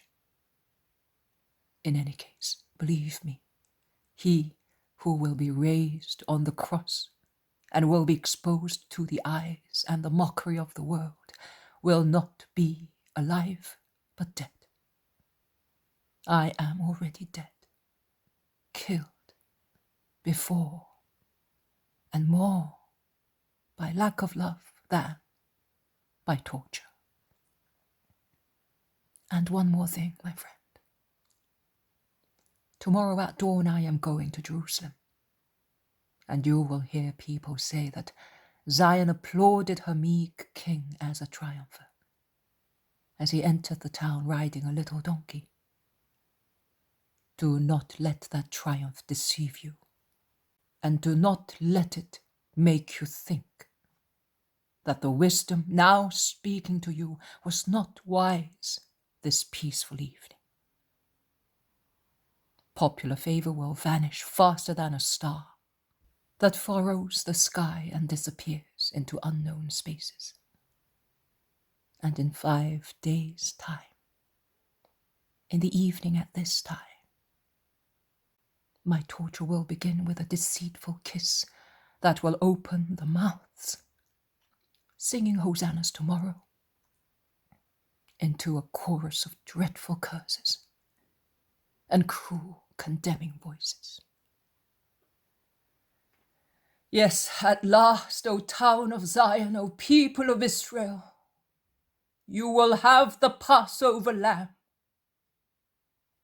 You will have it in the right, now close at hand. Here it is. It is the victim that has been prepared for ages. Love procreated it, having prepared an immaculate womb as its nuptial room. And love consumes it. Here it is. It is the conscious victim, not like the lamb that, being unaware, goes on grazing in the meadow, or with its pink snout presses its mother's round dug, while the butcher is sharpening a knife to slaughter it. But I am the lamb that consciously says goodbye to life, to his mother, to his friends, and goes to the sacrificer and says, here I am. I am the food of man. Satan has made men starve, and their hunger has never been satisfied. And it cannot be satisfied. One food only can sate it, because it removes their hunger. And here is that food. Here is your bread, man. Here is your wine. Consume your Passover, O mankind. Cross your sea, reddened by satanic flames. Tinged with my blood, you will cross it, O race of man, preserved from the fire of hell. You can cross it. Heaven, pressed by my desire, is already half opening the eternal gates. Look, O souls of the dead. Look, O living men. Look, O souls that will be incorporated in future bodies. Look, O angels of paradise. Look, O demons of hell. Look, O Father. Look, O Paraclete. The victim smiles. It no longer weeps.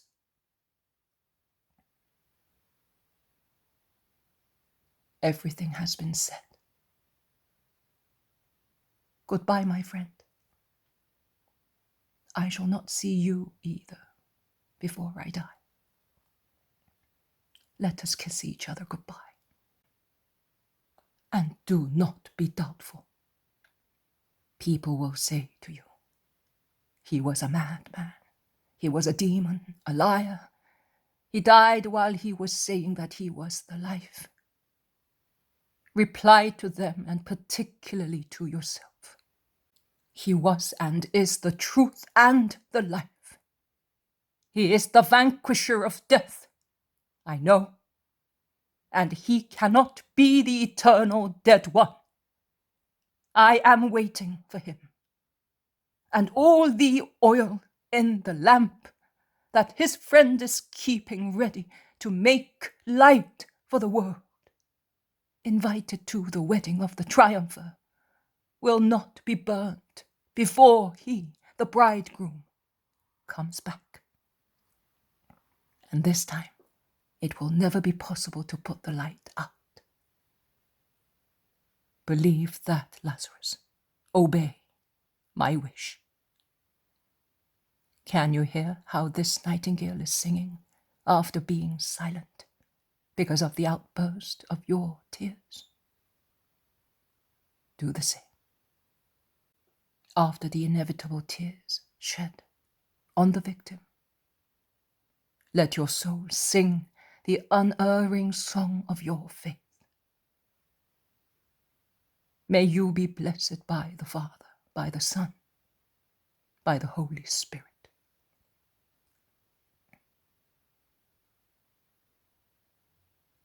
How much I suffered the whole night from 11 o'clock p.m. on Thursday, 1st of March, to 5 o'clock Friday morning. I saw Jesus in a state of anguish, only a little inferior to that at Gethsemane, particularly when he speaks of his mother, of the traitor, and shows his repugnance to death. I obeyed Jesus' order to write this on a separate notebook to have a more detailed passion. You saw my face this morning, a weak image of what I suffered. And I am not saying anything else, because there are insurmountable aspects of modesty. The poem of the Man God, preparation for the Passion. Chapter 586. Judas goes to the leaders of the Sanhedrin. 29th of March, 1947. Judas arrives at Caiaphas' country house at night, but the moon acts as an accomplice of the murderer, illuminating the road for him. He must be certain that he will find there in that house outside the walls. Those he is looking for. Otherwise, I think he would have tried to enter the town and he would have gone to the temple. Instead, he is climbing among the olive trees of the little hill, without a moment's hesitation. This time he is more certain than the previous time, because it is night time, and the darkness and the late hour protects from every possible surprise. The country roads are now deserted, after being busy all day with the crowds of pilgrims going to Jerusalem for Passover. Even poor lepers are now in their caves, and are sleeping the sleep of unhappy people, forgetting their fate for a few hours. Judas is now at the door of the house, which is all white in the moonlight. He knocks 3 times. Once, 3 times again.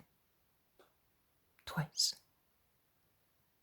Even the conventional signal is familiar to him. And it must be a sure signal, because the door is half opened without any check by the doorkeeper through the peephole in the door. Judas steals in and asks the servant porter, "Have the members assembled?" Yes, Judas of Kerioth, they have. A full assembly, I might say. Take me there. I have to speak of an important matter. Quick! The man locks the door with all the bolts and precedes him along a semi-dark vestibule, stopping in front of a heavy door at which he knocks. The murmur of the voices in the closed room stops and is replaced by the noise of the lock and the squeaking of the door, which is opened, and a cone of bright light is projected on the dark corridor. "It's you. Come in," says the person who opened the door and who is unknown to me. And Judas goes into the hall, while the man who opened the door locks it again. There are signs of surprise, or at least of excitement, when they see Judas enter the room, but they greet him all together. "Peace to you, Judas of Simon." "Peace to you, members of the Holy Sanhedrin," greets Judas. "Come forward. What do you want?" they ask him. "I want to speak to you of the Christ. It is not possible to go on like this. I can no longer be of any assistance to you, unless you make up your minds to take drastic measures. The man is suspicious by now." "Have you given yourself away, you fool?" they exclaim, interrupting him. "No, but you are the fools, as you have made the wrong move by hurrying things in a stupid way. You knew very well that I would serve you, but you did not trust me." "You have a weak memory, Judas of Simon.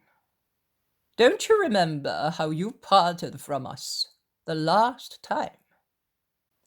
Who could think that you were loyal to us when you proclaimed in that way that you could not betray him?" says Zacchie ironically, and he sounds more venomous than ever. "And do you think that it is easy to get to deceive a friend, the only one who really loves me, the innocent? Do you think it is easy to go so far as to commit a crime?" Judas is excited. They try to calm him down. They coax him, and they allure him, or at least they try to do so, pointing out that he will not commit a crime, but a holy deed for his fatherland, whom he will spare reprisals from the rulers, who are already giving signs of intolerance because of the continual public commotions and divisions of parties and crowds in a Roman province. And for mankind, if he is really convinced of the divine nature of the Messiah and of his spiritual mission. Another says, If what he says is true, far be it from us to believe it. Are you not the collaborator of redemption? Your name will be associated to his forever, and your fatherland will number you with her valiant men, and will honor you with the highest dignities. A seat among us is ready for you. You will rise, Judas. You will lay down laws for Israel. Oh, we shall not forget what you have done for the welfare of the holy temple, of the holy priesthood, for the protection of the most holy law, and for the welfare of the whole nation. All you have to do is help us. Then we swear to you, I swear to you in the name of my powerful father and of Caiaphas, who is now wearing the ephod. You will be the greatest man in Israel, greater than the tetrarchs, greater than my father, now a high priest put out of office. Like a king, like a prophet, you will be served and listened to. And if Jesus of Nazareth should be but a false Messiah, even if he really should not be liable to death, because his deeds are not those of a robber, but of a madman, we remind you of the inspired words of the Pontiff Caiaphas. You know that he wears the ephod, and the rational speaks through divine suggestion, and prophesies what is good and what is to be done. Caiaphas, do you remember? Caiaphas said, "It is better for one man to die for the people than for the whole nation to be destroyed." It was a prophetic word. It really was a prophecy. The Most High spoke through the lips of the high priest. Let him be obeyed, say all together, those dirty puppets, the members of the great council of the Sanhedrin, who already sound theatrical and look like automata who are to make certain gestures. Judas is influenced, and the Lord. But there is still a little common sense, if not goodness, in him, and this restrains him from uttering the fatal words. Surrounding him with respect and feigned affection, they urge him, saying, "Don't you believe us? Look, we are the heads of the 24 priestly families, the elders of the people, the scribes, the greatest Pharisees in Israel, the wise rabbis, the magistrates of the temple. The cream of Israel is here, around you, ready to acclaim you. And by one consent, we say to you, do it, because it is a holy deed." Judas replies, "And where is Gamaliel and Joseph and Nicodemus? Where are they? And where is Eleazar, Joseph's friend?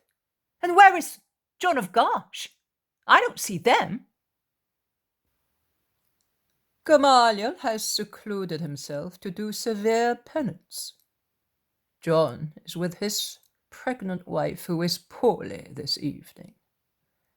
Eleazar, we do not know why he has not come, but anybody can be seized by a sudden illness, don't you think?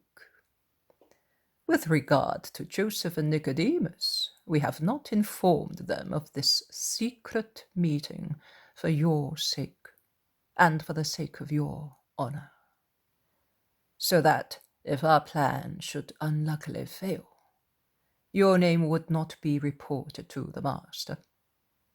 We are protecting your name. We love you, Judas, the new Maccabee, savior of our fatherland. The Maccabee fought a good battle. I am betraying, says Judas. Do not consider the details of the action, but the justice of the purpose. Will you please speak, Zadok, the golden scribe? Precious words flow from your lips.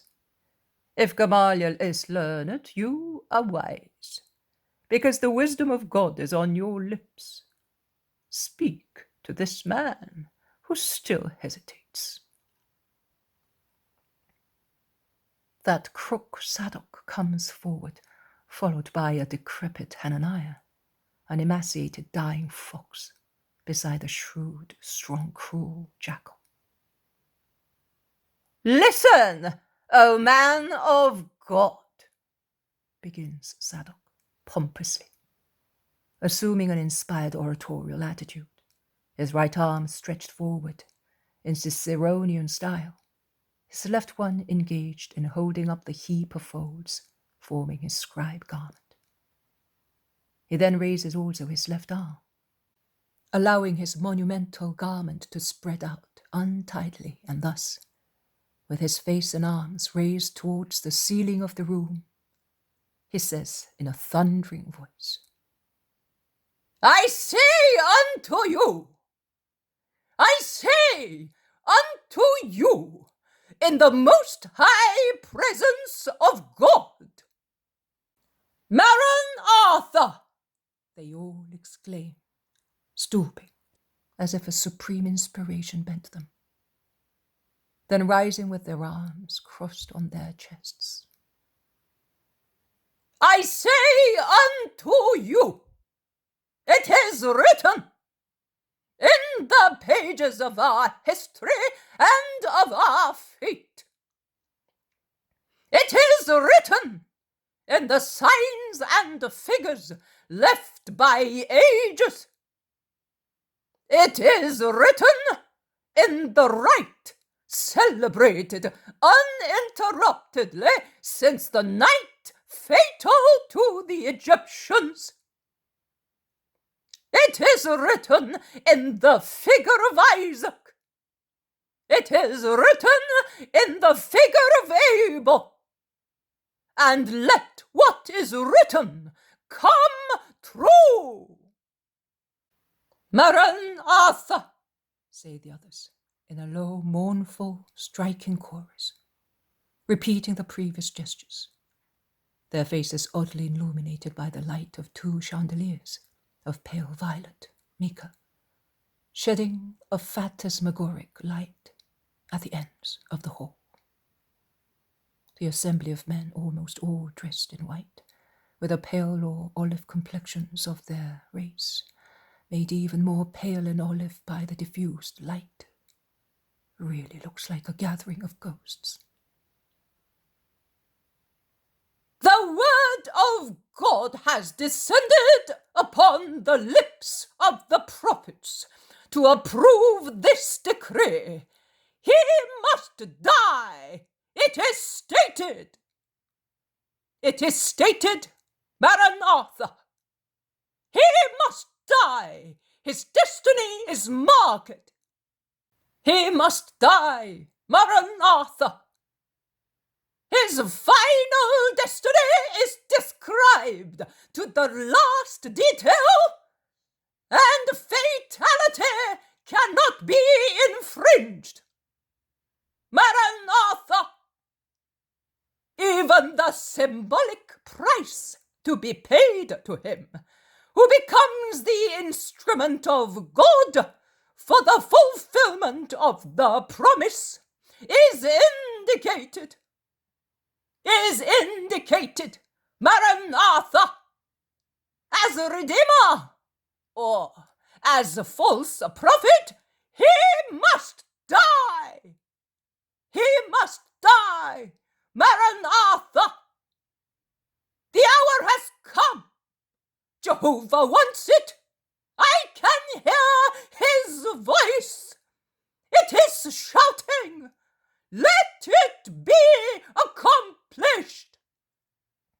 The Most High has spoken.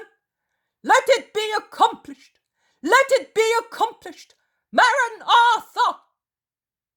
Let heaven fortify you, as it fortified Jael and Judith, who were women and behaved like heroes, as it fortified Jephthah, who, a father, sacrificed his daughter to his fatherland, as it fortified David against Goliath, and do the deed that will make peoples remember Israel forever.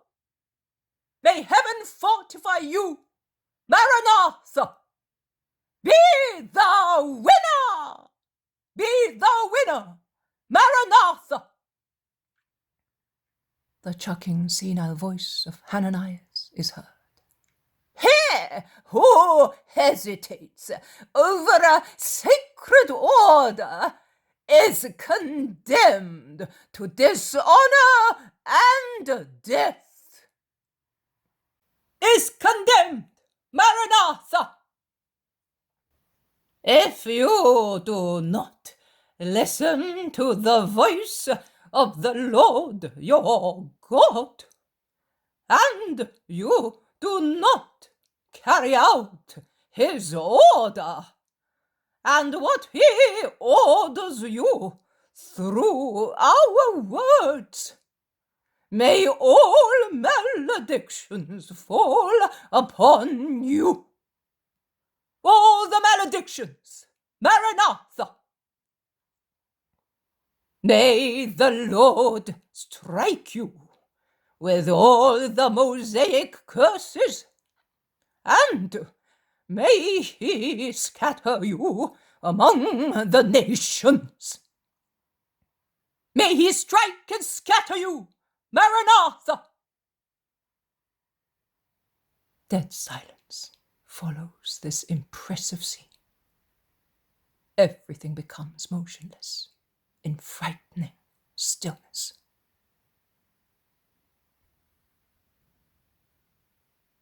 At last, Judas's voice is heard, and it is so changed that I recognize it with difficulty.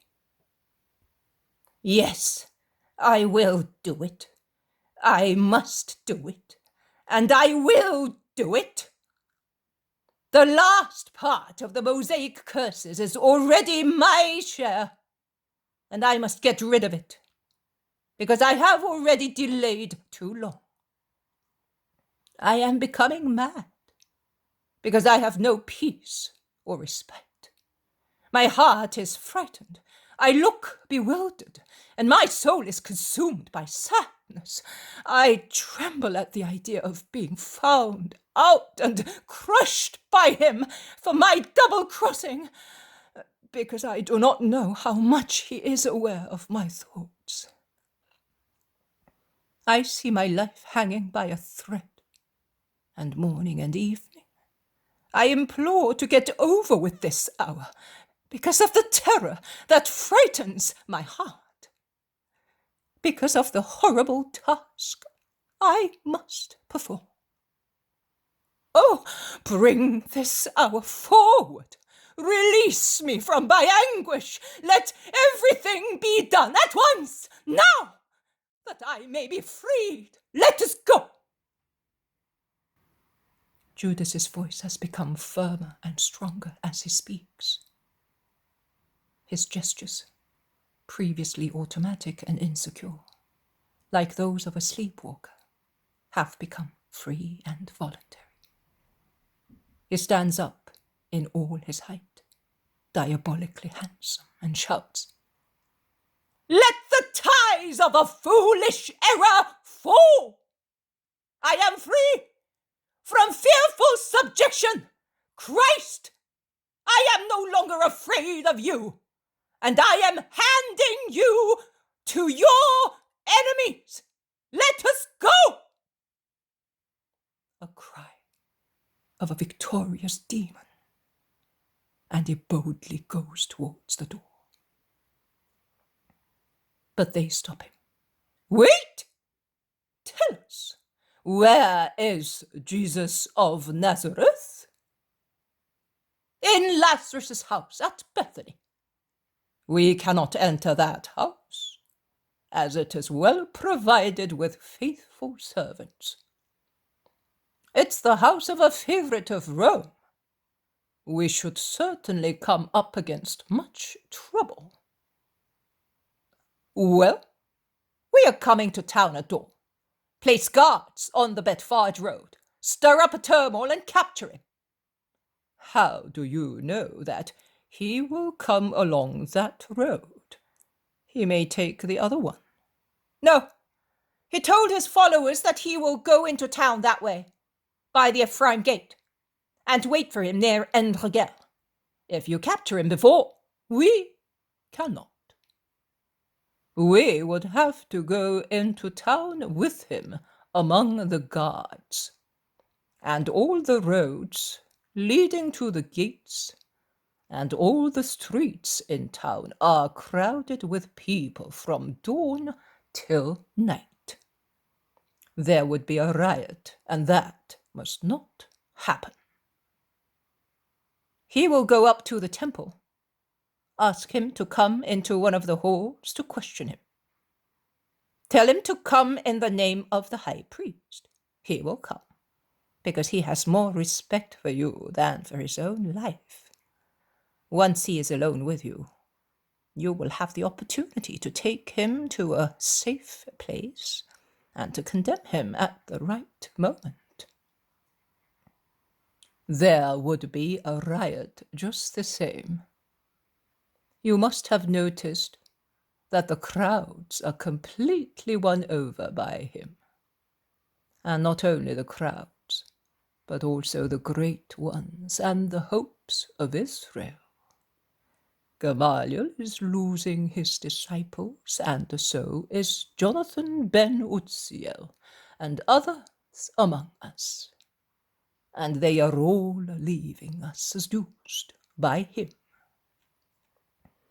Even the Gentiles venerate him, or they fear him, which is also veneration, and they are ready to rebel against us if we ill-treat him.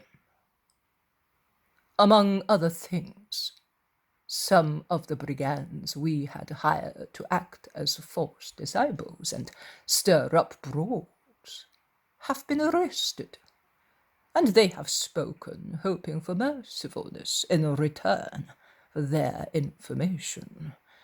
And the praetor knows.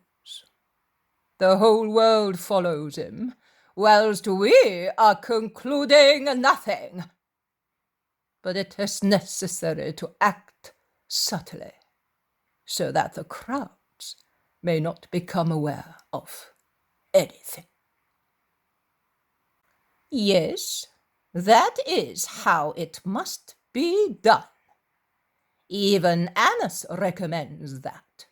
He says it must not happen during the festivities, and there must be no disturbance among the fanatic people. That is what he ordered. And he gave orders that he should be treated with respect in the temple and elsewhere, and that he should not be disturbed in order to deceive him. So what do you want to do? I was quite willing tonight, but you are hesitating, says Judas. Well, you should take us to him when he is all alone. You are aware of his habits. You wrote to us that he wants you to be closer to him than anybody else. So, you must know what he wants to do. We shall always be ready. When you think that it is the right place and the right moment, come, and we will follow you. Agreed. And what retribution shall I receive? Judas is now speaking coldly, as if he were dealing with common business. what is mentioned by the prophets, so that we may be faithful to the inspired word. 30 silver pieces. 30 silver pieces to kill a man, and that man! The price of a common lamb during these festivities. You are mad. It is not that I need money. I have plenty. So do not think that you can convince me for a greed of money. It is too little to compensate for my grief in betraying him who has always loved me. But we have told you what we will do for you. Glory, honors, what you were hoping to have from him, and you did not get. We will cure your disappointment. But the price has been fixed by the prophets. Oh, it is a formality, a symbol and nothing else. The rest will follow later. And the money, when? The moment you say to us, come, not before. No one pays before taking possession of the goods. Don't you think that is fair? It is fair, but at least treble the amount. No. That is what the prophets said, and that is what has to be done. Oh, we will obey the prophets. We will not omit an iota of what they wrote of him. We are loyal to the inspired word.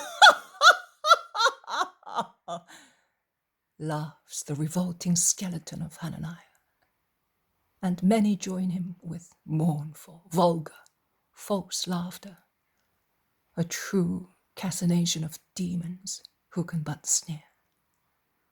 Because laughter is typical of serene, loving spirits, and sneer is peculiar to upset hearts sated with wrath. Everything has been said. You may go. We will await dawn to go back to town by different roads. Goodbye. Peace be with you, lost sheep, who are returning to Abraham's flock. Peace to you, peace to you, and the gratitude of the whole of Israel. Rely on us. A desire of yours is a law to us. May God be with you, as he was with all his more faithful servants. All the blessings on you. They take him to the door with embraces and protestations of love. They watch him go away along the half-dark corridor. They listen to the noise of the locks of the door that is opened and closed. They go back to the hall, exulting. Only 2 or 3 voices can be heard, those of the less demoniac ones. And now, how shall we behave with Judas of Simon? We know very well that we cannot give him what we promised, except those miserable 30 silver pieces. What will he say when he realizes that he has been betrayed by us? Shall we not have caused greater damage? Will he not go around telling the people what we have done? We know that he is a man who changes his mind. You are quite simply foolish, having such thoughts and worrying thus. It has already been decided what we will do to Judas. It was decided the last time, don't you remember? And we will not change our minds. After everything is finished with the Christ, Judas shall die. That is settled. But if he should speak before, to whom? To the disciples and to the people? To be stoned? He will not speak. The horror of his deed will gag him. But he may repent in future. He may feel remorse. He may even become mad. Because his remorse, if it should awaken, could only drive him mad. He will have no time. We will see to that before. Everything at the right moment. The Nazarene first, then the man who betrayed him, says Helkai slowly, in a dreadful tone. Yes, and mind, not a word to those who were absent. They already know too much of our thoughts. I don't trust Joseph and Nicodemus, and I don't rely much on the others. Do you doubt Gamaliel? He has stood aloof from us for many months.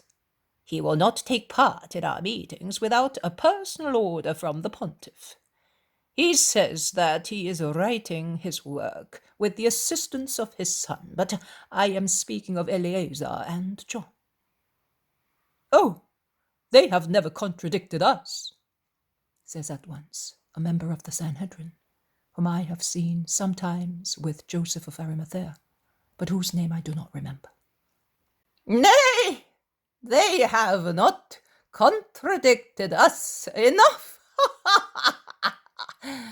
And we shall have to watch them. Many snakes have built their nests in the Sanhedrin, I think. But they will be dislodged, says Hananiah, as he goes, shaking and trembling, leaning on his stick, looking for a comfortable place on one of the low, wide seats covered with thick carpets, placed against the walls of the hall. And he lies down happily, and soon falls asleep, with his mouth open, looking ugly in his wicked old age. They watch him, and Doris, the son of Doris, says, "He has the satisfaction of seeing this day. My father dreamt of it, but did not have it. I will carry his spirit in my heart, so that he may be present on the day of the revenge upon the Nazarene, and he may rejoice. Remember that we must be constantly in the temple in turns, and many of us in each turn. We will do that. We will have to give instructions to take Judas of Simon to the high priest at any time. We will arrange that. And now, let us prepare our hearts for the final task. They are already prepared. They are ready. Cunningly, subtly, to avoid all suspicion, to allure every heart. Whatever he may do or say, we shall not react. We will revenge ourselves for everything at one go. We will do that, and it will be cruel vengeance. A thorough one, and dreadful." And they sit down, trying to rest while waiting for dawn.